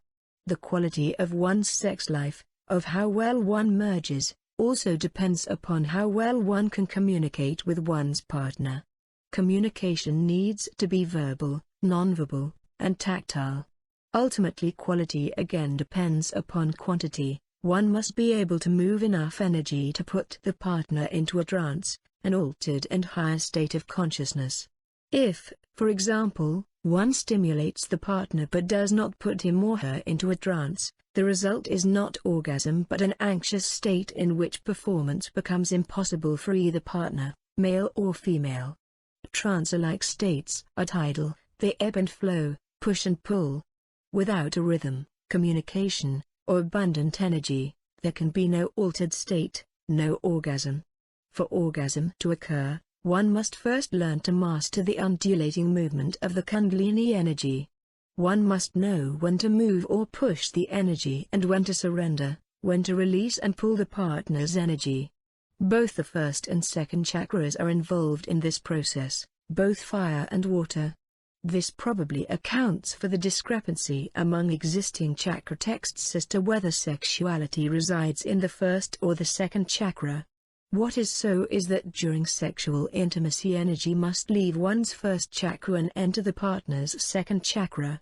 Furthermore, this must be a reciprocal process. Besides the obligation to give, there is an obligation to surrender. In sexual intimacy, if one does not surrender, there is no true exchange and therefore no orgasm. In the final analysis, one's ability to achieve orgasm is not dependent upon one's partner. Rather, the experience is limited by an individual's issues around sexuality. If sex is associated with violation or coercion, achievement of mergence with another will be next to impossible. If the experience of oneness is associated with a particular kind of sexual encounter, response might be inhibited simply because the ideal circumstances will never be repeated. Ultimately, the degree to which one is able to achieve sacred mergence with another is related to the limitations, physical, emotional, or mental, placed on that union. The quality and quantity of energy necessary for a complete and fulfilling sexual experience is essentially dependent upon one's views and experiences of sexuality. Orgasm, a trance state. The mergence or oneness of sexuality is intended to be a heightened awareness, not a deadening, a numbing, or a sleep state. Besides empowerment and mergence, the goal of sexuality is to enter and maintain a simultaneous state of deep relaxation and expanded consciousness. In our culture, relaxation usually means sleep. People go to sleep rather than becoming more awake. A common experience after engaging in sex is to fall asleep. Contrary to some popular thought, when one is exhausted, when one has little or no energy, sleep is not possible. For sleep to occur, there must be sufficient energy to allow the astral body to leave the physical body. In sexual intimacy, once the agitated energy is transformed through orgasm, the energy accessed is abundant enough to allow this to occur. This is fine for the physical body. However, we would grow more in power and consciousness if we stayed in the body, stayed present, as the energy expands and increases. Orgasm is the sense of being a single organism, a single cell. The ideal of sexual intimacy is to stay in that single-celled feeling, that heightened state of consciousness, for as long as possible. This expanded trance-like state lasts only as long as energy can be held and not released from the system. Sexual partners can assist each other in maintaining energy, and thus extend orgasm, by preventing the Kundalini energy from leaving the other's system. This can be done by placing one's hands on the partner's back to direct the energy flow, as well as by holding those areas where energy tends to leak out. One can keep one's mate in the body, and thus maintain the energy in the region of the third eye, by putting one's hand on top of the other's head. The emptiness one frequently feels after making love is indicative of an inability to stay in the expanded state long enough to produce neurotransmitter activity in the brain, of a failure to maintain that single-celled feeling. Once again, the quantity of energy one is capable of carrying determines the depth and quality of the sexual experience. If one's usual energy field is rather small, the extra energy accumulated during sexual activity will likely be too much for the system to process, resulting in the loss of consciousness as one is pushed out of the body. The minute the energy accumulated during sex puts one to sleep, the meaning of the experience, the feeling of oneness, of empowerment, the potential for growth and consciousness, has been lost. Once this happens, there is a constant need to merge again, a feeling of loss and separation as partners pull apart from each other. On the other hand, the desire to mate over and over again within a brief period of time does not necessarily imply that the sexual experience has been unsatisfactory. More than anything else, it is an indication that the open, expanded state achieved in the sexual mergence has been so pleasurable, so awakening, that one desires and seeks to remain in that heightened state. Similarly, the sadness that is sometimes experienced at the conclusion of lovemaking springs from the fear that one will not be able to experience that special union, that feeling of complete mergence, again. Some misinterpret this feeling and seek to duplicate their last fulfilling sexual experience, in the belief that the pleasure they felt is intrinsic to a particular set of circumstances. The reality is that good sex is not a single experience one attempts to replicate until boredom sets in. Sexuality must involve time, place, proximity, and multiple experiences. Most importantly, good sex means having an open system, a body capable of maintaining a high level of energy exchange, and a willingness to explore the deeper mysteries of oneself through another. Sexuality and spiritual mergence with DEITY. In spiritual practice, there has always been a great fear that people will use their sexuality in an unspiritual way. This fear has been the source of most of the negative literature regarding the first chakra and Kundalini power. The issue is further complicated when we examine major religious cultures and find celibacy as a spiritual discipline practiced within the various priesthoods. It is as if one cannot be sexual and spiritual at the same time. This is simply not so. Celibacy in its most basic sense can be considered a mating with one's God. The intent of a vow of celibacy is presumably to free oneself to merge exclusively with deity. One enters into divine intercourse, as it were. Underlying the practice of celibacy is a belief that in order to maintain this exclusive union with God it is necessary for one to remain clean and separate from those human desires that distract one from the ultimate goal of divine union. Since sexuality in its procreative sense is considered to be the beginning of all that is human, of all human desires, it is to be avoided. By remaining clean, free from the taint of humanity, it is believed one can better sense and recognize the divine. Thus come the admonitions about the evils of sexuality and of the Kundalini itself. In the exercise of celibacy among the Eastern religious sects, the Kundalini is not shut down. The flow that originates in the earth and rises upward is not denied. However, the choice is made not to exchange energy with another but instead to conserve it for the purpose of achieving an experience of the deity. This is not true of celibacy as it is practiced in the West, however. Western religion has made Satan's abode below, underground, so to speak. Therefore, so as not to allow Satan into one's life, that flow which comes from the earth has been blocked, the first chakra has been shut down. In cutting us off from the earth's electromagnetic flow, this belief has resulted in a lack of groundedness both in celibacy as it exists in Western religion, and in Christianity itself.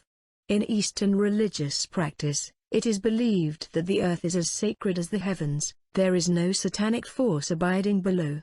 So there is neither the necessity nor the desire to close off the earth's energies or the Kundalini. All of the powers of the Kundalini relate to mergence with another and thus to mergence with God. Each time we use sexuality to separate us from another, to avoid responsibilities or to numb ourselves in some way, then we have sinned against that power. We have missed the mark, 99 We have missed the opportunity to reconnect with the oneness, to experience, however briefly, the sense of union with God. Sexuality and service. Sexuality is part of the rest and regeneration cycle of those who live on this planet.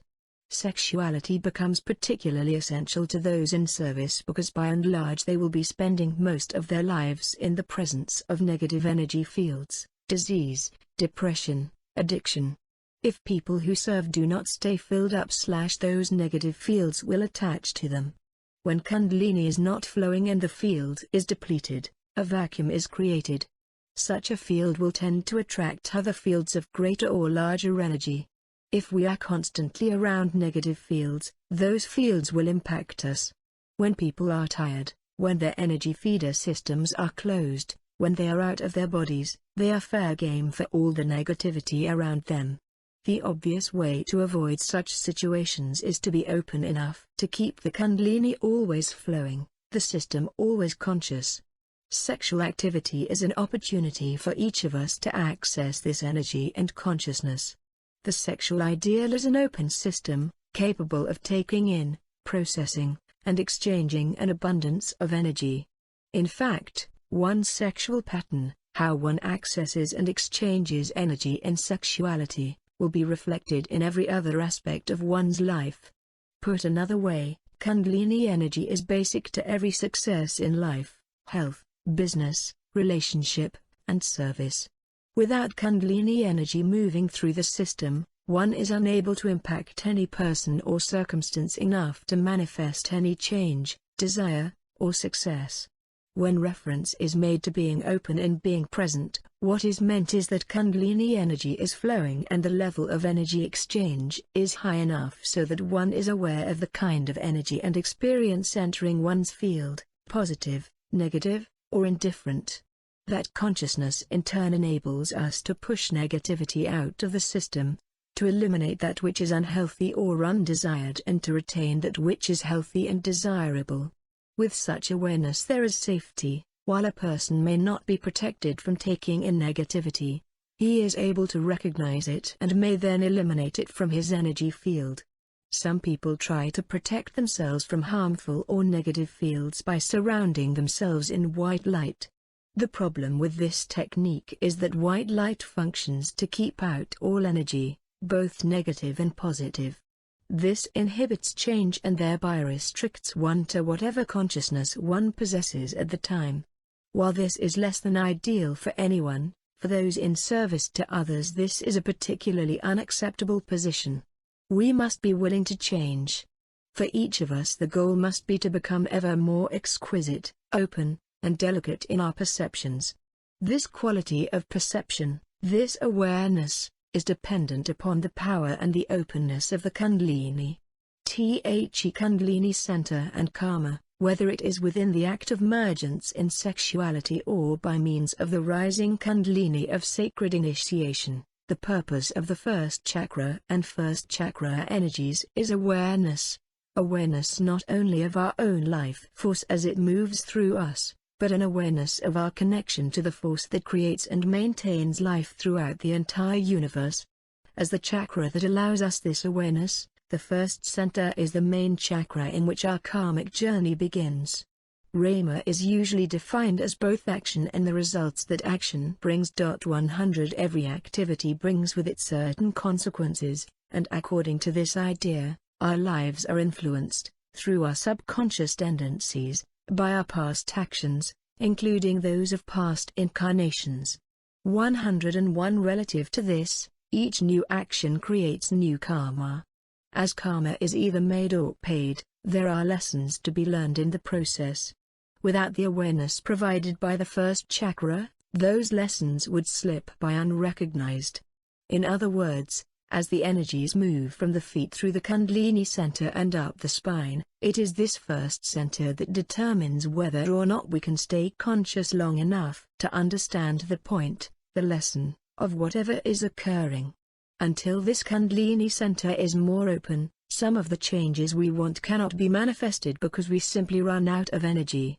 How much energy we have affects how well we can change, how well we can learn our karmic lessons, how quickly and effectively we can move through our karmic patterns and bring our souls ever closer to their evolutionary goal. 9. Science and the Chakras, the Rolf study. While it can never be proven that the first chakra is the center wherein one's karmic journey begins, the reality, the energies, and the relation of this first center to one's vitality and survival are more than simple theory. In the mid-70s, the results of our Rolf study provided evidence not only that the red frequency of the first chakra exists but that it is connected in a very real way to an awareness of physical sensation. More than that, this research presented empirical data regarding the frequencies and actual functionings of all the chakras. See Appendix I. Briefly, subjects were asked to lie on a table, where they were to participate in a Rolfing process. The area of the research in which I took part involved the study of the effects of Rolfing on the energy field. Electrodes were placed over major chakra and acupuncture locations on the subject's body, with 8 electrodes positioned on the head. Then, during the session, I read both the subject's and Rolfer's auras and recorded any changes in color, shape, or movement of the fields as I observed them. Simultaneously, the frequencies of the electromagnetic radiation emitted from the subject's body during the course of the session were recorded on an oscilloscope, which was being monitored by Dr. Hunt in a separate enclosed instrument room.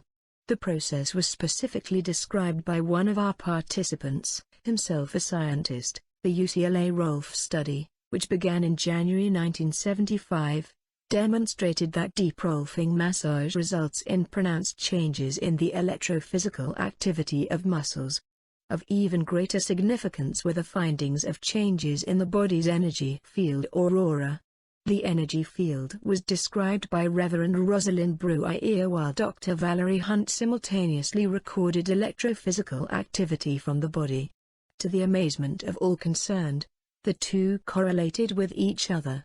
As a research scientist, I found it interesting to be a participant observer in this whole process, serving as a subject being examined and listening in as a scientist to each day's discoveries.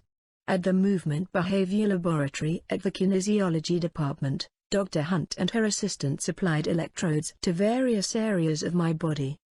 The two Rolfers in the study then alternated with each other for each of the 10 sessions I was being monitored, and Rosalind read the aura while Valerie stood in her physiological recording booth.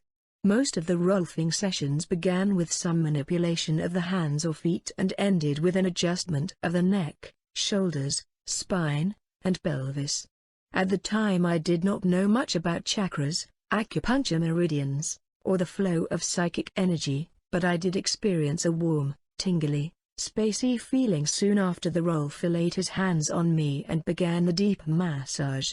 I experience similar sensations when I meditate or am hypnotized. Rosalind found that when subjects reported spacey feelings, their auras showed more activity in the throat, third eye, and crown chakras and decreased activity in the legs. Dr. Hunt's recordings showed a parallel pattern. In the early sessions, I also had a lot of anxiety about how painful the Rolfing would be, at which times the energy field activity was highest in the heart and throat chakras. Auric analysis of pain and anxiety was probably one of the most fascinating results of the Rolf study. At times, the Rolfer's hands move over long stretches of muscle and there is a strong burning sensation. When a Rolfer comes to an area where muscles are knotted or inappropriately bound together, he applies a very deep massage with his knuckles, fists or elbows. This can lead to extremely intense pain. At times I would think, that wasn't as bad as I thought it would be, whereas at other times my anxiety raced through my mind and I would think, what have I gotten myself in for? Although it wasn't technically feasible to record physiologically from the actual muscle site being manipulated, Rosalind did observe that a flash of red appeared over the areas of the body where the subject was experiencing pain from Rolfing. When the deep massage was continued, the first chakra red waveforms shifted back and forth to orange, which is the color of the emotionally related second chakra. Emotional processing went on for some time. Yellow, on the other hand, was observed when subjects dealt with their experience intellectually, trying to overcome pain with their will. The color green, related to transition and loving, was rarely seen in this study. Blue became evident when the subjects recalled early life experiences, and violet waveforms were higher in amplitude when the subjects were imaging an experience. The violet would shift from the third eye to the throat and back up to the third eye just before the subject reported they were picturing something. There was often a pluming of white light at the crown chakra at the same time. The aura was pure white when the subjects reported they were in a higher state of consciousness. The Rolfer's hands and arms usually carried a large blue or white corona, but when subjects reported pain, Kundalini red, the Rolfer's aura suddenly changed to a violet pink, the color of empathetic, spiritual loving, and this tended to calm the subject's field. After the first few sessions, the subjects seemed less affected by the pain of Rolfing. Red was absent from their field and muscular flinching and wincing lessened. They flowed with the pain as they accepted the soothing violet of the Rolfers. Even though the colors of the 7 chakras of the body have been variously described by psychics for centuries, the Rolf study was the first time these colors were specifically related to certain frequencies of electrophysiological recordings. The primary colors were found to be red, yellow and blue. These are the colors of the first, Kundalini, third, adrenal or solar plexus, and fifth, throat, chakras. The respective physiological frequencies related to these 3 colors were waveforms with bandwidths of 640 to 800 Hz, cycles per second, 400 to 600 Hz, and 100 to 240 Hz. In Fourier analysis 102, the pattern of the red waveform was that of irregular groupings of short spikes, whereas yellow resembled a smooth, round sine wave, and blue exhibited large sharp peaks and troughs with small deflections riding upon them. In audio recordings, red sounded like a siren, yellow like a musical tone, and blue like a rumble. The secondary colors, orange, green and violet, related to the second, abdominal, fourth, heart, and sixth, third eye, chakras. Physiological frequency recordings showed that orange was a combination of the frequencies of red and yellow, green was made up of yellow and blue waveforms, and violet brought together the high frequencies of red with the low frequencies of blue. The white corona seen at the crown chakra was a combination of all frequencies, just as in the color spectrum 103.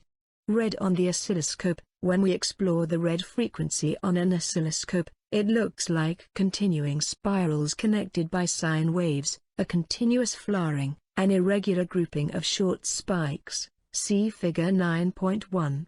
Metaphorically speaking, the sine wave could be considered the snake within the red frequency band. The red wave pattern on the oscilloscope actually demonstrates how red energy flows. When working with energy, most healers tend to run non-cyclical energy, I.E., direct current.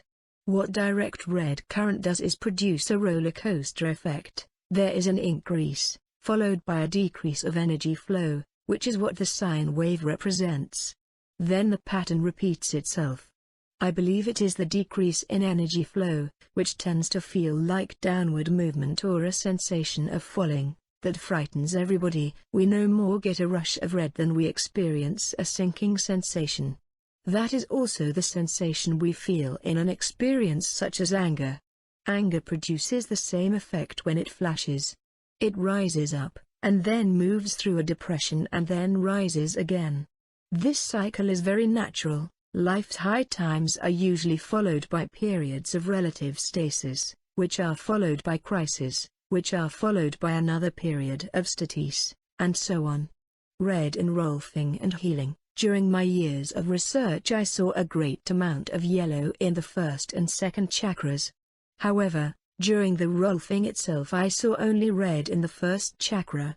Thus it would seem that when someone gets into pain, the first chakra cries for life. The late Ida Rolf herself said that pain was overrated. Pain is not the purpose of rolfing. The drawing forth of the life force itself is what is important in rolfing. Healing energy must have at least a carrier band of this life-sustaining red frequency. For one thing, it is needed to make red blood cells. To dissolve calcium also takes red, powerful, hot red. Most healers I know heal in purple, which combines the powerful regenerative red frequency with the cooler, soothing blue. One of the results of running energy on a person is vasodilation, which is why people flush when they undergo a healing treatment. Another result is an increase in blood perfusion. Both these phenomena are related to the movement of red energy in a body. One of my mentors channeled red energy between the first and second centers to stimulate the system. In other words, he used his Kundalini energy to tap into another's. When the system is stimulated in this way, Kundalini energy flows from the point of stimulation directly into the heart chamber. Since blood perfusion is increased, the heart muscles relax. This rising Kundalini flow also causes one to go into an altered state of consciousness, and the heart chakra opens. The DC shift. We were fortunate enough to have recorded this process in our research.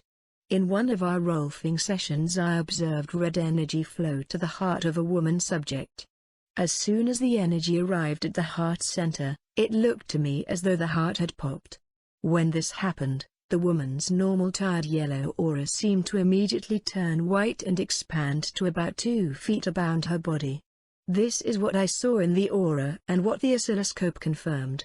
Simultaneous with my seeing the pop, all the electrodes reported white. On an oscilloscope, white looks like all frequencies at once, see figure 9.2. The scope simply filled up with all frequencies simultaneously. I recall the subjects reporting, "I don't know what's going on. I'm floating over my body. I can see everything below me, but I'm not looking that way. I can't move my hands, I'm not in touch with my body, but I can feel my body. I can feel all of my body, I've never felt all of my body before. How can I feel my body if I'm not in my body?" While what we recorded was the opening of the heart chakra, when the data was more closely examined, we realized that the implications of the event and the process were even more significant. The process we recorded was actually the rising of the Kundalini. What I thought I had observed was the subject's aura expanding from a normal, rather tired appearance to a huge white aura almost instantaneously. However, the process did not really happen that directly. When we did a detailed analysis of the data, we discovered that the shift had happened so quickly that I had missed a very important stage. The yellow aura had not immediately transformed to white. It had first spread out into blue before tripling in amplitude and then turning white. What had been captured on the equipment was the process of an altering consciousness. This phenomenon suggests what happens when the Kundalini moves fast enough to overtake all the other electrical processes of the body. One is in fact projected into an altered state of consciousness. Our subsequent studies further revealed interesting information about the Kundalini. The more exhausted and more stressed we become, the more likely we are to experience the altered state, or, to use the vernacular, to have a peak experience. 104 This is contrary to what we are often taught by meditation teachers, who tell us that in order to open ourselves, we need to relax more completely so as to gain more energy. We also learned that if, when the Kundalini rises, we change gears or shift mental focus, our energy shifts back down, and we lose the altered state. During an altered state, the aura is expanded and thick, which is different from an intoxicated or drugged state, in which the aura is expanded but diffuse, see figure 9.3, in terms of energy. When the Kundalini starts to rise, and we allow more energy to move through us, the auric field experiences an electromagnetic direct current or DC shift. The flow of electrons in the nervous system is increased and amplified to such a degree that all our internal processes are accelerated and expanded, and we have access to thoughts, feelings, and memories not accessible to us in our normal conscious state. In other words, This DC shift enables us to access our subconscious. One of the advantages of a DC shift is that it enables us to feel more than one thing at a time. The problem is we usually cannot report those feelings. Most of the subjects who went through mystical or altered states in our studies had trouble reporting clearly. It is my belief that the verbalization of the experience is hindered by language itself, which is based upon reporting only one thing at a time. Consequently, culturally, language becomes a problem for us when we try to explain these kinds of experiences. The most important part of the data we recorded at UCLA has now been incorporated by other scientists into an area called mind field research. We alluded to this theory earlier in the book, that the mind is not simply situated in the brain, but, in fact, flows in, through, and around the body. The DC shift not only makes available to us thoughts, feelings, and memories previously locked within our subconscious, but this electromagnetic altered state also opens our minds to whatever is in the environment around us, words, images, emotions, and so on. For this reason, the DC shift has also been described as an open mind field. 105 The significance of this is that each time we experience this shift in consciousness, each time we go into an altered state, whether it be as a result of meditation, hypnosis, trance, stress, illness, or trauma, we are highly programmable. Traumas and DC shifts. Access to the subconscious. Ordinarily, trauma is the principal experience that brings on a DC shift. Most of us in fact have had the significant traumas of our lives recorded during a DC shift, which is why they are still in our subconscious and why they are still traumatic. We were programmed. Since the DC shift is a way to access the subconscious mind, data that goes into the subconscious during a trauma cannot be released from the subconscious until a shift of the same magnitude or intensity is again attained. As a result, though we might be able to recall the traumatic event, we cannot change any attitude we may have toward the experience, trauma. Neither can we alter how we feel or release the experience until we reach the amplitude of the original traumatic event again. For example, the process of birth creates a DC shift in the baby. Therefore, we all have the potential to remember everything that went on during our birthing process, but usually do not. However, a person who is hypnotized, a process that creates an altered state, and taken back to his birth, will be able to report everything that happened during that experience. 106 To recall the data of a trauma consciously, one must somehow achieve that expanded field again. As our research revealed, physical therapies such as rolfing, as well as the energies transmitted in healing, which also bring about a DC shift, are ways to reacquire this expanded field. Once this occurs, we are then able to change attitudes and feelings that, because they were linked to the traumatic experience, were also lodged within our subconscious. Because of their association with trauma and pain, these attitudes and feelings are often negative or destructive. At best they are restrictive. Locked within our subconscious, they continue to influence our thoughts and beliefs unconsciously. Once brought to consciousness, however, they can be examined, explored, or simply released, making room for more healthy attitudes and feelings. Often during a rolfing or a healing session, release will be sudden and accompanied by a flood of emotions. Frequently, these emotions take the form of angry outbursts or tears, or a combination of both. Once these old angers and fears are surrendered, old patterns give way to newer and healthier ones. Much of this was validated during our research. My own observations and personal experience have continued to support the findings and stimulate my interest in further research. The significance of the Rolf study is perhaps best summed up by Valerie Hunt's concluding comments. What do these detailed findings mean? The possible interpretations are staggering. These data constitute radiations taken directly from the body surface, quantitatively measured in a natural state containing frequencies and patterns that were isolated by scientifically accepted data reduction processes. 3 different data resolutions by waveform, by Fourier frequency analysis and by a sonogram frequency representation all produce the same results, differing only in the fineness of definition. Furthermore, these findings taken from chakra locations were in direct correspondence with the aura reader's description of chakra energy and frequently depicted the total auric cloud. Throughout the centuries in which sensitives have seen and described the aura emissions, this is the first objective electronic evidence of frequency, amplitude and time, which validates their subjective observation of color discharge. The extensive ramifications for further study of health, disease, pain, psychopathology and all human behavior using the techniques discovered in this study are beyond estimation. 10. Disease and dysfunction, sickle cell anemia and cancer, a question of power. In exploring the significance of red, we need to take special note of the symbolism of blood. Blood is the red that runs appropriately throughout the body. It is the life force as the primitives knew it. That is why religions of antiquity incorporated various kinds of blood sacrifice. For example, the goddess religions toward the last era of their practice, c.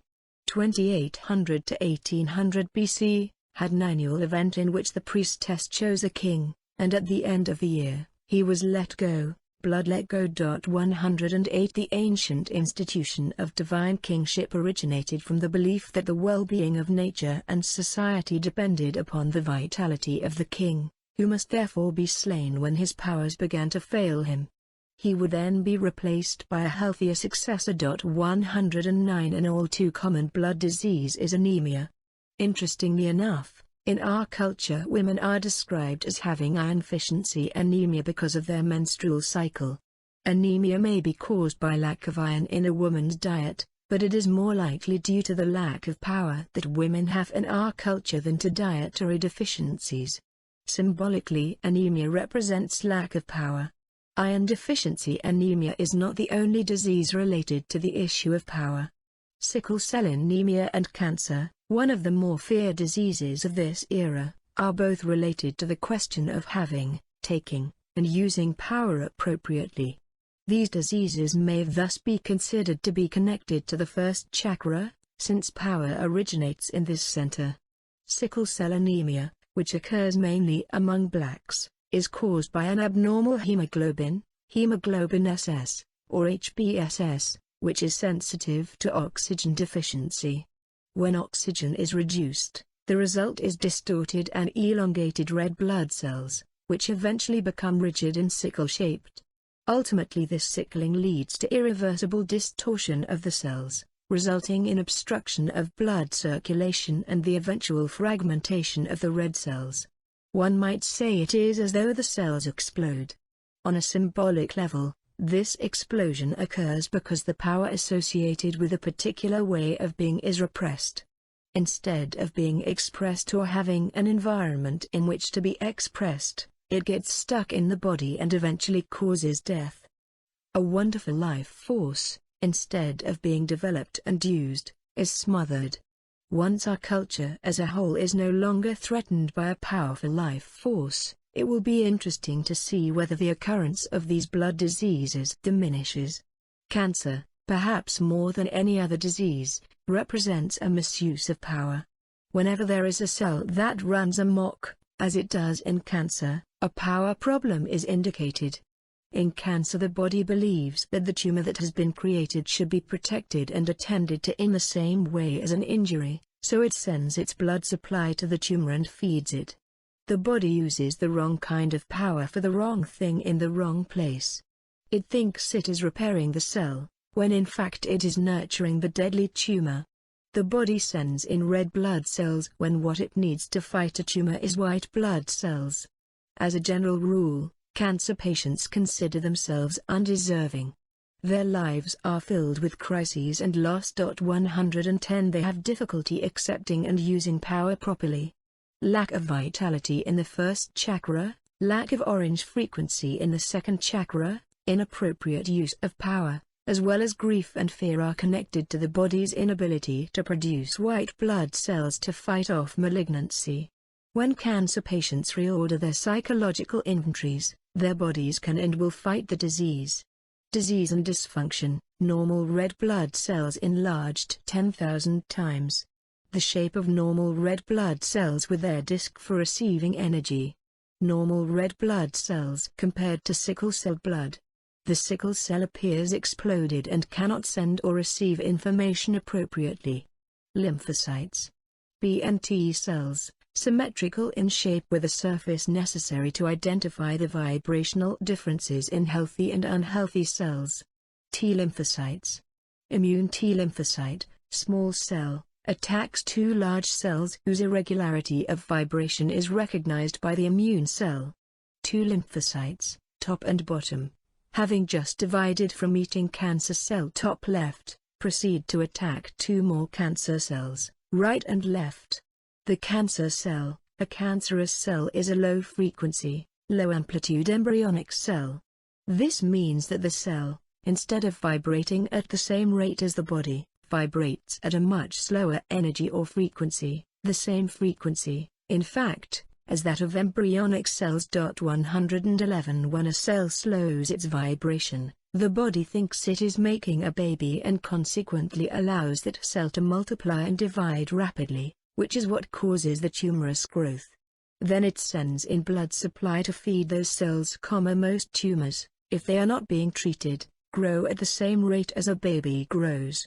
Thus, an appropriate treatment, and one that has been done in research settings, 112, is to raise the frequency of the malignant cell. In the research environment, an electrode is attached to the cancerous area and then an electrical current vibrating at the base frequency of the body, about 8 V2 cycles per second, is introduced. Although this does not really reduce the tumor, it does change the cells. The cells stop being embryonic and start being the same kind of cells as the ones adjacent to them. 113 This is similar to what happens in a healing process. Take for example a breast mass. To a healer, a breast tumor feels as if it is melting under his hands. It is not actually melting, it has begun to dedifferentiate. Transformation at a cellular level is the healer's goal. Cancer treatment. The basic healing treatment for cancer patients begins with work to open the feeder systems, the parts of the body that feed it energy on a continuous basis. Next we must check to see if the chakras are balanced, then work on the organ that is damaged or on the tumor, wherever it might be. Finally, we must seal off the field so that the client can continue to regenerate energy and not lose it so easily. When we discuss the feeder system of the body, we are referring primarily to the feet and knees, the hips, the shoulders, and the hands. We live in a force field, and our feet and knees are the first two places that energy enters the body. We need to know if these areas are open.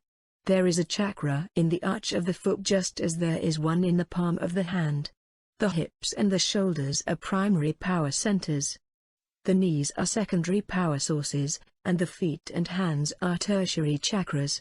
Matching secondary chakras on opposite sides of the body spin in opposite directions as reflections of one another. The chakras in the hands spin in opposite directions to each other, and when the palms are pressed together the chakras facing each other match. The energy of the feet and knees should also flow in opposition. It does not matter which way the energy moves, clockwise or counterclockwise, as long as the energy of the left foot and knee flows in opposition to the energy of the right. If you put a palm chakra on the bottom of the foot, you can usually begin to open up the feeder systems. It is very important to keep these flows open and moving upward, particularly with cancer patients but ideally for us all. In treating cancer, there is another important consideration for the healer. More than likely, the cancer patient will be undergoing radiation or chemotherapy simultaneously with healing treatments, or will have recently undergone such therapies. Healers must clear out all of the pollutants that are not the side effects of these other cancer therapies. The way we do that is to channel into the liver and the kidneys and to chelate the client each time we see him. Chelation, see Figure 10.6, is a process of charging and clearing the aura. To chelate is derived from the Greek chel, which means claw. In the chelation process, energy is channeled into the client's body in progressive steps, beginning at the feet and moving up the body and the chakra system. Since energy is usually drawn into the body from the earth through the feet, this process brings energy into the body in the most natural way. Chelation is intended to both fill and balance the aura. In other words, we treat the whole body, channel energy from the feet to the head and balance the brain. The higher purple and indigo frequencies are effective in raising the Cancer patient's energy level so that his basic vibration is higher than that of the malignancy within him. While retarding the growth of malignancy, radiation and chemotherapy also lower the basic vibration of the body. That lowered vibration may cause more malignant growth later on. 114 Often a new tumor will appear as a result of radiation 18 months from the date of the last radiation treatment. 115 With radiation or chemotherapy, the new group of cells that is growing does not get enough energy, so again cancerous cells are produced. So, we have to raise the energy level of the whole unit. We have to keep the energy high enough long enough to produce a whole new set of healthy cells. Therefore, cancer patients must be treated immediately following their spontaneous remission. What usually happens, however, is that the cancer patient is overjoyed at the remission, comes back to the healer, and says, "I'm well, and I'm not coming back for any more treatment." At this point, the healer on the case should say, "Wait a minute. I don't think I'm willing to participate in your decision not to continue treatment." This is not the time for the healer to jump to conclusions and pat himself on the back. The cancer patient has just been clutched from death's grasp, and he must learn to live again.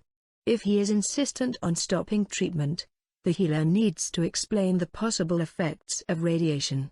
It is essential to clean out radiation and chemicals in order for the cancer patient to continue to live in true health.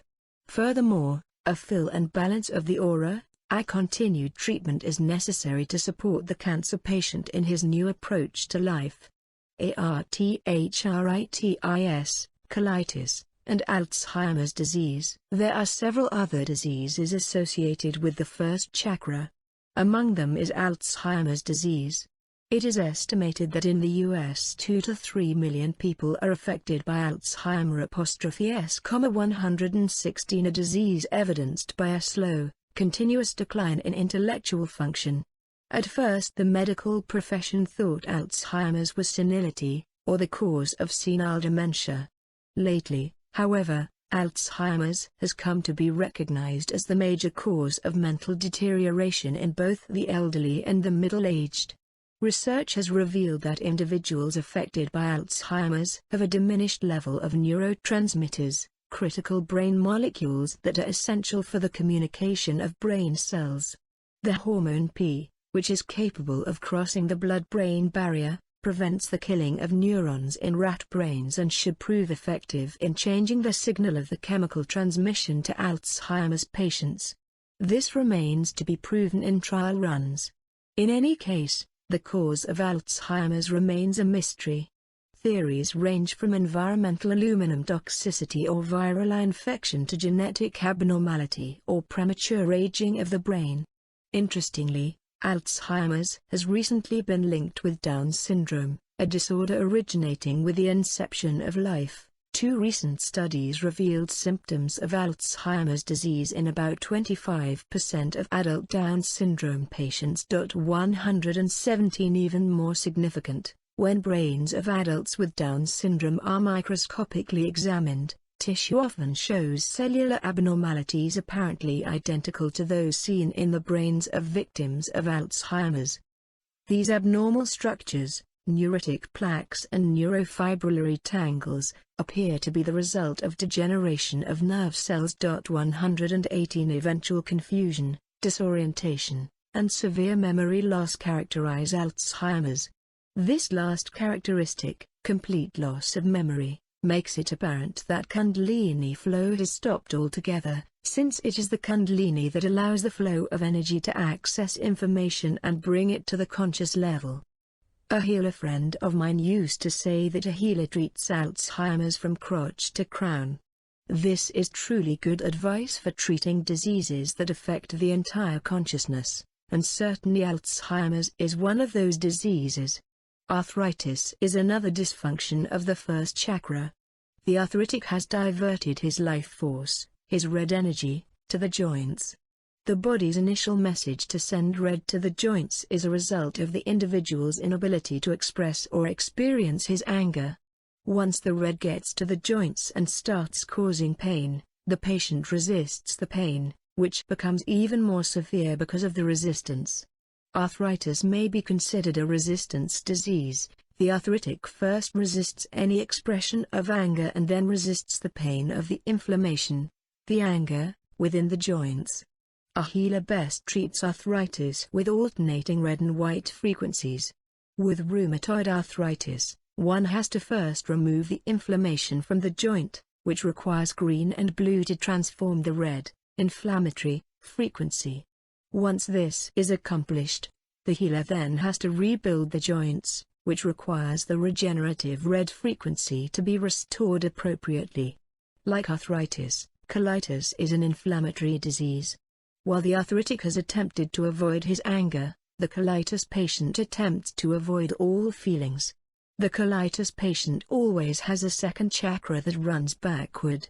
He has stopped the information loop by turning his second chakra around. If for some reason a person does not want a piece of information or stimulus to move up the system, if he does not like the way it feels, he will turn a chakra in the opposite direction so that the information loop cannot be completed. A colitis patient turns his second chakra the wrong way so that all the life force that comes up the system hits his emotional body and goes right back down, causing increased peristaltic action or dumping syndrome. Emotions never reach an area where they can be expressed. I have never treated colitis or diverticulitis in which the second chakra is not backward, causing dysfunction in the first chakra, thus making the intestine inflamed. Inflamed means full of red. Instead of the red being where it belongs, it is all over, thereby continually recirculating the inflammation. The whole intestine is lacerated. If the client allowed himself one honest feeling, it would turn the chakra the right way, and healing could begin. Inflammatory disease, anger, fear, and pain. Most inflammatory diseases, no matter where they are localized in the body, are usually related indirectly to anger or fear and most certainly are related in a more direct way to pain. As already noted, this is especially true of arthritis and colitis. While anger, fear, and pain are in themselves natural ways for the body to protect itself, misdirected or suppressed anger, repressed or excessive fear, and chronic pain are all indications of imbalance in the first chakra. Remember that anger in its pure state is often a starter for the body but is frequently expressed as violence. As a result, people often suppress anger because they are afraid of the possible violent outcome or because they do not trust their process, or both. However, when anger is suppressed for these reasons, one has denied the processing that the body, the chakra system, is capable of doing. If we can learn to stop repressing the anger and start trusting that the body knows how to handle it, we realize what a beautiful and effective system we have. Anger comes up, becomes a feeling, becomes an opinion, and becomes a second feeling. It is when any part of that process or system is circumvented that the danger exists that anger will be expressed as violence or that we might actually hurt somebody. Fear resides in both the first and second centers, depending on whether we are feeling our own fear or whether we are being affected by another's fear. If, for instance, I am afraid in and of myself, my fear is going to draw from the first center. I am going to feel it at the base of the spine. On the other hand, if you are afraid and your fear affects me, I am first going to become aware of it in my second center. While our own fear tends to be centered in the first chakra, if we are afraid for another, that fear may tend to move from our second chakra into our first as well. In other words, the body will tend to sense all fear in the first chakra. If the source of the fear is outside of ourselves, then we need to consider its potential damage factor to determine if it is life-threatening. If the problem is life-threatening, fear should register in the first chakra so that we can take the proper action to ensure the survival of the life force. Fear of life and of feeling often drive people into chronic pain. Pain patients displace all of their red energy, anger, rage, fear, passion, in order to avoid feeling alive. In many cases, if sexuality is added to their relationships, it increases their suffering. They will take that extra input of red and run it directly into the pain, which consequently increases. A person in pain is isolating himself. In order to stay in that painful state, one has to maintain red outside the first chakra for a long time. Transforming this pattern is especially difficult because the power necessary for this transformation has been displaced with the red. Consequently, there are some important considerations for healers who treat clients with chronic pain. If red frequency is channeled into a client who is in pain, he will displace this energy into his pain and thus feel pain more pronouncedly. Therefore, red is not the frequency of choice for a pain patient, at least not until much of the pain has been pulled out and eased. A cooler frequency such as green or blue should be chosen. Secondly, when a body is using a particular energy inappropriately, a healer can help the client redirect that energy. For example, the energy in an inflamed joint can be better used to make red blood cells. Removing red or inflammation from the body does not deprive the first chakra of red energy. We are not short-circuiting the client. Red energy, flowing appropriately, does the same thing in all bodies. If we bring up the life force vigorously, whether it is through jogging, sit-ups, or channeling energy, we get sore muscles, we get hot and cold flashes in the body, or what feels like a rush of warm water, and tingling dilation of the capillaries. We get many funny little sensations, which are only indications that our body is growing or changing to carry the energy. Healers' bodies change dramatically the longer and the more intensely they channel energy. They acquire the wiring to run ever higher frequencies. What happens at first, and the reason they feel sensations, is that they are feeling the resistance to a higher energy than they have run before. In other words, they are running 220 volts, and they are only wired for 110. Thus, as the body tries to rewire itself, there will be symptoms, but that is all they are, and they should not be given much attention other than to notice something is happening. Hypertension and heart disease, like cancer, heart disease is a result of the inappropriate use of red energy. Heart disease, and its risk factor, high blood pressure or hypertension, can be considered a major disease of the first chakra. High blood pressure is often one of the first signs of heart disease. Like arthritis, high blood pressure is a result of misdirected anger. Whereas the arthritic has displaced his red energy to the joint, the hypertensive has displaced all his anger to his head. Aurically, the hypertensive, instead of having a crown chakra, will have two yellow plumes spouting off the two acupuncture points at the top of the crown. To treat hypertension, we as healers need to run the energy down the body, directing red energy back into the first chakra. If the client is on blood pressure medication, this is especially important to do. Such medications are designed to limit the body's response to stimuli and often diminish sexual function. We need to put the red energy and the anger back where they belong, in the first chakra, so the patient feels alive again, before the anger literally kills someone, namely the patient himself. Next, we should balance the chakras one at a time. In other words, we need to channel red frequency into the first chakra, orange into the second, yellow into the third, green into the fourth, blue into the fifth, violet into the sixth, and white into the crown, and then make certain that the colors are stable in each chakra. If we can get the hypertensive to visualize the appropriate colors through a meditation, the process is facilitated. Governing vessel are especially good for treating high blood pressure. Similar to the arthritic, the hypertensive usually starts his disease with a pattern of repressed hostility. When we consider that heart disease is the #1 killer in our country, We are forced also to consider our society's attitude toward anger. In our culture it is difficult to find an appropriate outlet for anger. Sexuality can often be expressed in subtle ways, but this is not the case with anger. And when anger and hostility are misdirected and find expression in sexuality, serious social problems result. As a culture we have not yet acknowledged that power can be expressed sexually, actively, creatively, emotionally, in anger and in passion. There are many ways to express fire. Genetic disease, because the first chakra holds the energy of life itself, which is responsible for the creation of the physical body. Genetic disease must be considered a disease of the first chakra. Any disease that is genetically carried is being rapidly proliferated at this time on the planet. I tend to think that this phenomenon is post-Hiroshima.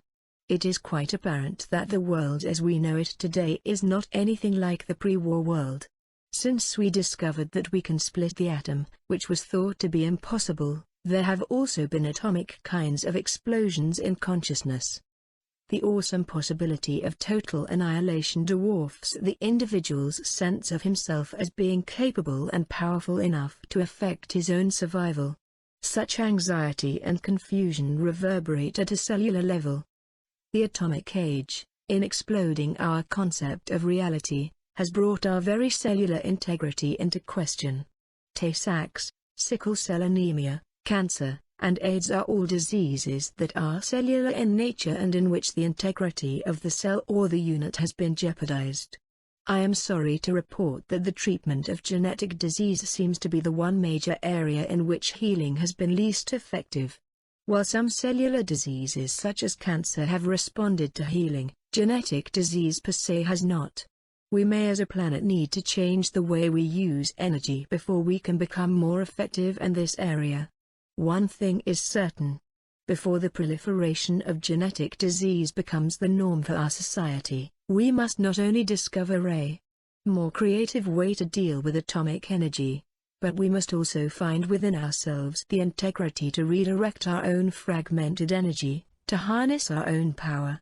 Bacterial and viral infections, broken bones and scar tissue, healing with red frequency, genetic disease, cancer, arthritis, and Alzheimer's are all serious illnesses associated with the first chakra and with the imbalance of first chakra energies.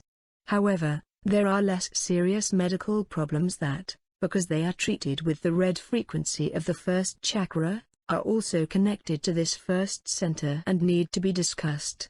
There is probably no one who has not had an infection of some kind, either bacterial or viral. Bacteria exist in the lower harmonic. However, it is a very strong frequency, which is why a bacterial infection rips through the body so quickly. Interestingly, channeling a lot of red energy actually gets rid of bacteria, for it forces the bacteria into the next higher harmonic of red, a harmonic in which they can no longer thrive. Broken bones are also healed with red frequency. Actually, I use red and white alternating frequencies. The white frequency causes liquefaction of the bone edges and the red regenerates the bone tissue, both of which are needed to prevent later scarring in a broken bone. Scarring tends to build up frequency resistance later on, so it should be avoided if at all possible. Wherever there are cut cells in the body, neuroblast, fibroblast, and osteoblast patch and repair systems are found. We have recently seen scientific documentation for what healers knew a long time ago, that those cells, because they were cut through, and because there were too many extra cells, did not get enough energy to them to form perfectly. 119 Thus scar tissue is a retarded cell and that is what makes up its thick consistency and its insulative quality. To treat it, we need to blast it with enough powerful red energy to turn it back into a more normal cell. In general, whenever we need to burn anything out of the body, or whenever any kind of regeneration is indicated, the powerful red frequency of the first chakra is the frequency of choice. Treating overdoses, since addictions are associated with repressed Kundalini, drug overdose, while it is not a disease per se, can certainly cause a dysfunction of the first center. When someone is lying face down on the ground somewhere, We do not have much time to think about what we are going to do. First aid is certainly the first and the most appropriate course of treatment, and a word of caution is needed here. Shock can result from major overdoses of most drugs. A person in shock as a result of overdose is in a critical condition. Elimination of the drug in such an individual is contingent upon first restoring blood pressure to a safe level. Then the level of the drug in the bloodstream must be changed as quickly as possible. As a healer, the fastest way to do that is to channel energy into the liver and kidneys to flush them out. Red is the frequency to channel for most overdoses. Cocaine, which has become the most abused drug next to alcohol, turns the whole auric field silver, a color associated with the high frequency of the 8th chakra, the Atman, which is connected to divine power. This is why users often think they are so invulnerable. Again, a red frequency will flush the metal and transform the silver to a more down-to-earth vibration. Gynecological problems and the effects of the hysterectomy. Our culture especially has far too many gynecological problems. Women need to have an open kundalini in order to avoid such problems. While some women who are able to deliver babies easily are relatively open in the first center, the majority of American women are plagued with problems in this area. These problems extend from irregular menstrual cycles to chronic vaginitis to being pre-orgasmic. All such problems are indicative of a closed first chakra and of women not giving themselves permission to be open inside. They give themselves no permission to be in touch with their own fire energy. They have a fear of their own power. The kinds of things that would sometimes make a woman afraid are loss of love, loss of a job, loss of an education, or loss of a relationship. It is the loss of whatever makes you feel alive that could lead a woman, or a man, to close off the first chakra. In general, healers should treat most sexual dysfunctions with both red and green frequencies. Green is the power behind red. The problem behind most sexual dysfunctions is trust or lack of it. Trust is a quality that resides in the heart center. In other words, lack of heart chakra is one major cause of sexual dysfunctions.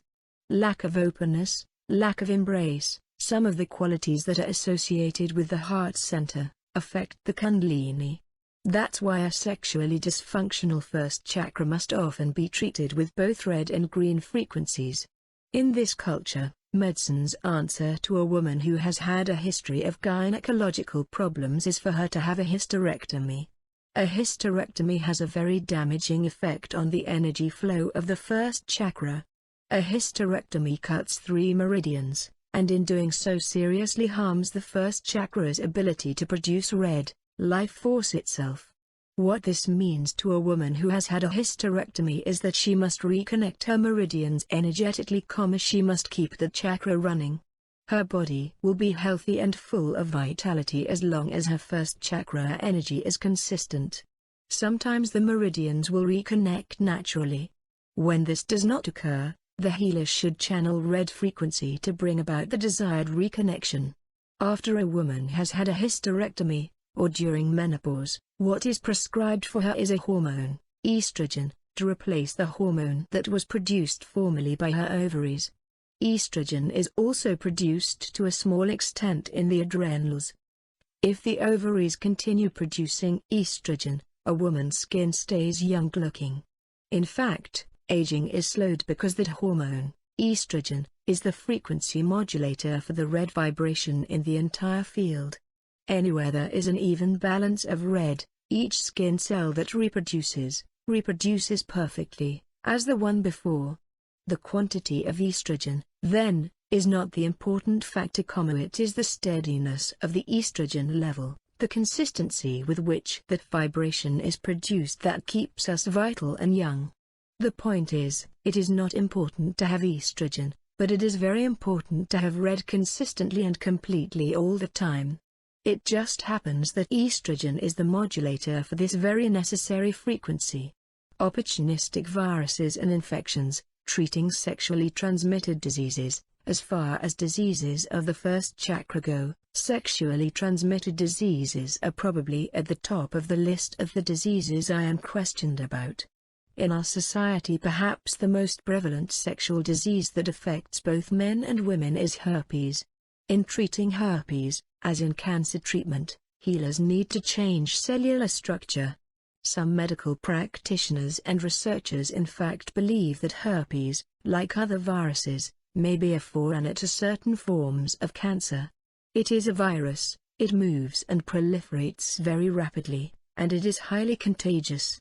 Unlike bacteria, microorganisms that live off the body and the body's strength, a virus is so minute in size that it can reside and proliferate within a single living cell, the host cell. From this hiding place it gains strength and number and can move in any direction to colonize other cells. Once in the body, a virus may have an unapparent effect, living dormantly in the host cell. It may destroy the cell but cause it to divide before it dies, thereby proliferating the virus. It may also transform the cell, causing it to take on abnormal growth patterns and become cancerous. Some viruses produce latent infections, persisting in a quiescent state and becoming periodically active in acute episodes. Such is the case with herpes. Whereas a bacterial infection indicates the need to change how we feel, usually with regard to anger, a viral infection indicates the need to change how we think, not our opinions, but a wholesale change in consciousness. Of the sexually transmitted diseases, STDs, recently becoming prevalent, many are viral because much of our generation has been mating without expressing the full vitality and passion of the root chakra. We have split off some important parts of our power and have withheld the life force from self and other. This disconnection of parts of the self allows the insidious space for the development of such an opportunistic virus. The lack of fire creates the environment for a virus, which lives in a higher, cooler frequency than bacteria, to take hold. Figs. 10.10 and 10.11 illustrate the AIDS virus emerging from lymphatic tissue, where it has hidden long enough to reproduce itself. In treating the viral STDs, such as herpes and AIDS, the ethics, attitudes, and consciousness around the position that sexuality and power hold in one's life must be addressed.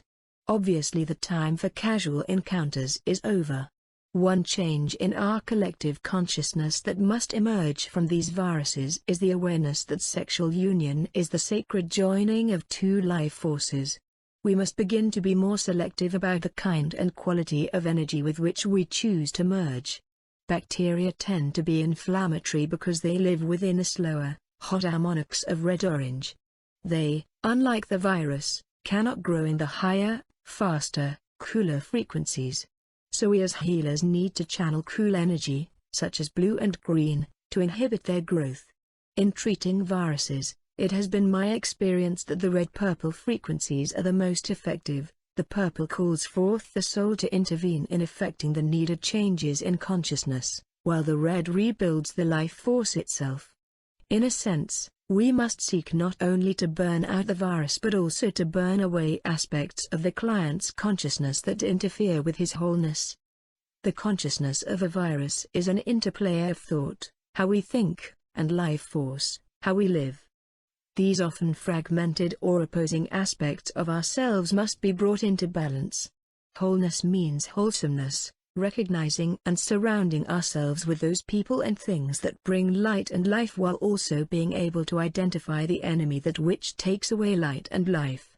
We must learn to protect ourselves from that which can harm us. We must learn to use anger and sexuality in ways that clear the body, promote growth, and increase vitality and life force. It is already too much that this generation feels unsafe with the impersonal dark cloud of nuclear devastation hanging over our heads. Without the ability to choose what is good for us, that which is safe and healthy and full of light, our autoimmune systems cannot and will not protect us from the onslaught, and in some cases the annihilation, of rampant virus and disease. Some of the most serious diseases, and, in the case of AIDS, the more devastating, are a direct result of weakened autoimmune function. These are the opportunistic viruses and infections, so called because every time the body is depleted and the immune system is not on guard, These infections and diseases seize the opportunity to overtake the compromised system. Besides AIDS, which by its very nature must be considered the premier opportunistic disease, two other opportunists that have been getting a great deal of attention recently are candidiasis, or candida, which is actually a systemic fungal disease, and the Epstein-Barr virus, EBV.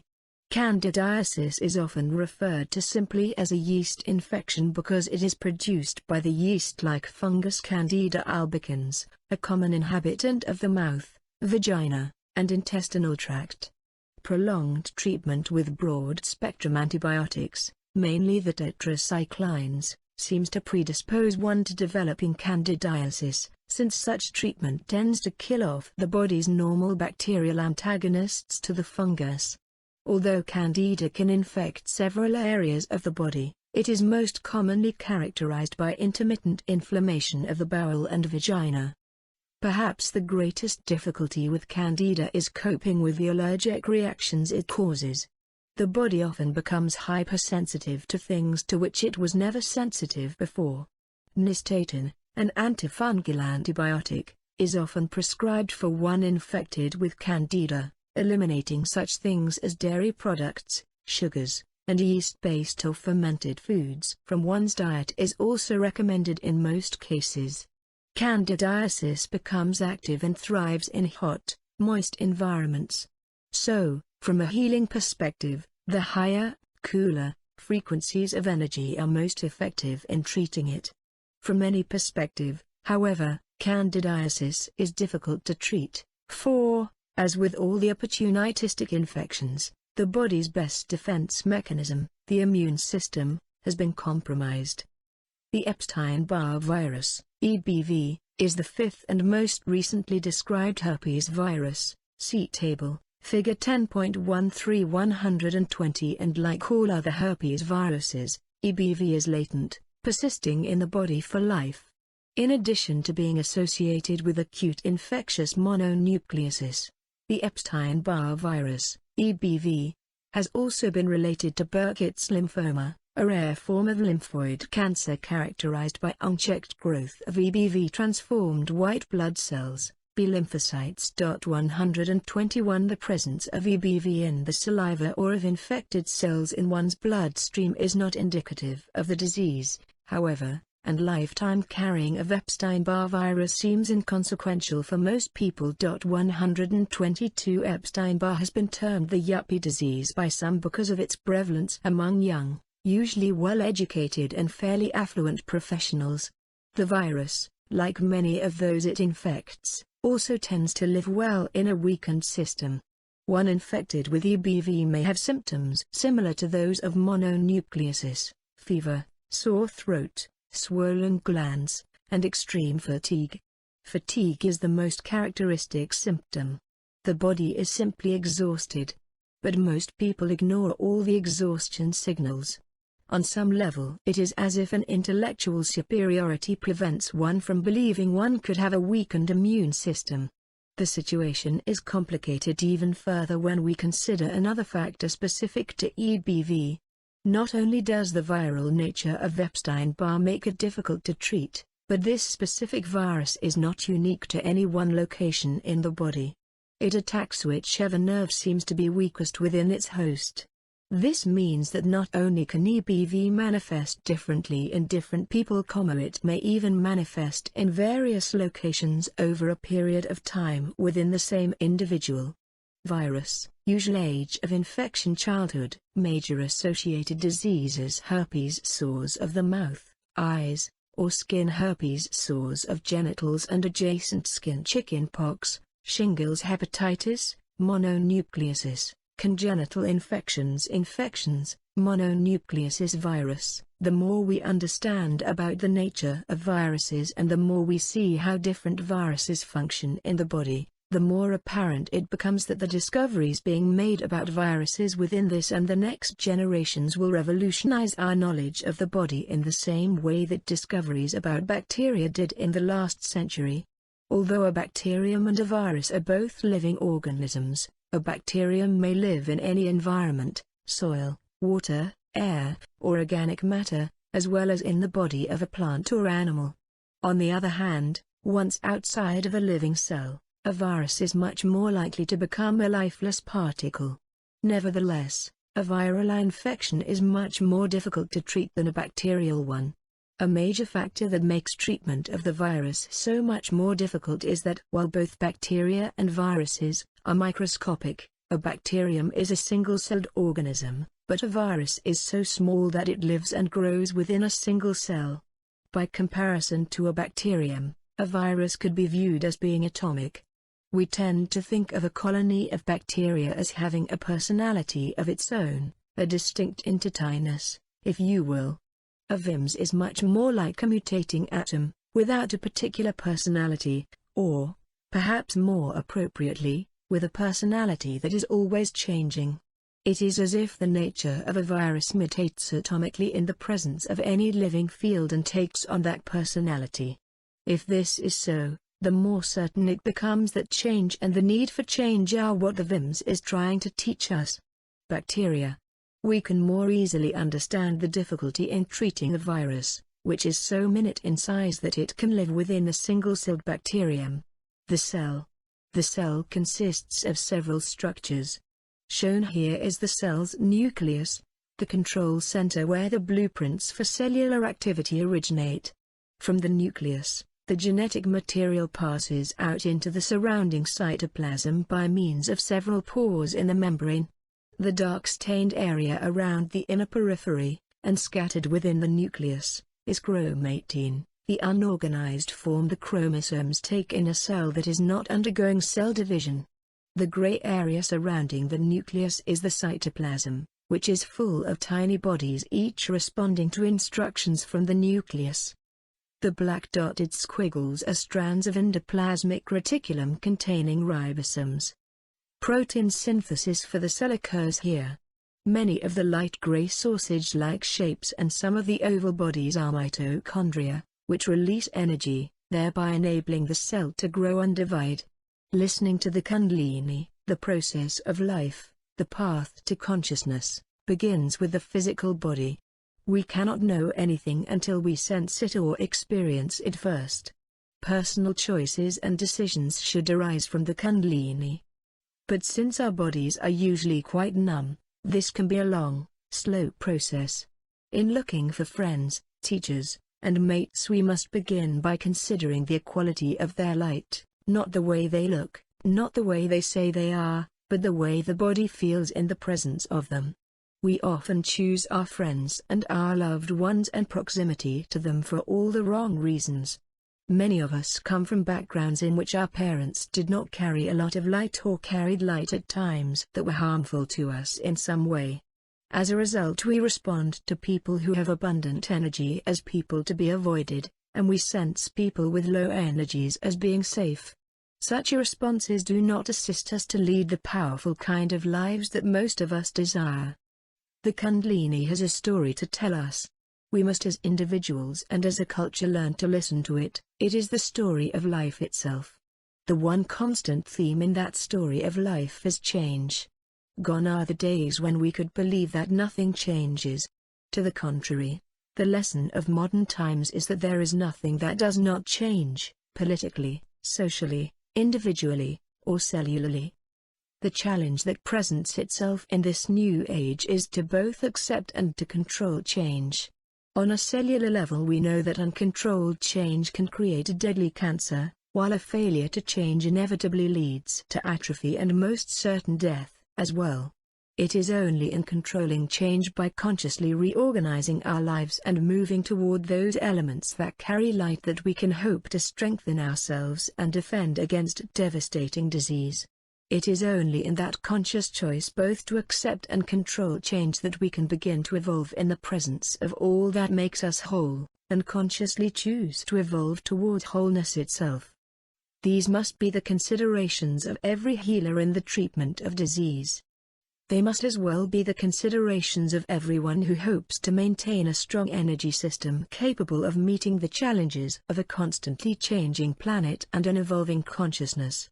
The Rolf study excerpted from Project Report, a study of structural integration from neuromuscular, energy field, and emotional. Energy Field Studies Electronic Aura Study by Valerie. The rationale and procedures used in this study to obtain electronic recordings of the auric fields came from 4 separate pilot studies and a prior structural integration study using EMG equipment. Data taken from muscle during 4 rolfing sessions showed a changing baseline in different body areas during pain, emotional experiences and memory flashbacks with steady low-voltage waveforms that did not resemble muscle depolarization. Experienced meditators after several minutes of meditation and a dancer who reported reaching an altered state of consciousness displayed similar patterns. These same low millivoltage signals were obtained from the chakra areas of a subject undergoing auric treatment by a shaman healer who moved and chanted around the reclining subject.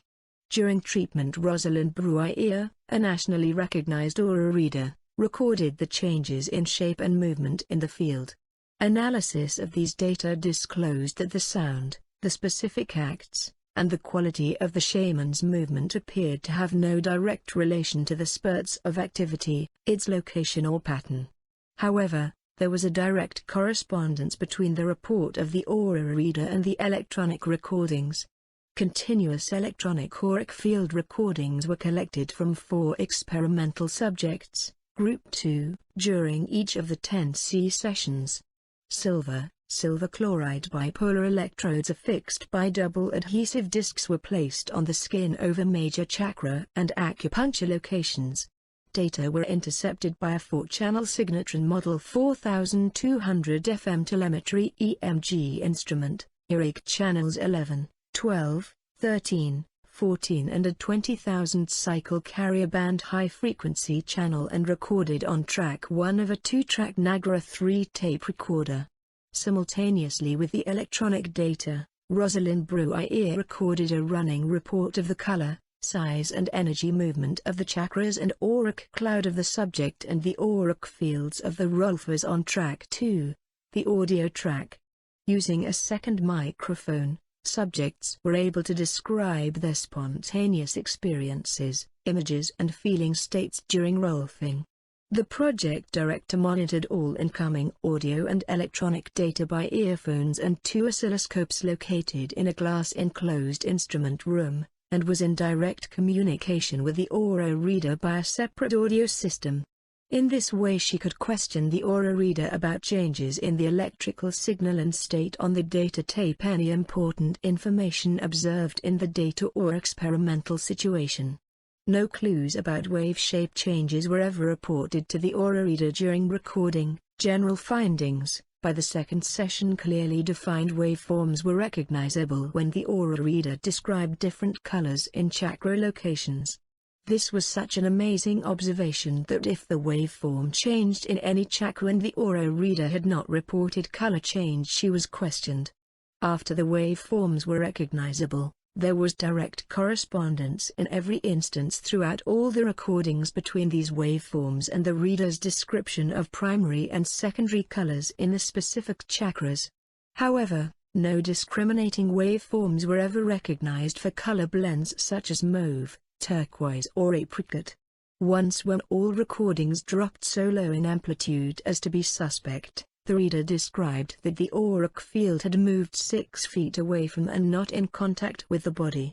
Specific findings from the electronic data and auric readings are: 1. There was a progressive improvement of energy flow upward during the 10 sessions. During the early sessions the chakras were uneven, small, low in frequency and amplitude, with indiscriminate or dark primary colors. In later sessions the chakras became even in size, light in color with high amplitude, high frequency waveforms. Some chakras were closed during the early sessions with negligible recordings. As these opened the chakras showed a kaleidoscope of colors: dark blue, yellow, red, orange and olive green. The reader described a central vertical internal flow prior to the auric changes. The second hour more energy appeared in the legs with an increase in both chakra and aura activity. During sessions 1 through 3 the reader frequently reported mixed downward color displacement with the kundalini area a dark brown, the throat purple or the knee yellow. By the 5th hour all subjects had a clear blue aura. The reader likened this to the field of a creative person manifesting.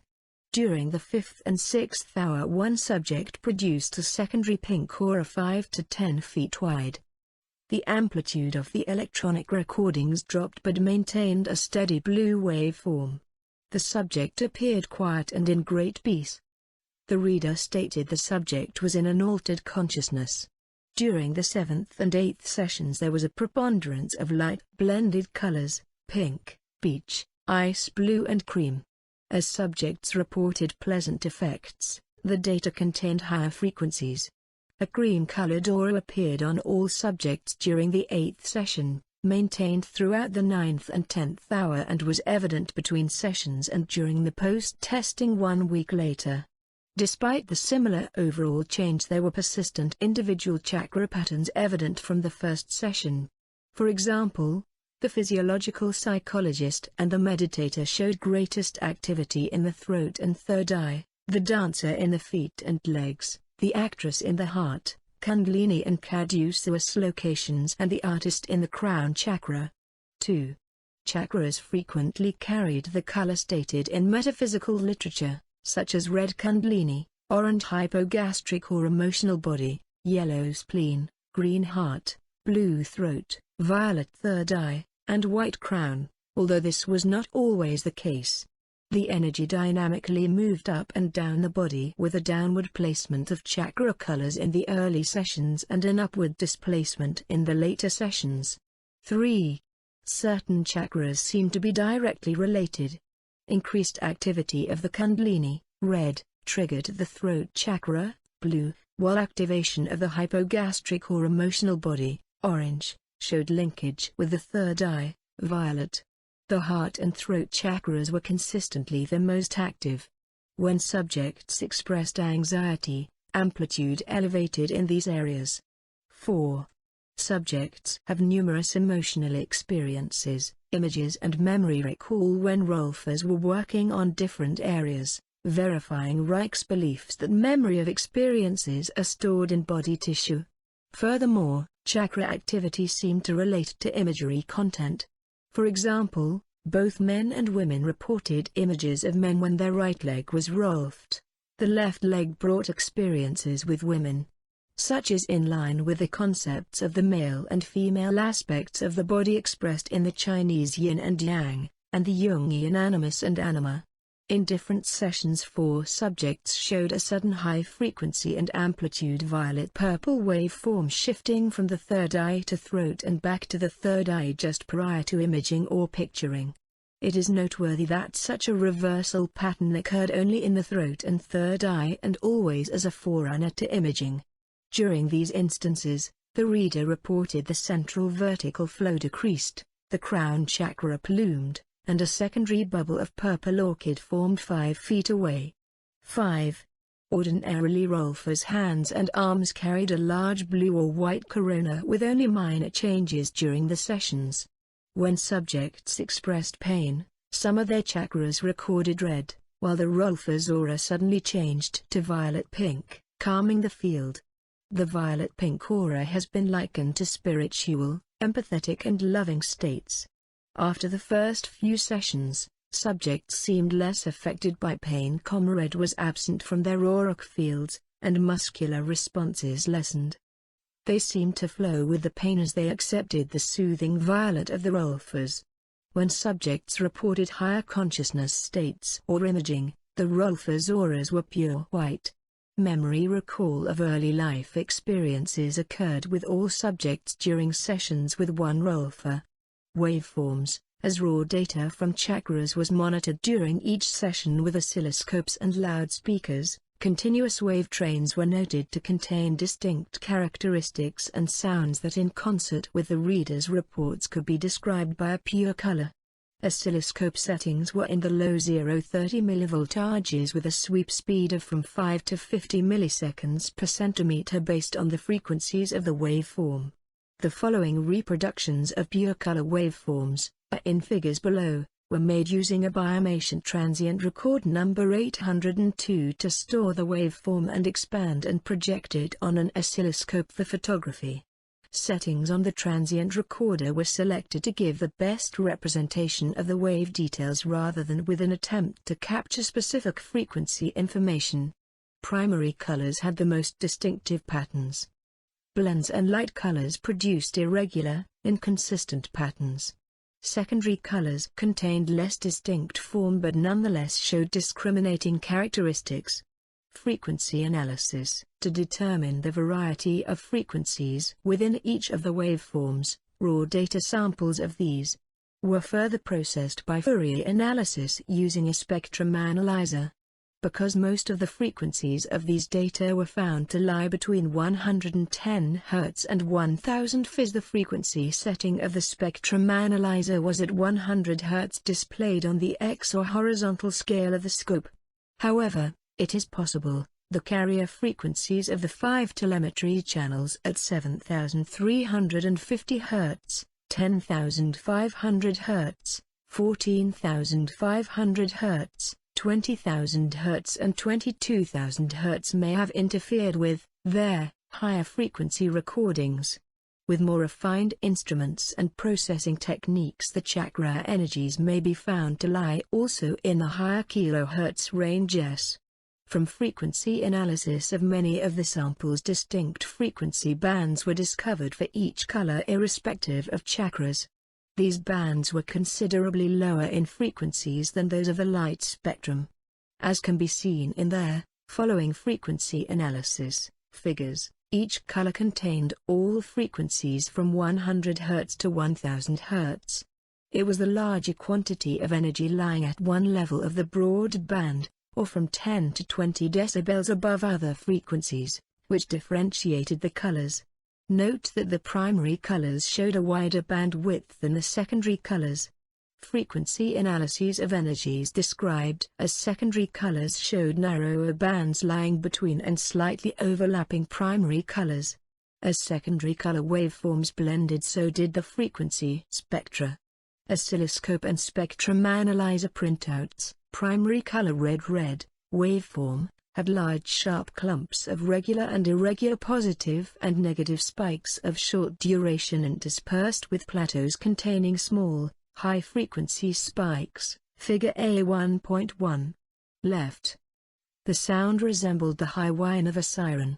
Red showed a broad frequency band between 640 and 800 Hz that merged with orange in the lower frequencies and with red waveform.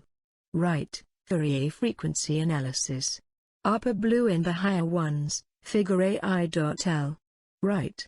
The onset of red waves was distinctly related to the subject's expression of pain by sounds and muscular agitation. In this experiment, red frequencies were short-lived. When rolfing was discontinued momentarily, the red wave shifted back and forth to orange, as though emotional processing was still going on. The literature describes red auric fields related to strong, pure natural emotional states, to physical vitality or life force, and to instinctual energies. From these and other auric observations, we postulated that the experience of pain may cause an alarm reaction activating the red frequency's life force. Secondary color orange waveform showed sharp peaks of short equal duration, low amplitude interspersed with sharp peaks of longer duration and higher amplitude. It resembled red in the sharpness of the peaks with lower amplitude plateaus. It contained some regularity of yellow but was faster and without the small overlaying spikes. It differed from violet in the longer duration of large peaks and contained no sawtooth effect, figure A1.2. Left. It was lower in tone than the red and contained some of the wandering tonal qualities of yellow. Orange waveforms derived from auric readings showed a narrow frequency band between yellow and red at 600 Hz to 740 Hz, figure A1.2. Right. The raw waveforms also resembled red and yellow. Again, the incidences were limited primarily to one subject who had longer periods of emotional expression, weeping, flailing and clenching fists that seemed to accompany great pain and intense imagery. There is common agreement in the literature linking orange auric fields to emotional states. Primary color yellow waveform showed a broad smooth wave resembling an uneven sine wave with an occasional slow rounded peak. Smaller irregular positive and negative deflections overlaid the entire waveform. Figure A 1.3. Left. Wandering musical tones were characteristic of the sound.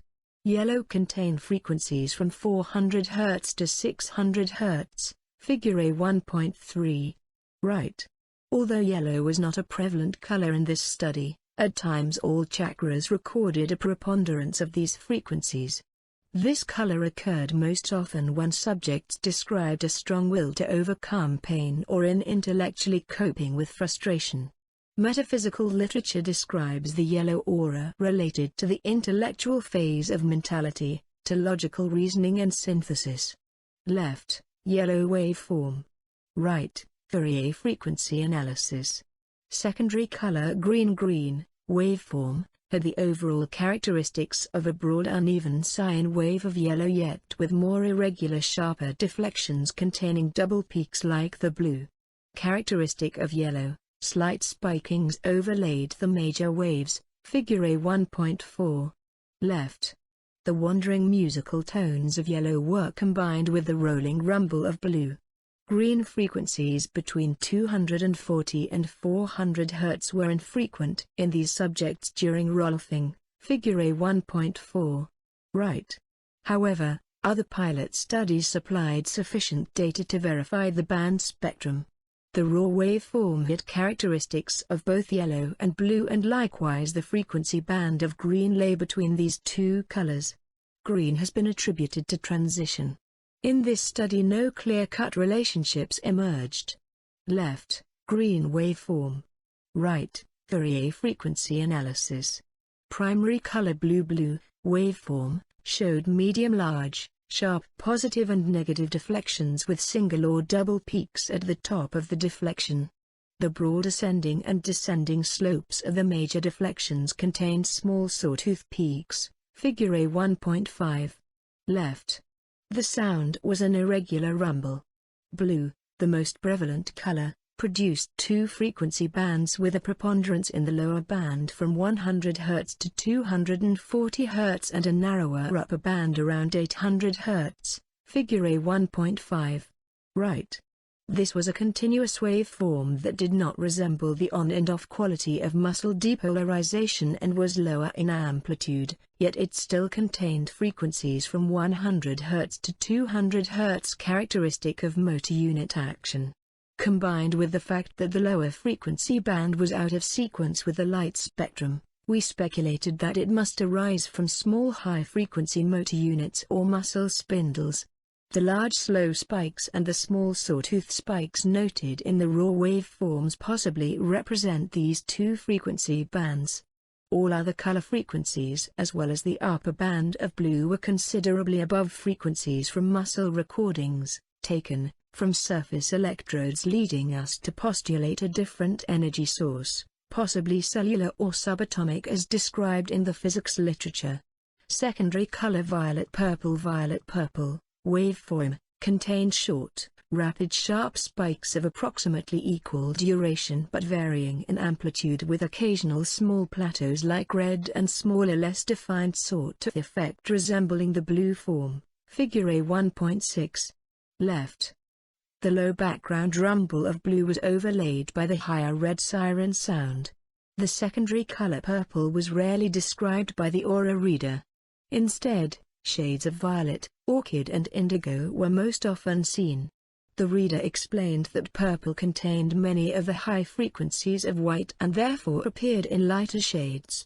The purple shades customarily found in the middle and later sessions carried a narrow frequency band at about 900 Hz. Figure A 1.6. Right. The spectrum analysis also showed about equal high peakings at 100 to 200 Hz, blue and 740 to 900 Hz, red, as the purple shade waveforms also contain these color characteristics. Violet has been likened to a high consciousness state associated with the creative or spiritual mode. Primary color white waveform appeared to resemble white noise with such short high-amplitude positive and negative spikes as to obliterate any other wave shape.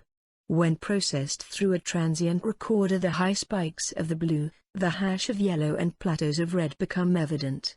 These characteristics were not noted in the raw data. Figure A 1.7. Left. The sound of white was distinctive yet difficult to describe. It had a similar high pitch to white noise, but the random quality of noise was interrupted at times with the rumble, the tones and the scream of blue, yellow and red.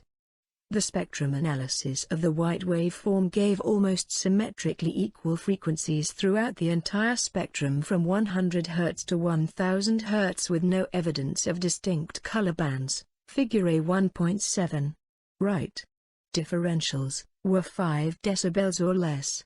There appeared a concave ascending amplitude curve with slightly smaller amounts of the 300 Hz to 600 Hz or the green and orange spectra, and slightly larger amounts of the blue, yellow, red and violet spectra. Random incidences occurred throughout the 10 sessions except with one subject who often produced white when he catapulted into an altered state during pain or uncomfortable imagery. Other subjects produced a white aura and/or white pluming from the crown chakra associated with out-of-body experiences. White auric emissions have been associated with the highest level of consciousness or mind, and with the spirit, accompanied by changes in ordinary reality. Secondary color cream color, waveform, in the raw data could not be differentiated from white. Detailed analyses showed the same high-frequency spiking of white yet with fewer, broad blue spikes and more of the hash spikings and plateaus characteristic of yellow and red. The sound likewise resembled the white. The cream waveform illustration is not available. The aura reader described a prevalent cream-colored aura beginning with the 8th session. She reported she had never before seen this aura color, nor has it been reported in the literature. The raw waveform resembled white in sharp high-frequency spikings but with no other discriminating characteristics.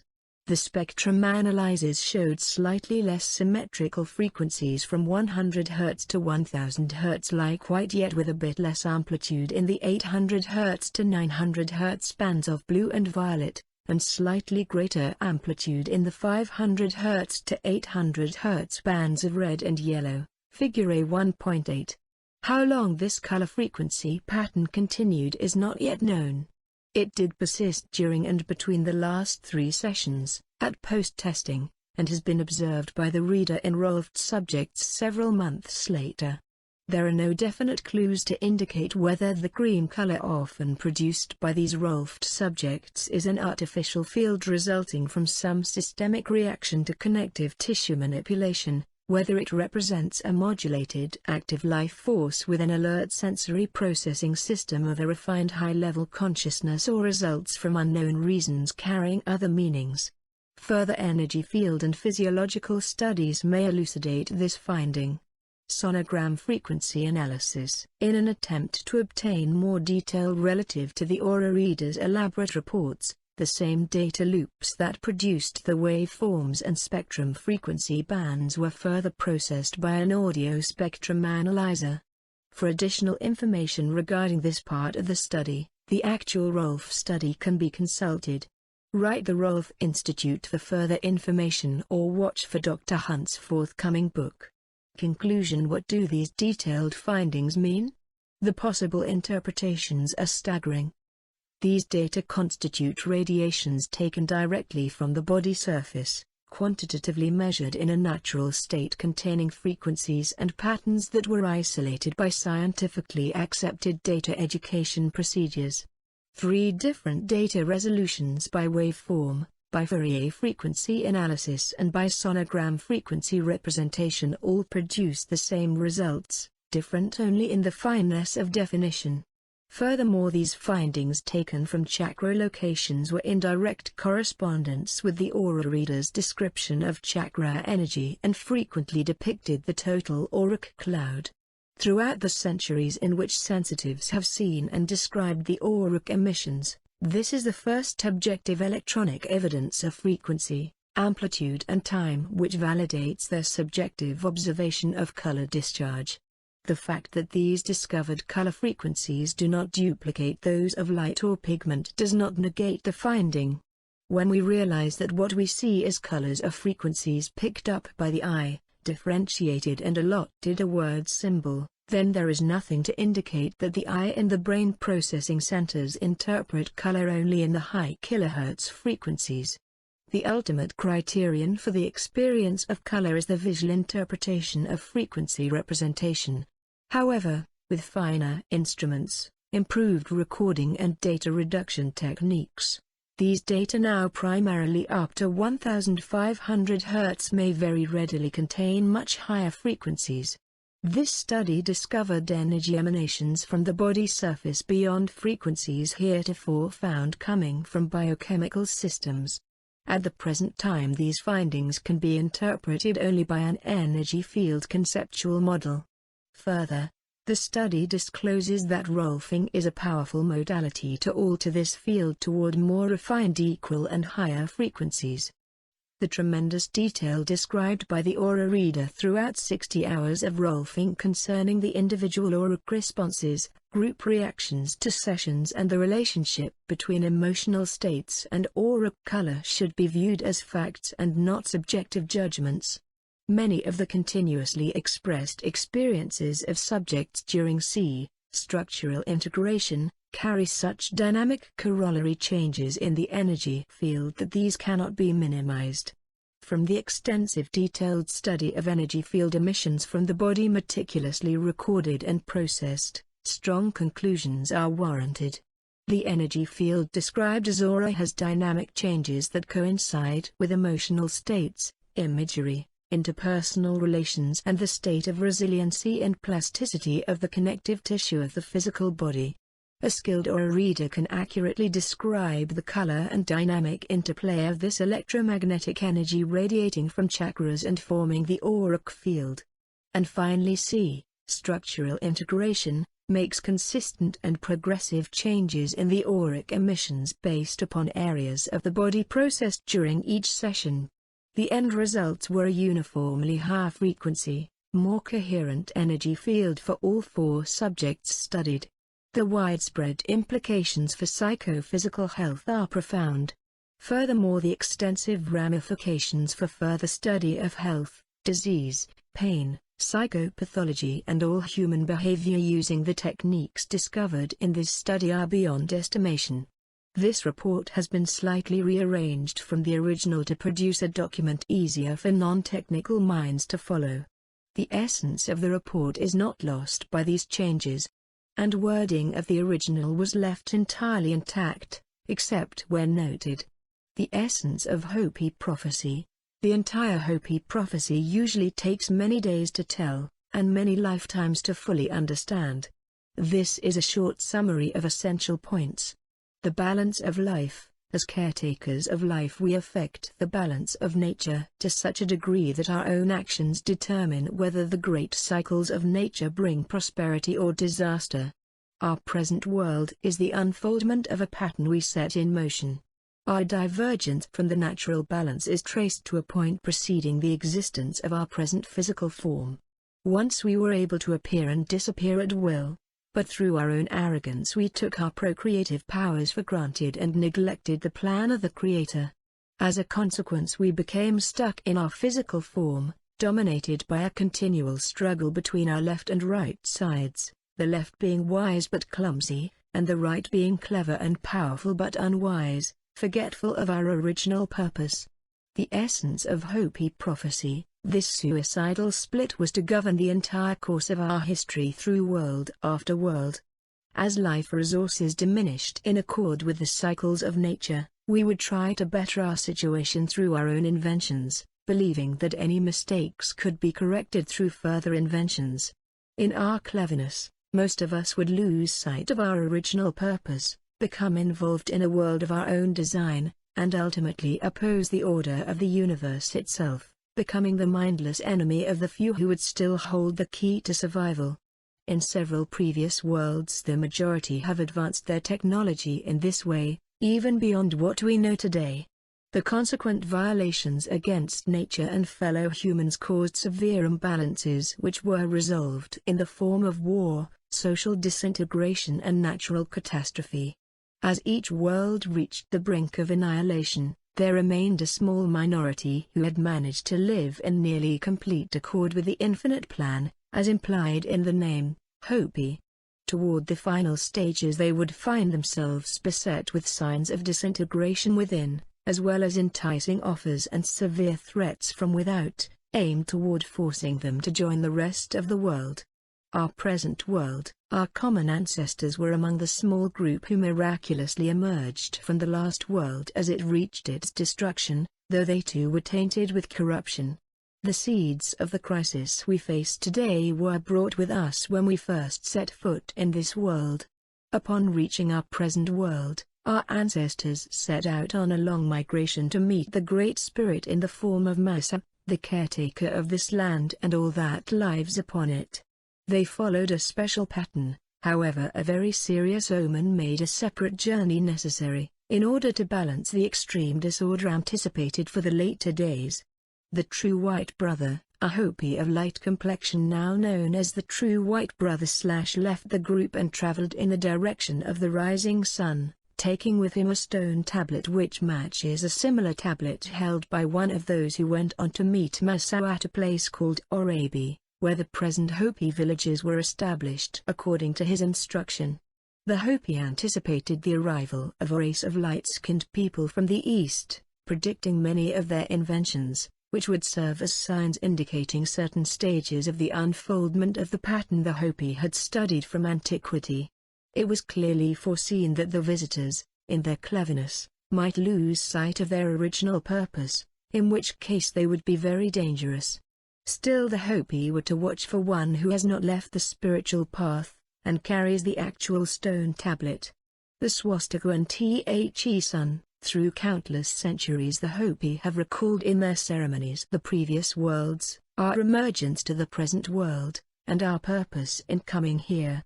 Periodically they have renewed their vow with Masa to live the simple, humble way of life he laid out for them, and to preserve the balance of nature for the sake of all living things. The knowledge of world events has been handed down in secret religious societies who keep watch as each stage unfolds. The leaders watched especially for a series of 3 world-shaking events, accompanied by the appearance of certain symbols that describe the primordial forces that govern all life, from the sprouting of a seed to global movements such as weather, earthquakes, migrations and wars. The gourd rattle is a key symbol. A gourd signifies seed force. The shaking of the gourd rattle in ceremonies means the stirring of life forces. On the rattle are drawn the ancient symbols of the swastika, showing the spirals of force sprouting from a seed in 4 directions, surrounded by a ring of red fire, showing the encircling penetration of the sun's warmth, which causes the seed to sprout and grow. The first 2 world-shaking events would involve the forces portrayed by the swastika and the sun.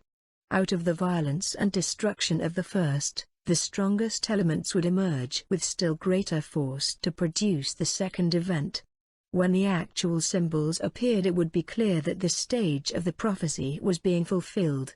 The gourd full of ashes. Eventually a gourd full of ashes would be invented, which if dropped from the sky would boil the oceans and burn the land, causing nothing to grow there for many years.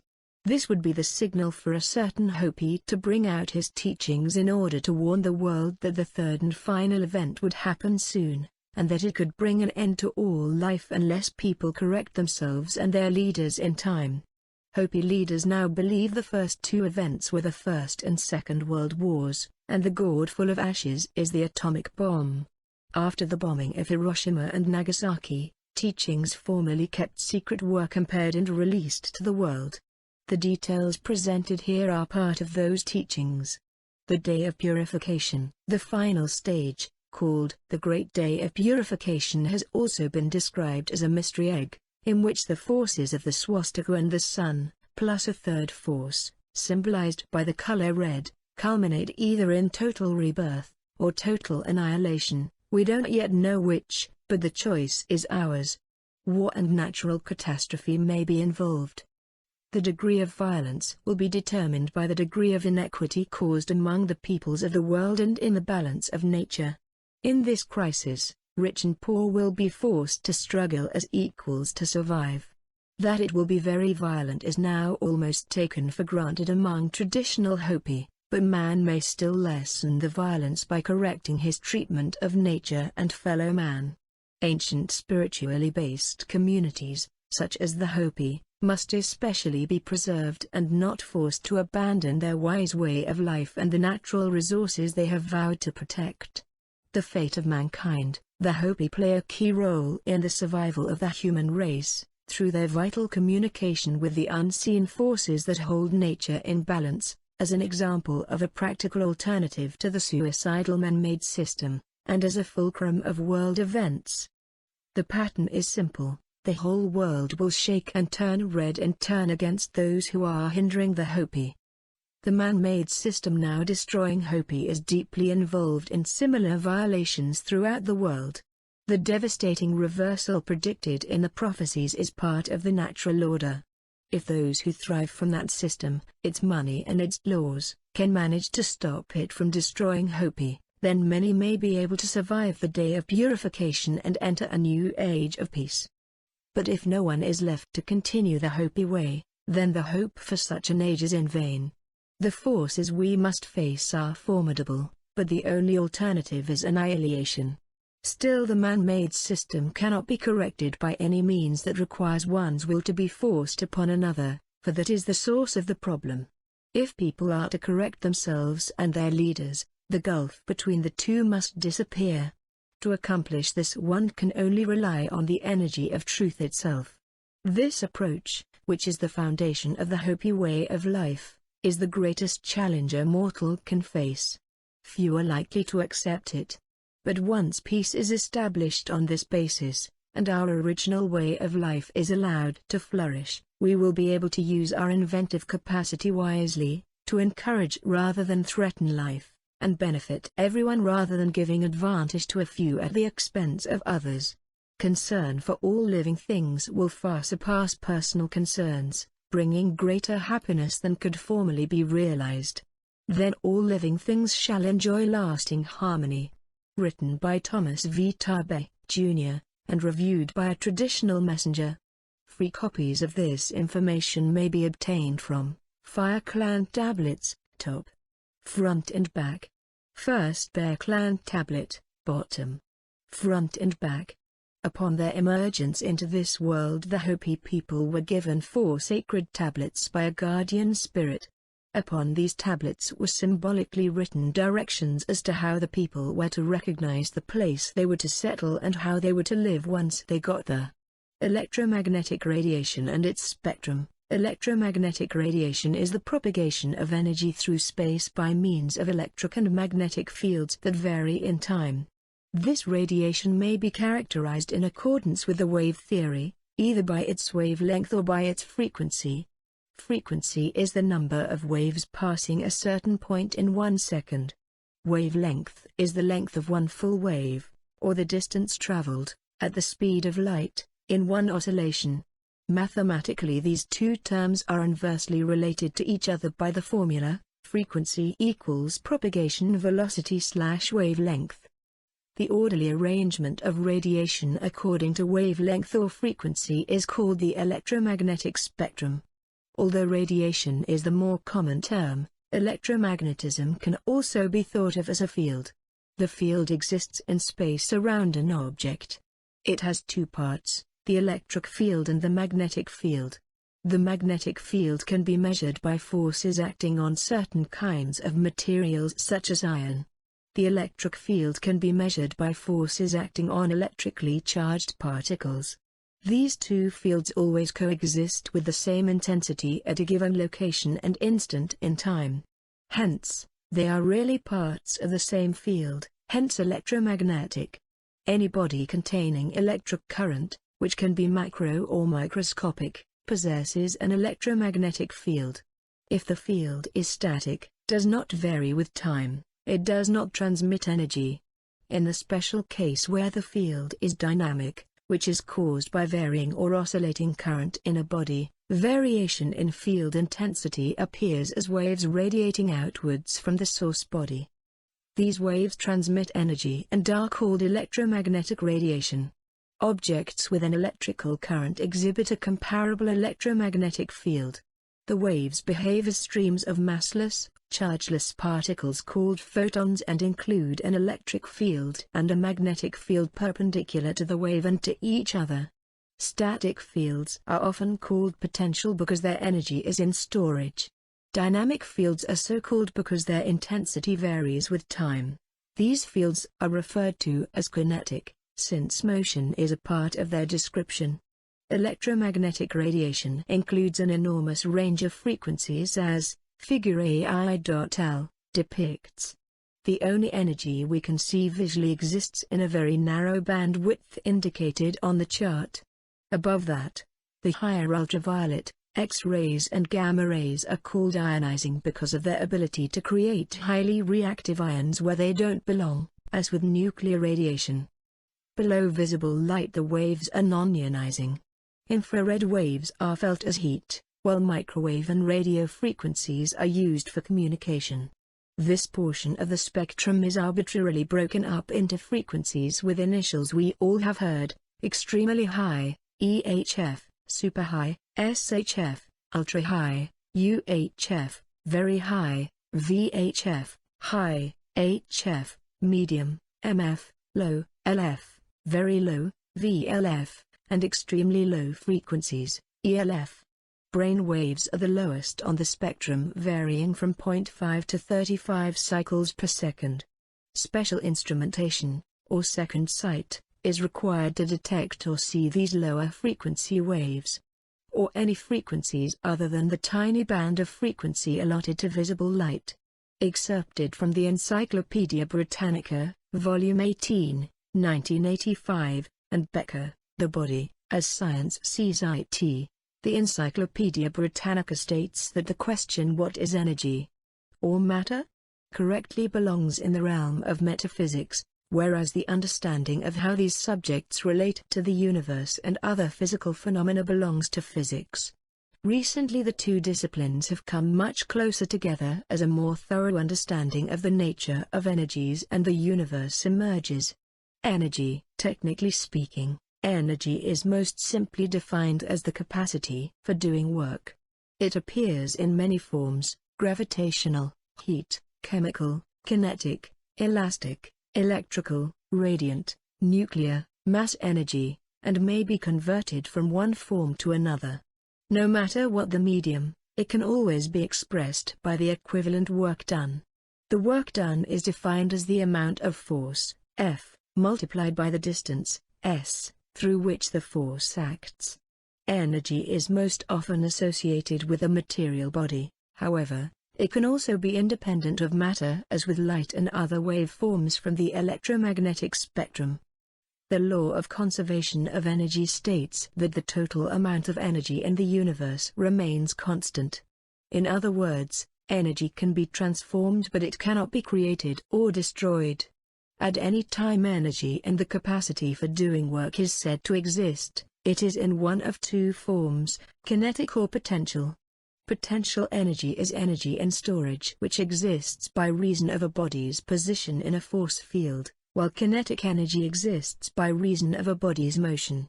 An example of the interaction of these two energies is a ball thrown upward. At a certain point, the ball stops, turns around and returns to Earth. At its highest point, it is said to have potential energy which will be returned in the form of kinetic energy as it falls back to Earth and its starting point. Electric potential occurs in an electric field and is defined as the amount of work required to move a positive charge through the field from infinity to a defined point.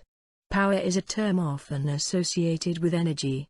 Its definition is simply the time rate at which energy or work, Fs, is transformed from one form of energy to another. For example, an engine has power because it transforms chemical energy into mechanical energy. When particles of the atom interact mechanically, such as to form ions, or energy radiates in the form of an electromagnetic, atoms and ions. A variety of atoms with their appropriate particles are shown. Above, the sodium and chlorine atoms become sodium and chloride ions. The single electron in the sodium outer shell readily transfers to the chlorine, which has a gap in its outer shell. Mobility of these electrically charged ions is the means for electrical conduction. Wave transfers of energy can occur. Electric and magnetic fields are intimately a part of the absorption or emission that permits the transfer of energy. Matter is distinguished from energy because it occupies space and has mass. It weighs something.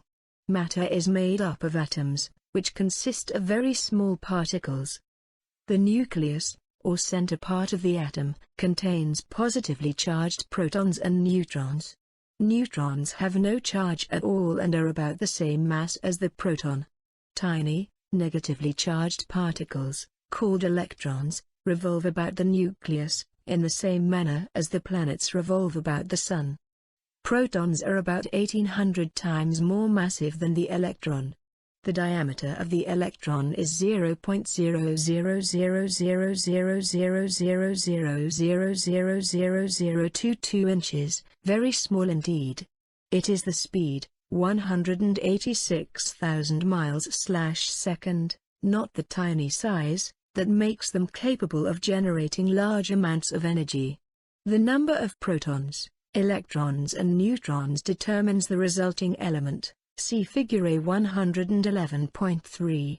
Elements combine to create molecules which build a substance, one kind, or a compound, two or more elements. Organic chemistry is the study of compounds containing the substance carbon. Our bodies and the food we eat contain a huge variety of carbon, hydrogen and oxygen atoms combine to create many different molecular compounds.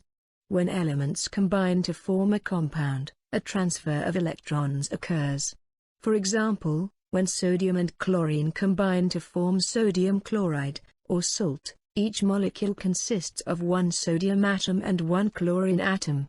The bond is formed by the transfer of one electron from the sodium atom to the mating chlorine atom. Because the electron has a negative charge, the sodium atom is left with a positive plus charge and the chlorine atom becomes positive. Since opposite charges attract, the atoms are tightly and stably bonded together. Under certain conditions this stable bond can be broken, but doing so is usually difficult and may require substantial energy input into the process, as in the extraction of metals from ore. With certain compounds, the molecular bond can be broken by being dissolved in water to form a solution. Sodium chloride dissolved in water causes the sodium and chlorine atoms to temporarily become disassociated. The individual atoms, which retain their positive or negative electrical charges while wandering individually through the solution, are called ions. Chemically pure water cannot transmit an electrical current because it contains no ions. An aqueous salt solution, however, can transmit current through the migration of electrically charged ions.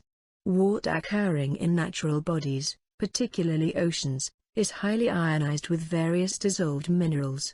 The ions create the environment where electricity conducts easily and healing can occur. Electricity and magnetism. Electricity derives from the positive and negative charges within the atom and is basically a flow of negatively charged electrons. Because every atom contains both protons, plus, and electrons, dash, it is difficult to separate electricity from the physical properties of matter. In certain types of material, electrons become dislodged from the atom's outer shell. It is these free electrons that produce electrical current. Materials such as silver, copper, and aluminum are good conductors because they contain a large number of free electrons that can bounce about from atom to atom. By contrast, insulative materials such as wood, glass or mica contain relatively few free electrons. In between the conductors are certain kinds of crystals which provide the medium for smaller currents.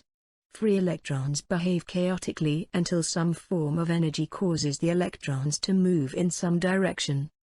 The free electrons are then guided from atom to atom in an orderly fashion. The influence which causes the electrons to move is called electromotive force or EMF and is measured in volts. The current flow itself is measured in amperes. 1 ampere equals movement of 1018 electrons, second past a benchmark. The EMF, V, is equal to the current, I, times the resistance, R, in the system. Energy to create an EMF can be in any of several forms as listed below. A. Light. Certain materials are particularly sensitive to light and actually generate their own EMF when exposed to a light source.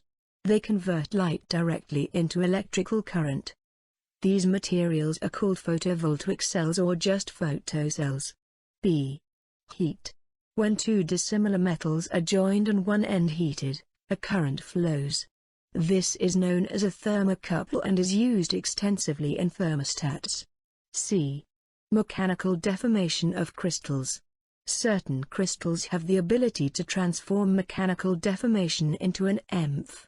Tapping such a crystal with a hammer or bending it in one direction causes electrons to flow. When the bending stops, the current stops. Crystals with an orderly molecular structure, such as germanium and silicon, are called semiconductive and are the basis for piezoelectricity. D. Chemical.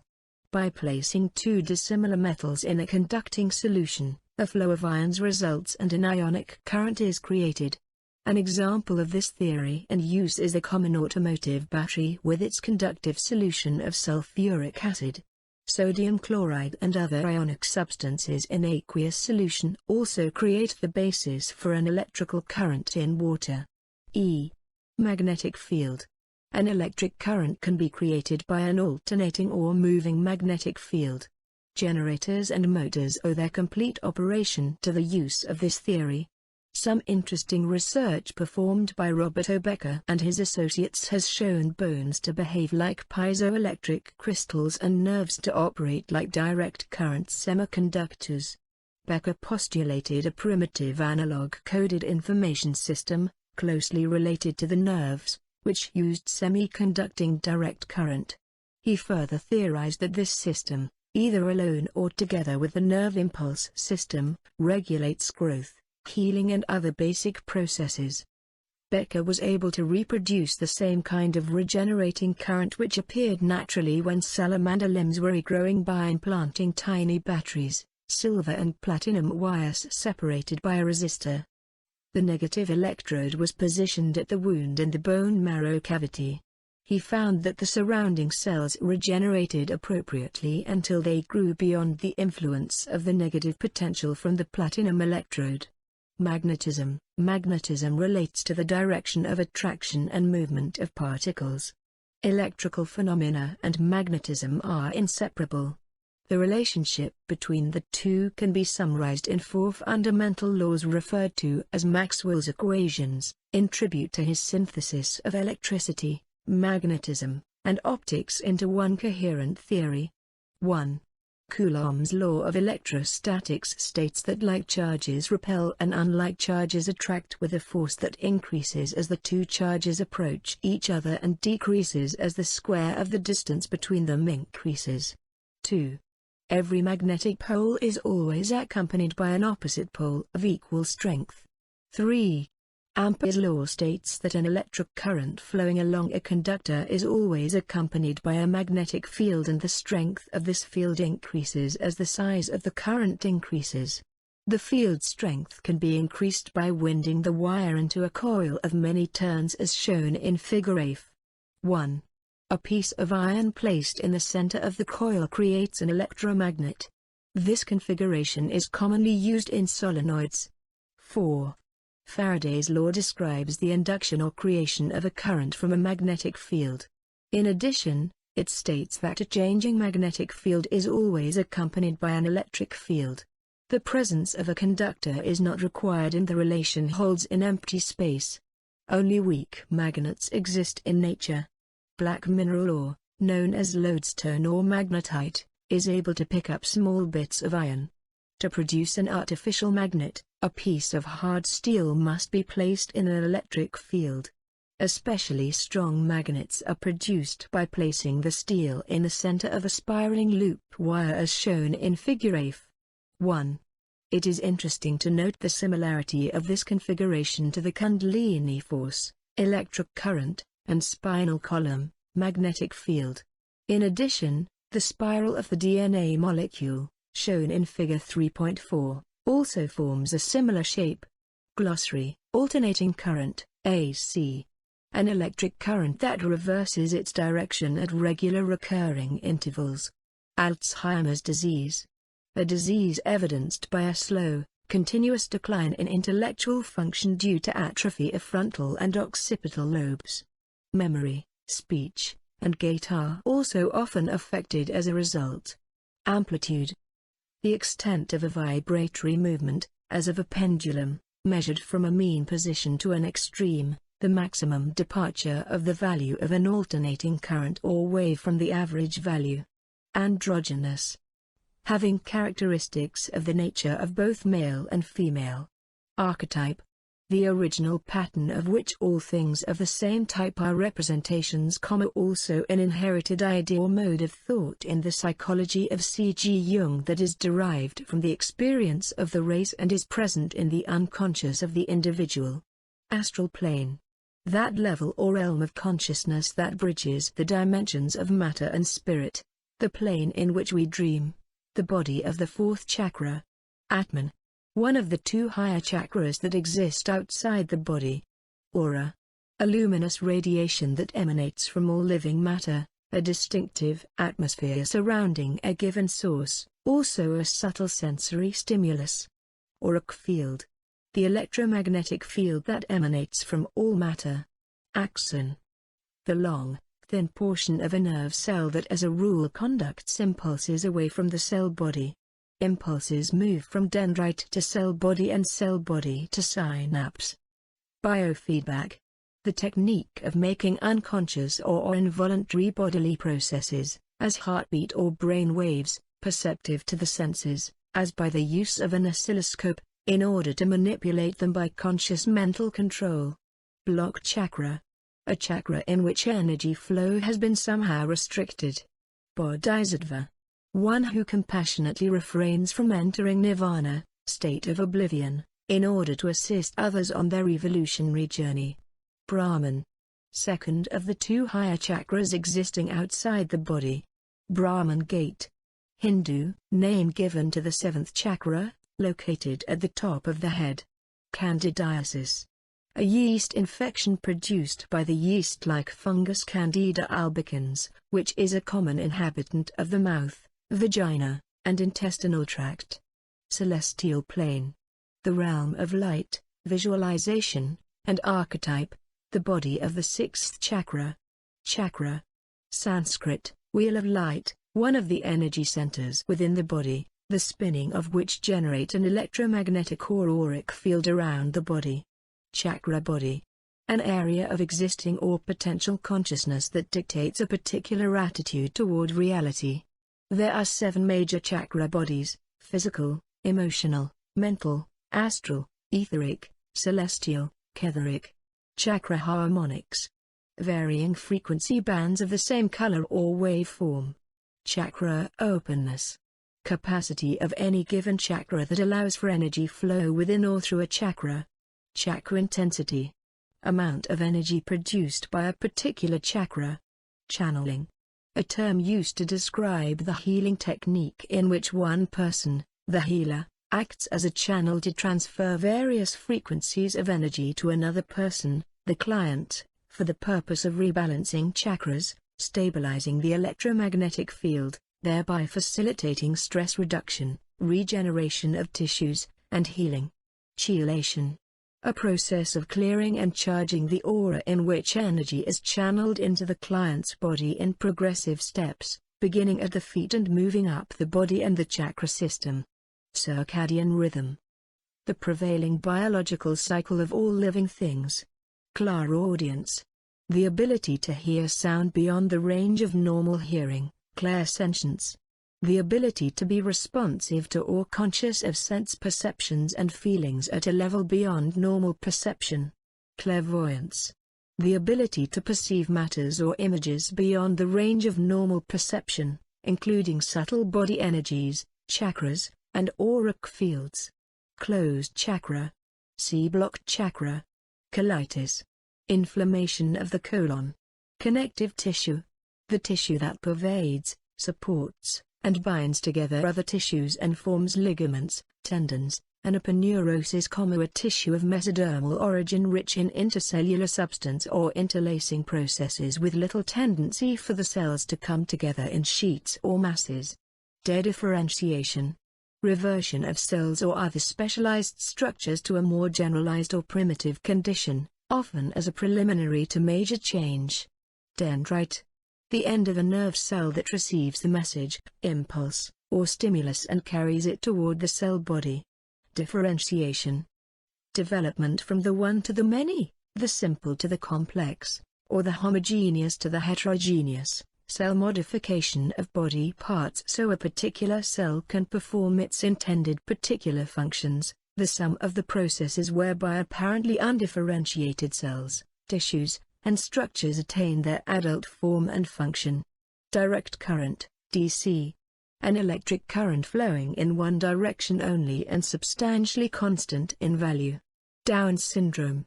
The preferred term for Mongolism, a variety of congenital moderate to severe mental retardation. Dynamic field. An electromagnetic field in which a disturbance has caused a waveform to be emitted and thus a time-varying electric and magnetic field to form. Electrical charge. A quantity of electricity resulting from the random motion of electrons residing on the surface of an electrified body. Electrons have a negative charge, by definition, thus a negatively charged body has an excess of electrons. A positively charged body has a shortage of electrons. An electric current flowing through a conductor changes the random movement to an orderly drifting. Electrical field potential. The relative voltage at a point in an electric circuit or field with respect to some reference point in the same circuit or field. Voltage, which can exist without a current, can potentially cause a current to flow when a circuit is closed. Electric current. A movement of electrons analogous to the flow of a stream. By means of a conductor, free electrons are guided in an orderly fashion from a negatively charged body to a positively charged one. Electrode. A conductor used to establish electrical contact with a non-metallic part of a circuit. Electrolyte. A non-metallic electric conductor in which current is carried by movement of ions. A substance that when dissolved in a suitable solvent or when fused becomes an ionic conductor. Electromagnetic field. The space around a charged object where an electric field exists in a perpendicular direction to a magnetic field. Electromagnetism. Magnetism developed by a current of electricity, a branch of physical science that deals with the physical relationship between electricity and magnetism. Empirical. Relying on experience or observation alone, often without due regard for system and theory, originating in or based on observation or experience, capable of being verified or disproved by observation or experiment. Energy. The capacity for doing work or the capacity for action or being active, also, natural power vigorously exerted. Etheric plane. Realm of pure sound and pure thought void of light. The spiritual template for the physical world, the body of the fifth chakra. Exogenous. Originating from or due to external causes. Fascia. A sheet of connective tissue covering or binding together body structures. It encloses and wraps all muscles, organs, and bones. Feminine chakra. A chakra that attracts or pulls, one of negative polarity, an intake chakra, namely, the second, fourth, and sixth. Frequency. The number of repetitions of a periodic process in a unit of time as, a, the number of complete alternations per second of an alternating current, b, the number of sound waves per second produced by a sounding body, and, c, the number of complete oscillations per second of an electromagnetic wave. Glia. A cell of neuroglia, having many branches. A tissue composed of a variety of cells, mostly glial cells, that makes up most of the nervous system. Hedonistic. In agreement with the doctrine that pleasure or happiness is the chief good in life. Hermetic tradition. Relating to the teachings or writings attributed to Hermes Trismegistus, legendary author of works embodying magical, astrological, and alchemical doctrines. Hertz. A unit of frequency equal to the cycle per second. Intake chakra. A chakra into which energy flows, one of negative polarity, namely, the second, fourth, and sixth. Coquina. The spiritual components of the outer physical forms of life, which may be invoked to manifest their benign powers so man may be enabled to continue his evolutionary journey. Also, inner forms and respected spirits among Indians of the Southwest, specifically the Hopi. Kether. From the Hebrew, meaning crown, the highest of the 10 Sephiroth in the Kabbalah. Ketheric plane. Realm of pure energy and spirit and emergence with deity. The body of the 7th chakra. Kinesiology. The study of the principle of mechanics and anatomy in relation to human movement. Kinetic. Of or relating to the motion of material bodies and the forces and energy associated therewith. Kinetic energy. Energy associated with motion, in contrast to potential energy, which is energy and storage. Kirlian photography. A method of capturing on a photographic plate an image of what is purported to be an aura of energy that emanates from animals and plants and that undergoes changes in accordance with physiological or emotional changes. Kiva. A Pueblo Indian, mainly Hopi and Zuni, ceremonial structure. Kundalini. The awakened or sleeping serpent power located in the 1st chakra. Magnetism. A class of physical phenomena believed to be inseparably associated with moving electricity exhibited by both magnets and electric currents, and characterized by fields of force. Magnitude. A number given to a quantity for purposes of comparison with other quantities of the same class. Masculine chakra. A chakra that pushes energy out or through the system, one of positive polarity, an output chakra. Medicine stories. In the Native American tradition, stories intended to connect the listener to some sacred inner wisdom. Mind field. A concept that refers to the mind as an electromagnetic or energy field as opposed to a brain-centered definition. Mysteries. Secret rites or doctrines known only to a small, esoteric group, specifically in ancient Greece, religious ceremonies or doctrines revealed only to the initiated. Also, any of the ancient cults characterized by such ceremonies, as the Eleusinian mysteries. Nerve plexus. A network of interlacing nerves. Neuron. A grayish or reddish granular cell, with specialized processes, that is the fundamental functional unit of nervous tissue. Neurotransmitter. A naturally produced body chemical used to carry the nerve impulse across the synapse, QV. Ontogeny. The division or course of division of an individual organism. Open chakra. A chakra through which energy flows properly and freely. Oracle. The place of prophecy, the prophet, and the prophecy itself. Oscillation. The action of variation or fluctuation, a flow of electricity changing periodically from a maximum to a minimum, a single swing, as an oscillating body, from one extreme to the other. Output chakra. A chakra that moves energy out the front of the body, one of positive polarity common, namely, the 1st, 3rd, 5th, and 7th chakras. Perineural. Relating to the perineurium. Perineurium. The connective tissue sheath that surrounds a bundle of nerve fibers. Periosteum. The membrane of connective tissue that closely invests all bones except at the articular surfaces. Phylogeny. The evolution of a genetically related group of organisms as distinguished from the division of the individual organism. Piezoelectricity. Electrical current generated by repeated mechanical bending or deformations of certain crystals such as germanium and silicon. Polarity. The property possessed by bodies having opposite magnetic poles of placing themselves so that their two extremities point to the two magnetic poles of the Earth. Any tendency to turn, grow, think, feel, etc., in a certain way or direction, as if because of magnetic attraction or repulsion, the condition of being positive or negative with respect to some reference point or object. Potential. Something that can develop or become actual, any of the various functions from which the intensity or THP velocity at any point in a field may be readily calculated, specifically, the degree of electrification as referred to some standard, another term for voltage, which may at times exist without a current but is potentially able to cause a current to flow, once a circuit is completed. Potential energy. Energy that is the result of relative position instead of motion, as in a coiled spring. It is also energy in storage waiting to be exerted. Prana. Also known as Kai or Ki. The name given to the vital life force or energy in the body, accessible through breath. Primary auric field. The inner shell of the aura, generated by the spinning of the first, third, and fifth chakras. Propagation. The extension or transmission especially of sound waves or electromagnetic radiation through air or water. Pyroelectricity.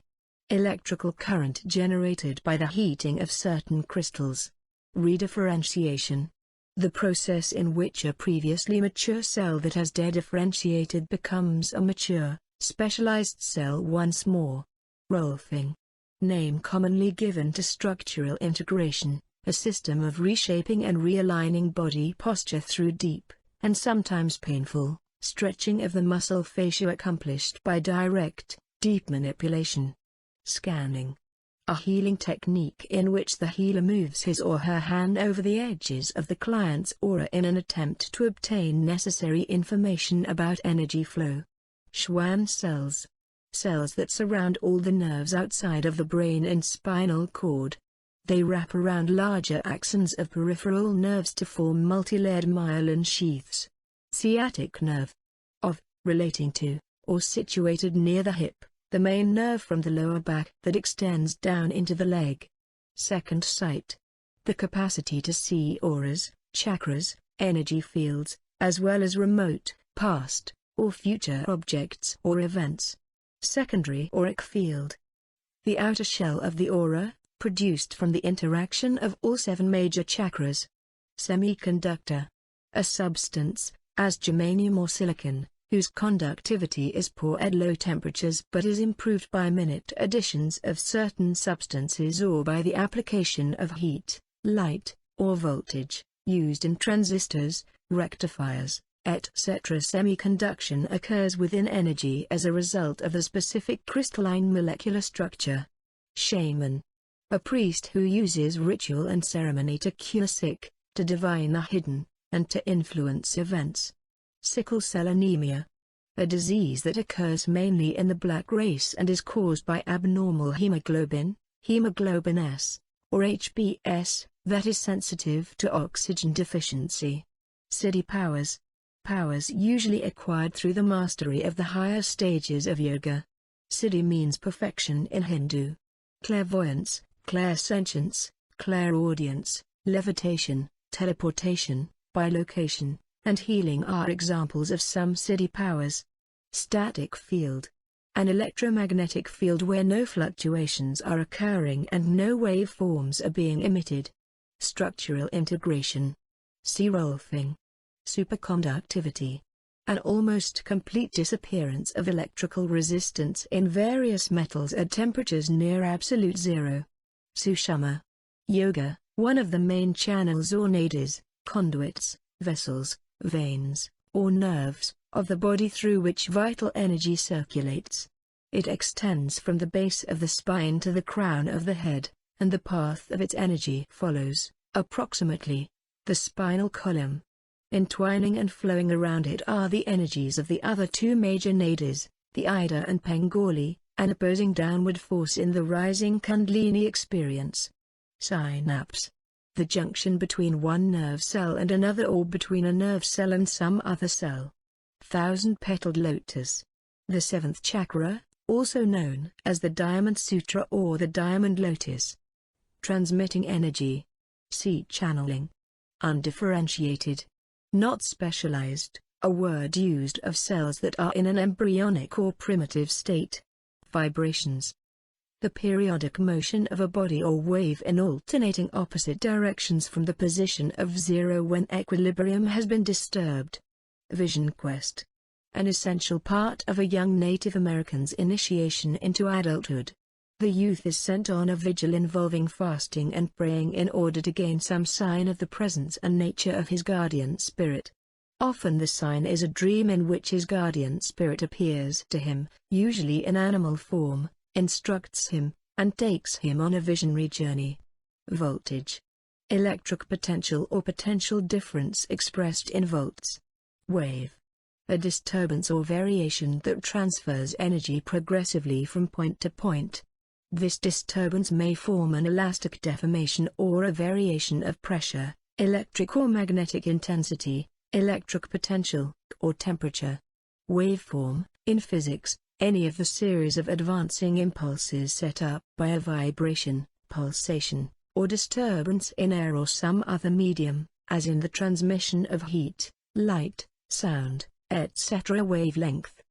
The distance between corresponding points on two successive waves. In physics, the distance, measured in the direction of progression of a wave, from any given point to the next point characterized by the same phrase. Yang. Positive masculine energy. Yin. Negative feminine energy. Yogi. One who practices yoga. Notes. Chapter 1:1. Valerie V. Hunt, Project Report, a study of structural integration from neuromuscular, energy field, and emotional approaches. Boulder, Colorado, Rolfe Institute of Structural Integration, 1977. 2. Wilder Penfield, The Mystery of the Mind, Princeton, N. J., Princeton University Press, 1976. 3. Carl Pribram, Languages of the Brain, Englewood Cliffs, N. J., Prentice Hall, 1971. 4. Robert Herbecker, M.D., and Gary Selden, The Body Electric, Electromagnetism and the Foundation of Life, New York, William Morrow, 1985. 5. C. W. A. Tiller, Energy Fields and the Human Body, Frontiers of Consciousness, ed. J. W. White, New York, Julian Press, 1974. 6. The Rolfe Study. Cf. Note 1. 7. Also refer to Harold Saxton Burr, The Fields of Life, Are Links with the Universe, New York, Ballantine, 1972. This book describes 30 years of Dr. Burr's research into life fields and contains a complete bibliography of his scientific publications. One ecstatic reviewer, Colin Wilson, suggests that Burr's book could be just as important as The Origin of Species, quoted by Jeffrey Mislove in The Roots of Consciousness, Psychic Liberation Through History, Science and Experience, New York, Random House, 1975, p. 332. For its bibliography alone this book is worth having. Also see The Energies of Consciousness, ed. Stanley Krippner and Daniel Rubin, New York, Gordon and Breach Science Publishers, 1975. C. A. S. Priesman, Electromagnetic Fields and Life, Trans. F. L. Sinclair, ed. F. A. Brown, New York, Plenum Press, 1970. This volume is a thorough study of the Soviet work in biomagnetics. Priesman is on the biophysics faculty at Moscow University. Other noteworthy references are Electromagnetic Fields and the Brain by Yuri A. Kolodov in Impact of Science and Society, Volume 24, No. 4, October, 1974. Kolodov is one of the top Soviet researchers in the area of biomagnetic interactions. Impact is published by UNESCO, Biological Plasma of Human and Animal Organisms by V. M. Inoshin, Symposium of Psychotronics, Prague, September, 1970, published by the Paraphysical Laboratory, Downton, Wiltshire, England, all cited in Mislove, Op. Cit., Sheila Ostrander and Lynn Schroeder, Psychic Discoveries Behind the Iron Curtain, Englewood Cliffs, N. J. Prentice Hall, 1971. Refer to Frank Waters, Book of the Hopi, New York, Penguin Books, 1985, pages 9 to 11. The Bardu Thodol or Tibetan Book of the Dead, the Vedic texts of the Hindus, as well as the Hermetic texts, attributed to the Egyptian god scribe Tehuti, and the writings of Iamblichus, Plato, Apuleius, and Proclus, contain such teachings and descriptions of such ceremonies. The two-volume set of H. P. Blavatsky's The Secret Doctrine, Pasadena, California, Theosophical University Press, 1974, is a description in detail of these most ancient arcana, which, according to the author, form apparent doctrine, father and mother to all religions and mystical teachings. It was the universally diffused religion of the ancient and prehistoric world. In her introduction to Volume I she further states, proofs of its diffusion, authentic records of its history, a complete chain of documents, showing its character and presence in every land, together with the teaching of all its great adepts, exist to this day in the secret crypts of libraries belonging to the occult fraternity. According to Marie Bauer Hall, one such crypt is the Bruton Masonic Vault located in the Williamsburg, Virginia, Churchyard, Foundations Unearthed, Los Angeles, California, Veritas Press, 1974. Hall, who has spent nearly 50 years in research, also affirms the existence of a wisdom that predates any known philosophy but has been preserved at Bruton and within other similar vaults worldwide. It is her belief that the veil has already begun to be lifted on this wisdom. Editor's interview, September 23, 1986. Blavatsky too writes of the lifting of this veil in our era. In the 20th century, scholars will begin to recognize that the secret doctrine has neither been invented nor exaggerated, but, on the contrary, simply outlined, and finally, that its teachings antedate the Vedas. In century the 20th some disciple more informed, and far better fitted, may be sent by the masters of wisdom to give final and irrefutable proofs that there exists a science called Gupta Vidya, and that, like the once mysterious sources of the Nile, the source of all religions and philosophies now known to the world has been for many ages forgotten and lost to men, but is at last found. Notes 12. Alice Bailey, The Rays and the Initiations, Volume V, New York, Lucy's Publishing Company, 1972, p. 332. She continues, so runs the old commentary when referring to the present cycle through which mankind is passing. 13. Penfield, Op. Cit. 14. This was, in essence, the conclusion drawn by Wilhelm Reich based on years of observation and clinical experience. Refer to Wilhelm Reich. The Discovery of the Orgon, Volume 1, New York, Orgon Institute Press, 1948. Besides Reichian therapy, other physical therapeutic techniques, among them structural integration or Rolfing, see glossary, Alexander technique, and the Feldenkrais method have as their basis the interrelationship between body and mind. For a detailed discussion of Reichian therapy refer to Man in the Trap by Ellsworth Baker, M.D., New York, Avon, 1967. Baker is considered by many to be the most eminent Reichian therapist. 15. See Ancient Wisdom and Modern Science, ed. Stanislav Grof, M.D., Albany, N. Y., State University of New York, 1984, Chapter 1. 16. Ibid, p. 11, and Jocelyn Godwin, Mystery Religions in the Ancient World, New York, Harper & Row, 1981. Fritjof Capra and Grof, Op. Cit. pp. 135 and 137. Fritjof Capra, Ph.D., studied theoretical physics at the University of Vienna in Austria and has done research at numerous universities. He is presently working at the University of California at Berkeley and is the author of The Tao of Physics and The Turning Point. 18. In astrology, the sign of Aquarius is associated with both the individual and individuality. The key word of Aquarius is I know, and Aquarians are disseminators of knowledge. With the discovery of the natures of the outer planets, Aquarius, once thought to be ruled by Saturn, is now believed to be ruled by Uranus, the erratic revolutionary, which electrifyingly energizes the universe.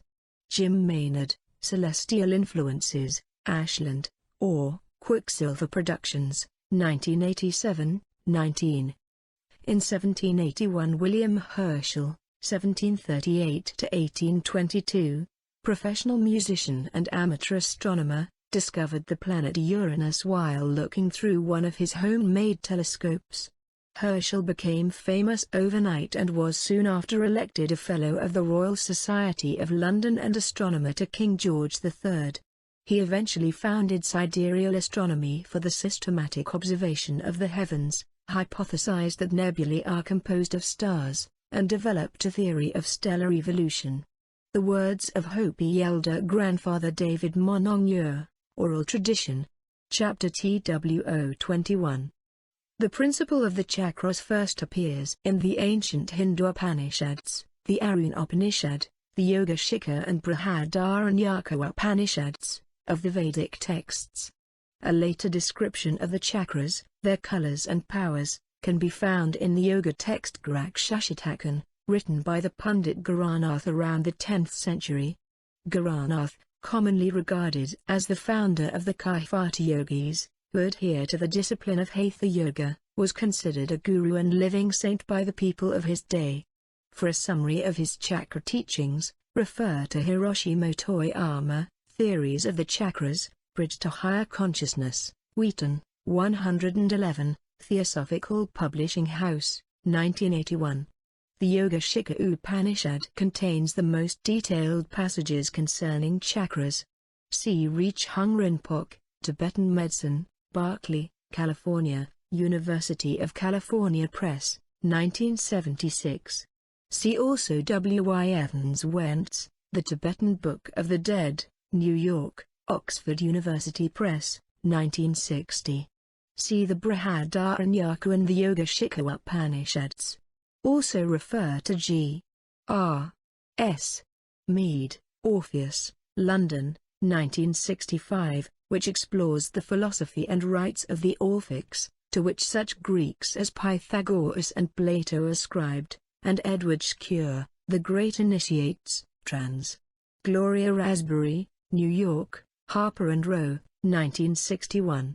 For a more recent discussion of subtle bodies refer to Hiroshi Motoyama, with Rand Brown, Science and the Evolution of Consciousness, Chakras, King and Psy, Brookline, Mass., Autumn Press, 1978, Chapter 5.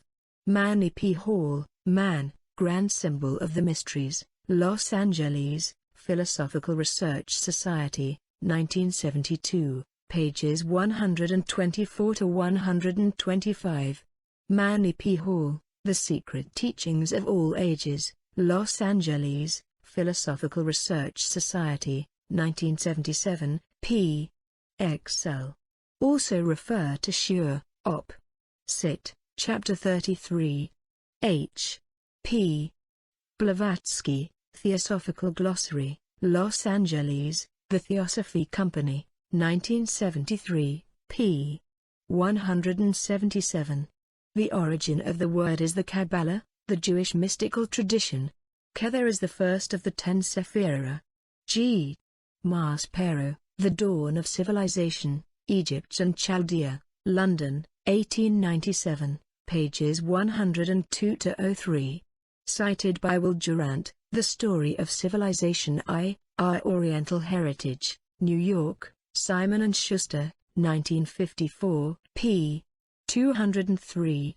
Refer to James A. Huttak, The Human System, An Open-Ended Universe in Energies of Consciousness, Op. Cit. Cf. Manly P. Hall, Man, Op. Cit. Chapter 3, and Hall, The Secret Teachings of All Ages, Op. Cit. pp. Alxxialxxvi. Oral Tradition, Egyptian Priesthood. Much of Arab legend also traces Egyptian history back many thousands of years. In his book Secrets of the Great Pyramid, New York, Harper and Row, 1971, Peter Tompkins cites an Arab historian, Abu Zayd al-Balkhi, who quotes an ancient inscription referring to the building of the Great Pyramid as having taken place when the Lyre was in the constellation of Cancer. An interpretation of this places the date of the construction of the Great Pyramid at around 71,000 years before Christ. Hermetica, ed.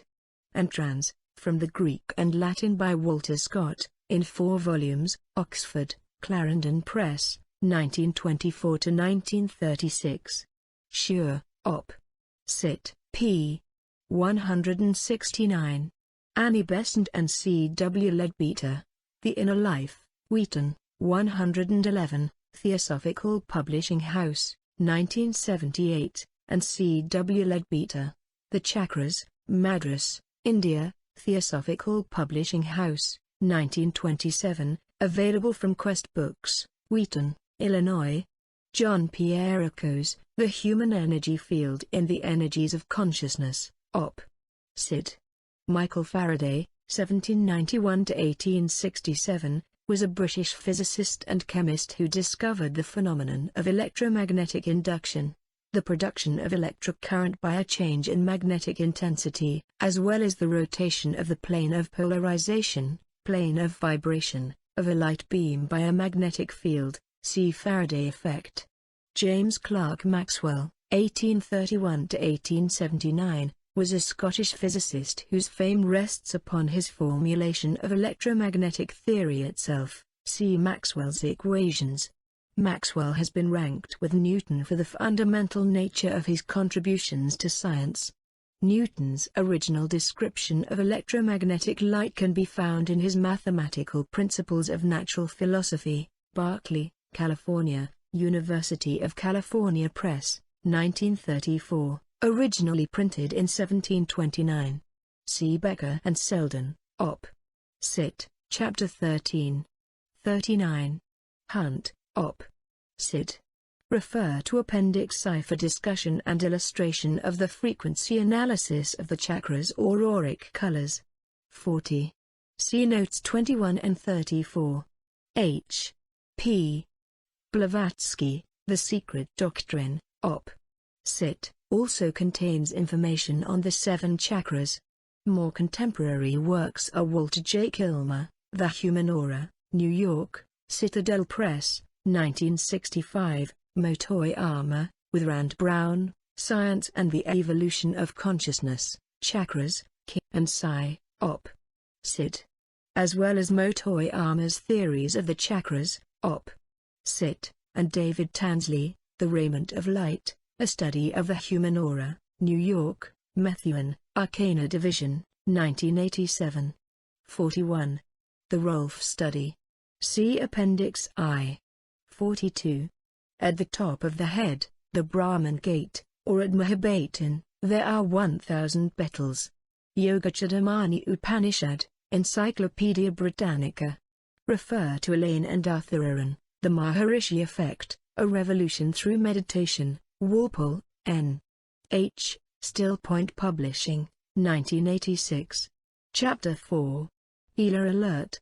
Although these terms have been used interchangeably, please be aware that each denotes something specific.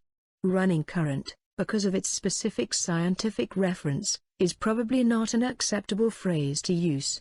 Again, while it is true that healers do act as channels in energy work, channeling energy may not be the most appropriate term to describe the energy process either, because of the connection of the term channeling to mediumship. My own preference in describing the energy process is to refer to it as the transmission or transference of energy.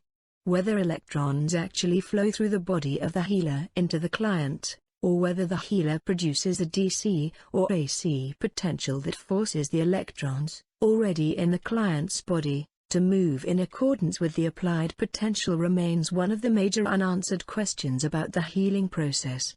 It is my hope that this question will be answered by future research. Becker and Selden, Op. Cit. Chapter 4. As of this writing, the audio aura correlation sound tape, which was previously available through the Healing Light Center Church, has been removed from the market. It is my hope that Dr. Hunt will make this tape available again in the near future. See Rupert Sheldrake, A New Science of Life, The Hypothesis of Formative Causation, Los Angeles, California, J. P. Tarcher, 1981. See also Gary Zukav, The Dancing Woolly Masters, New York, Bantam, 1980. This principle, which is the foundation of quantum mechanics, was formulated by the German physicist Werner Heisenberg, 1901 to 1976, and won him the Nobel Prize in 1932. In essence, the uncertainty principle states that in the subatomic realm, we cannot know both the position and the momentum of a particle with absolute precision. We can know both, approximately, but the more we know about one, the less we know about the other. Furthermore, all attempts to observe the electron alter the electron. In other words, the primary significance of the uncertainty principle is that we cannot observe something without changing it. What all this suggests is that there exists an ambiguity barrier beyond which we can never pass without venturing into the realm of uncertainty. For this reason, Heisenberg's discovery became known as the uncertainty principle. Zukav, pp. 27, 111, and 112. Heisenberg's work greatly influenced the development of atomic and nuclear physics. Zukav's book, An Overview of the New Physics, is written in beautifully clear language, not with a single mathematical equation, and illuminates the similarities between Eastern philosophies and physics, quantum mechanics. Prana is the Hindu, and Kaiok is the Oriental name for the vital life force or energy in the body, accessible through breath. Prana functions in conjunction with mind, in Hindu, manas. Pranayamas is the yogic discipline dedicated to regulation of the breath and thus accessing vital energy. See Part 2 for further discussion. Chapter 553. Annie Besant and Reverend Charles W. Leadbeater, Talks on the Path to Occultism, Madras, India, Theosophical Publishing House, 1926, p. 405. 54. Edward Rice, Eastern Definitions, New York, Doubleday, MacGregor Mathers, The Kabbalah Unveiled, New York, 1912. One of the best available texts that treats this essentially oral Jewish mystical tradition is A.E. Waite's The Holy Kabbalah, N. J. Citadel Press, N.D.C. Raoul Birnbaum, The Healing Buddha, Boulder, Colorado, Shambhala Publications, 1979, p. 81. This author further cites several books, of varying scholarly reliability, that treat this subject. G. F. Kunz, The Curious Law of Precious Stones, New York, 1971, original edition, 1913, b. Bhattacharya, Gem Therapy, Calcutta, 1958, and W. T. Fernie, The Occult and Curative Powers of Precious Stones, Bloor Uveld, N. Y., 1973, original edition, 1907. C. Joseph Campbell, The Masks of God, Occidental Mythology, New York, Penguin Books, 1978, pages 50 to 51. C. Motoyama, Theories of the Chakras, Op. Cit. p. 28, and Manly P. Hall, Man, Grand Symbol of the Mysteries, Op. Cit. p. 214. Blavatsky, Op. Cit. Volume 1, pages 379 to 380. In this section on the origin of the satanic myth, Blavatsky further comments that within these mysteries, the initiate, himself a candidate for adeptship, would experience terrible struggles between himself and his, by magic, personified human passions, when the inner enlightened man had to either slay them or fail. In the former case, He became the dragon slayer as having happily overcome all the temptations, and a son of the serpent and a serpent himself, having cast off his old skin and being born in a new body, becoming a son of wisdom and immortality in eternity. p. 380. The Encyclopaedia Britannica, Volume 4, 1985, p. 209. See Chapter 7 for a discussion of yin-yang. See Carl G. Jung, Man and His Symbols, New York, Doubleday, 1964, and Portable Jung, ed. by Joseph Campbell, New York, Penguin, 1976. Campbell, The Masks of God, Occidental Mythology, Op. Cit.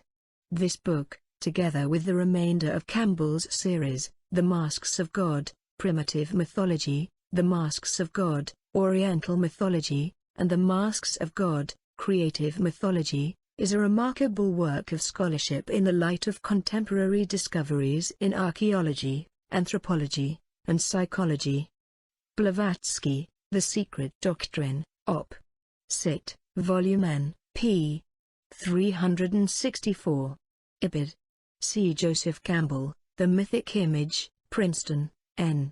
J., Princeton University Press, 1974, Chapter 4, To the Serpent Guide.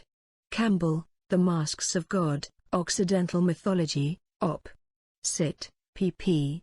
10 and 43.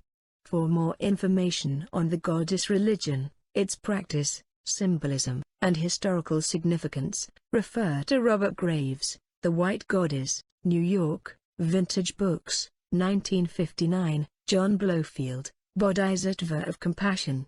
The Mystical Tradition of Kuan Yin, Lansing, Michigan, Shambhala Publications, 1978, Raphael Patai, The Hebrew Goddess, New York, Avon Books, 1978, Merlin Stone, When God Was a Woman, New York, Harcourt, Brace, Yovanovitch, 1978, and Ancient Mirrors of Womanhood, Vols.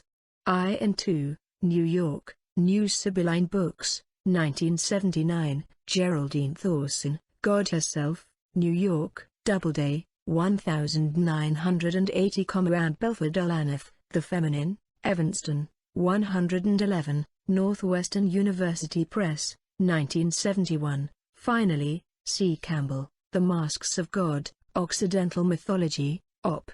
Cit. Chapters 1 and 2. According to mythology, the maiden Persephone conceived her son Dionysus by her father, Zeus. While she sat weaving in front of a cave where she had been left by her mother, Demeter, guarded by the two serpents normally harnessed to Demeter's chariot, the young maiden was approached by her father, Zeus, who himself had taken the form of an immense snake. The virgin conceived by Zeus' son, Dionysus, the ever-living, ever-dying god of bread and wine, who was born and nurtured in that cave, torn to death there as a baby by the Titans sent by a jealous Hera, and resurrected through the intercession of the goddess Athene, who saved his heart and presented it to Zeus. According to one version of the myth, Zeus then accomplished the resurrection of Dionysus himself by swallowing his son's heart and giving birth to Dionysus once more. Campbell, The Masks of God, Primitive Mythology, Op. Cit. p. 101. Manny P. Hall, The Secret Teachings of All Ages, Op. Cit. p. XLV. For the original source, refer to Thomas Taylor, Metamorphosis, or Golden Ass of Apuleius, London, 1822, cited in Hall, p. ccx. For another translation, refer to Campbell, The Masks of God, Primitive Mythology, Op. Cit. p. 56, or see the original source, Apuleius, The Golden Ass, trans. W. Edlington, Book 11, as cited in Campbell. The Golden Ass, purported to be a novel by Lucius Apuleius, is almost definitely a thinly disguised revelation of an initiate's experience of the mysteries of Isis. For a summary of the myth of Demeter and Persephone, refer to Campbell, The Masks of God, Primitive Mythology, Op. Cit. pages 183 to 185. Cf. Note 70. This chapter. Also see Campbell, The Masks of God, Primitive Mythology, Op. Cit. pages 424 to 426, for the story of the murder, death, and resurrection of Osiris. Upon comparison of the Isiac and the Eleusinian Orphic mysteries with that of Christianity, in which the Virgin Mary conceives by God the Holy Ghost, in the form of a dove, God the Son, who is born in a cave, dies, and is resurrected to be ever present in the bread and wine of the Mass, we are once more reminded that all religious mythologies are reflections of one common spiritual truth. Albert Pike, Morals and Dogma of the Ancient and Accepted Scottish Rite of Freemasonry, Charleston, West Virginia, 1921, chapters 24 and 25. Oracle may be used to refer to the place of prophecy, to the prophet, or to the prophecy itself. According to Shakespeare, it was Orpheus, the son of a priestess of Apollo and an initiate of the Egyptian mysteries, who established the solar cult of Apollo at Delphi. After having experienced the mysteries of Isis and Osiris, Orpheus returned to his native Thrace, bearing an initiation name which he had acquired as a result of his ordeals, and had received from his teachers as a sign of his mission. Orpheus of Arthur, which means the one who heals with light, the great initiates, Op. Cit. p. 230. For further discussion of Orpheus and his position in Greek history and myth, refer to Faber Dolivet, Golden Verses of Pythagoras, trans. Redfield, New York, Putnam, 1925, cited in Shakespeare, p. 515. It was in Thrace and at Delphi that Orpheus established the mysteries of Dionysus, whose life, death, and resurrection mythologically corresponds exactly to that of Osiris of Egypt, Tammuz Dumuzi of Babylonia, Adonis of Sumeria, Atis, Attis, of Phrygia, Kashmala of the Kabiric mysteries of Samothrace, the Viking god Odin, and Jesus Christ in Christianity. See Manly P. Hall, The Secret Teachings of All Ages, Op. Cit. for further details of these corresponding mythologies. Manly P. Hall, The Secret Teachings of All Ages, Op. Cit. p. Ulcci. Ibid. For the original source, see Thomas Taylor, Iamblichus on the Mysteries, London, 1895. For a further description of the Pythonus of Delphi, refer to the Encyclopaedia Britannica, Volume 1, 1985, p. 484, and Volume 8, pages 974 to 975, Shakespeare, Op. Cit. Chapter 32, gives an initiate's observation of the oracle. See Manly P. Hall, The Secret Teachings of All Ages, Op. Cit. pp. 24 XL. Jocelyn Godwin, Mystery Religions in the Ancient World, San Francisco, California, Harper and Row, 1981, p. 44. Also see G9 Parvati, Hygiea, A Woman's Herbal, Berkeley, California, Book People, 1978, p. 9, and Campbell, The Mythic Image, Op. Cit. pages 284 to 287. For the source of these terms refer to the Shrija Darshana, the Kadamani, the Yoga Shikha, and the Chandelier Upanishads. A summary of the information found in these texts may be found in Motoyama, Op. Cit. Chapter 5. In brief, the Sushumna is a nerve canal that follows the spine. Although descriptions of its point of origin vary, it is generally agreed that it begins at the tip of the coccyx, the first chakra, and travels up the spinal cord to the top of the head, the Brahman gate, through which prana, breath, and kundalini energy are said to enter and exit. In Chinese medicine, the governor vessel meridian seems to correspond closely to the Sushumna, Motoyama, p. 141. Iamblichus ye Mysterious, v. Plato, Phaedrus, Proclus, in Republicam, I, Plutarch, Fragment 178 of Stubus and Apuleius, Metamorphosis, 11, have all given some personal account of their experience of the mysteries. Apuleius's account has been described as one of the most persuasive descriptions of mystical experience to have survived from the ancient world. Godwin, Op. Cit. p. 77. Although sworn to secrecy as an initiate himself, Apuleius used the persona of Lucius, his fictional hero, to reveal as much of the Isiac, Eleusinian, mysteries as his conscience would allow. With the exception of the thorough and rich descriptions of Shkur, the great initiates, whose sources are unidentified, and Dudley Wright, The Eleusinian Mysteries and Rites, London, Theosophical Publishing House, N.D., Apuleius's account is the most complete description of the ancient initiation that exists. For further reference and descriptions of the mystery religions and their initiations, see G. R. S. Mead, Orpheus, London, 1965, and the Eleusinian and Bacchic Mysteries, New York, 1891, R. G. Wasson et al., The Road to Eleusis, Unveiling the Secrets of the Mysteries, New York, Harcourt, Brace, Yovanovitch, 1978, as well as Godwin and Pike, Op. Cit. The account of Apuleius may be found in both Godwin and Pike, chapters 23 and 24, the latter of whom supplies not only a history of the evolution of the initiations but also rich details of the preparation, the accoutrements, and the meaning of the different initiations within the various cultures.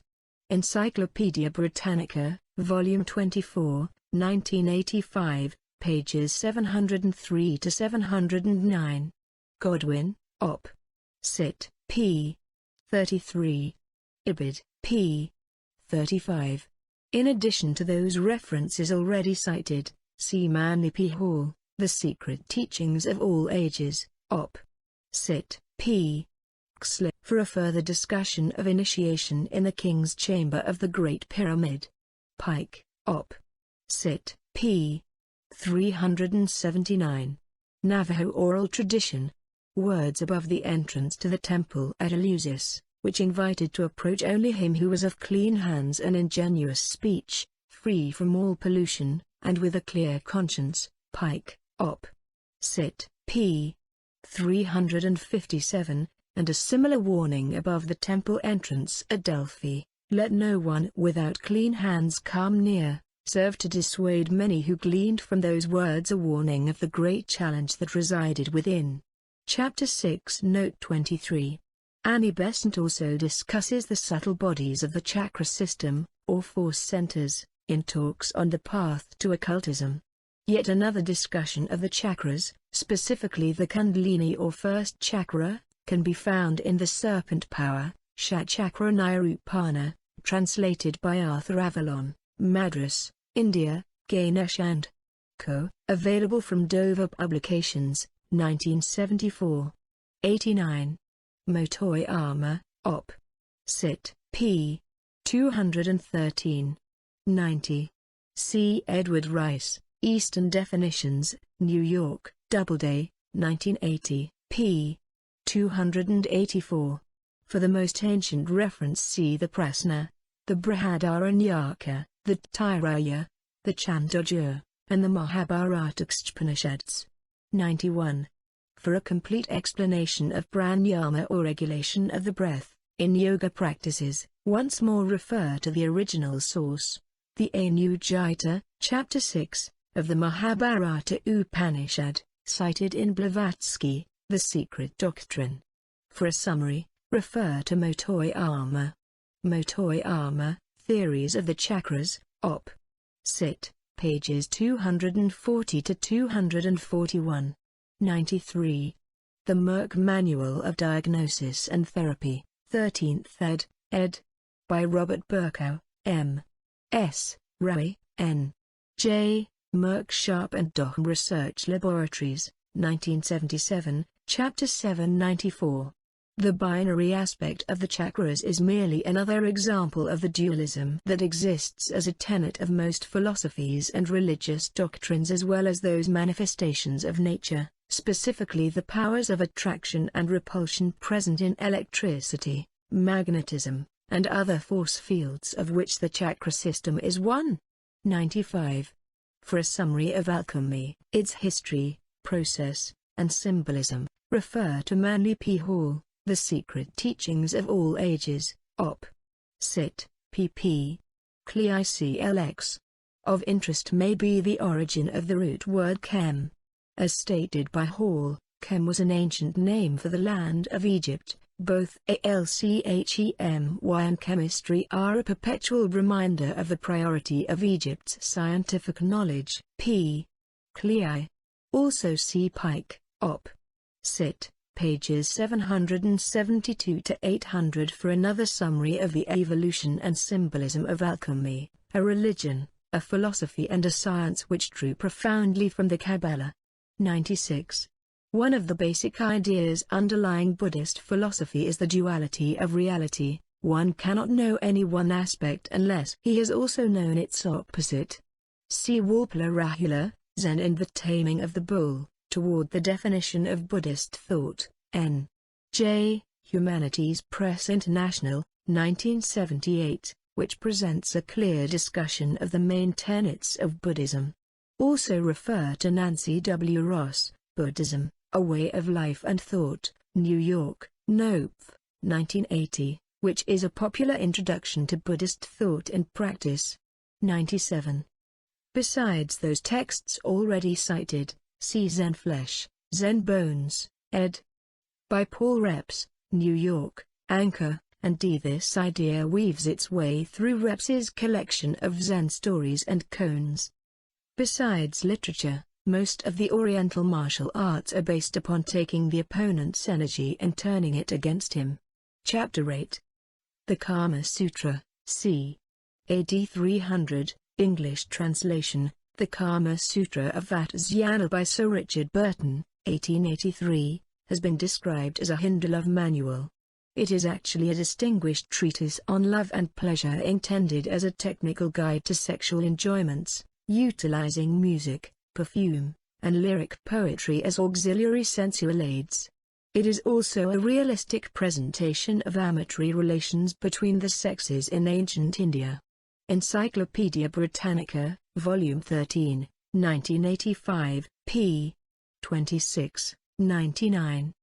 The Egyptian glyph for sin was a target. To them sin simply meant missing the mark. A bull's eye indicated the conquest over sin, hitting the mark. 100. James Federman and Robert Frager, Personality and Personal Growth, New York, Harper & Row, 1976, p. 398. 101. Ibid. Chapter 9 102. Fourier Analysis, named for Joseph Fourier, 1768–1830, its formulator, is a mathematical process of analyzing the conduction of heat in solid bodies. In our study, reproductions of pure color waveforms were made using a Viamation transient record number 802 to store the waveform and expand and project it on an oscilloscope for photography. Raw data samples of the waveforms manifested in our Rolfing process were further processed by Fourier analysis, using a Tektronix 7L5 spectrum analyzer. Photographs were then made of these frequency spectra displayed on a Tektronix 7603 oscilloscope. 103. Terry O'Lesson, Ph.D., The Rolf Study, An Analysis of Auras as Printed in the Light Bearer, Volume 10, Number 4, April 1985. 104. In the mid-1970s, brain researchers at UCLA first discovered within the pineal gland a photochemical substance called melatonin. Later they found that melatonin is produced from serotonin, a neurotransmitter, also located in the pineal gland. They further discovered that stress causes an increase in the level of serotonin, which in turn causes an increase in the production of melatonin. This increase plays a major role in creating a higher state of consciousness. The link between short-term stress and improved immunological response has also been scientifically recorded. See Becker and Selden, Op. Cit. It should be noted here, however, that while short-term stress has been shown to stimulate both one's immunological system and consciousness, continued stress seems to have the opposite effect. Chapter 10. See Sir James George Fraser, The Golden Bough, 1-volume edition, New York, Macmillan, 1975, Chapter 24. This book is the classic and monumental, originally in 12 volumes, 1907 to 1915, survey of ancestral man's methods of worship, sex practices, magic, rituals, and festivals. 109. There was obviously much injustice around this institution. Although the development of patriarchal societies is a broad subject whose discussion is beyond the scope of this book, I believe that the patriarchy arose in part because of the injustice of the matristic societies that preceded it. The terms patriarchy and matriarchy have fallen into disuse among most anthropologists and ethnologists. I use the terms here not to denote either male or female-dominated societies but rather to refer to cultures or epochs in which either the worship of the goddess or of the male deity predominated. I do not think, however, that patriarchy was a cycle that arose simply as a result of rebellion. At the time there was much of a transformed kind of vibration occurring, so more than likely it arose primarily as a part of the natural evolutionary cycle. Certainly as the focus of society changed from the basic hunting-gathering culture of the Neolithic age to the agrarian village cultures and finally expanded into a civilization of city-states, so too was the form of worship bound to change. For further discussion of this process, refer to Campbell, The Masks of God, Oriental Mythology, Op. Cit. For another point of view on this topic, see Gerda Lemmer, The Origins of Patriarchy. For more on the psychological profile of cancer patients, see Helen Caldicott, Nuclear Madness. Edward L. Schneider, M.D., Aging, Encyclopedia Britannica, Medical and Health Annual, 1987, p. 271. Ibid, p. 400. Ibid. Becker and Selden, Op. Cit. See Stephen E. Strauss, M.D., The Epstein-Barr Virus, Medical and Health Annual, Encyclopedia Britannica, Reviewing the Rolfe Study. Figure 1.2 Figurine. Drawing courtesy of Navajo figurines called dolls, frontispiece, page 6, Helene Warren Collection at the Wheelwright Museum of the American Indian, Catalogue No. 49470, by Roger E. Kelly, R. W. Lang, and Harry Walters, 1972, Museum of Navajo Ceremonial Arts, Santa Fe, New Mexico. Figure 1.3 Doll. Drawing courtesy of Navajo figurines called dolls, Figure 17, page 46, Wheelwright Museum of the American Indian Collection, by Roger E. Kelly, R. W. Lang, and Harry Walters, 1972. Museum of Navajo Ceremonial Arts, Santa Fe, New Mexico. Figure 2.1 The Snake Clan. Illustrations by Oswald White Bear Fredericks from the Book of the Hopi by Frank Waters. Copyright 1963 by Frank Waters. All rights reserved. Reprinted by permission of Viking Penguin, a division of Penguin Books USA, Incorporated. Figure 2.2 Storm Over the Mesa. Photo by M. Smith, Technivisions. Figure 2.3 Rainbow Over the Mesa. Photo by Robert E. Williams, Technivisions. Figure 2.4 Amasis the Great. Turin Museum,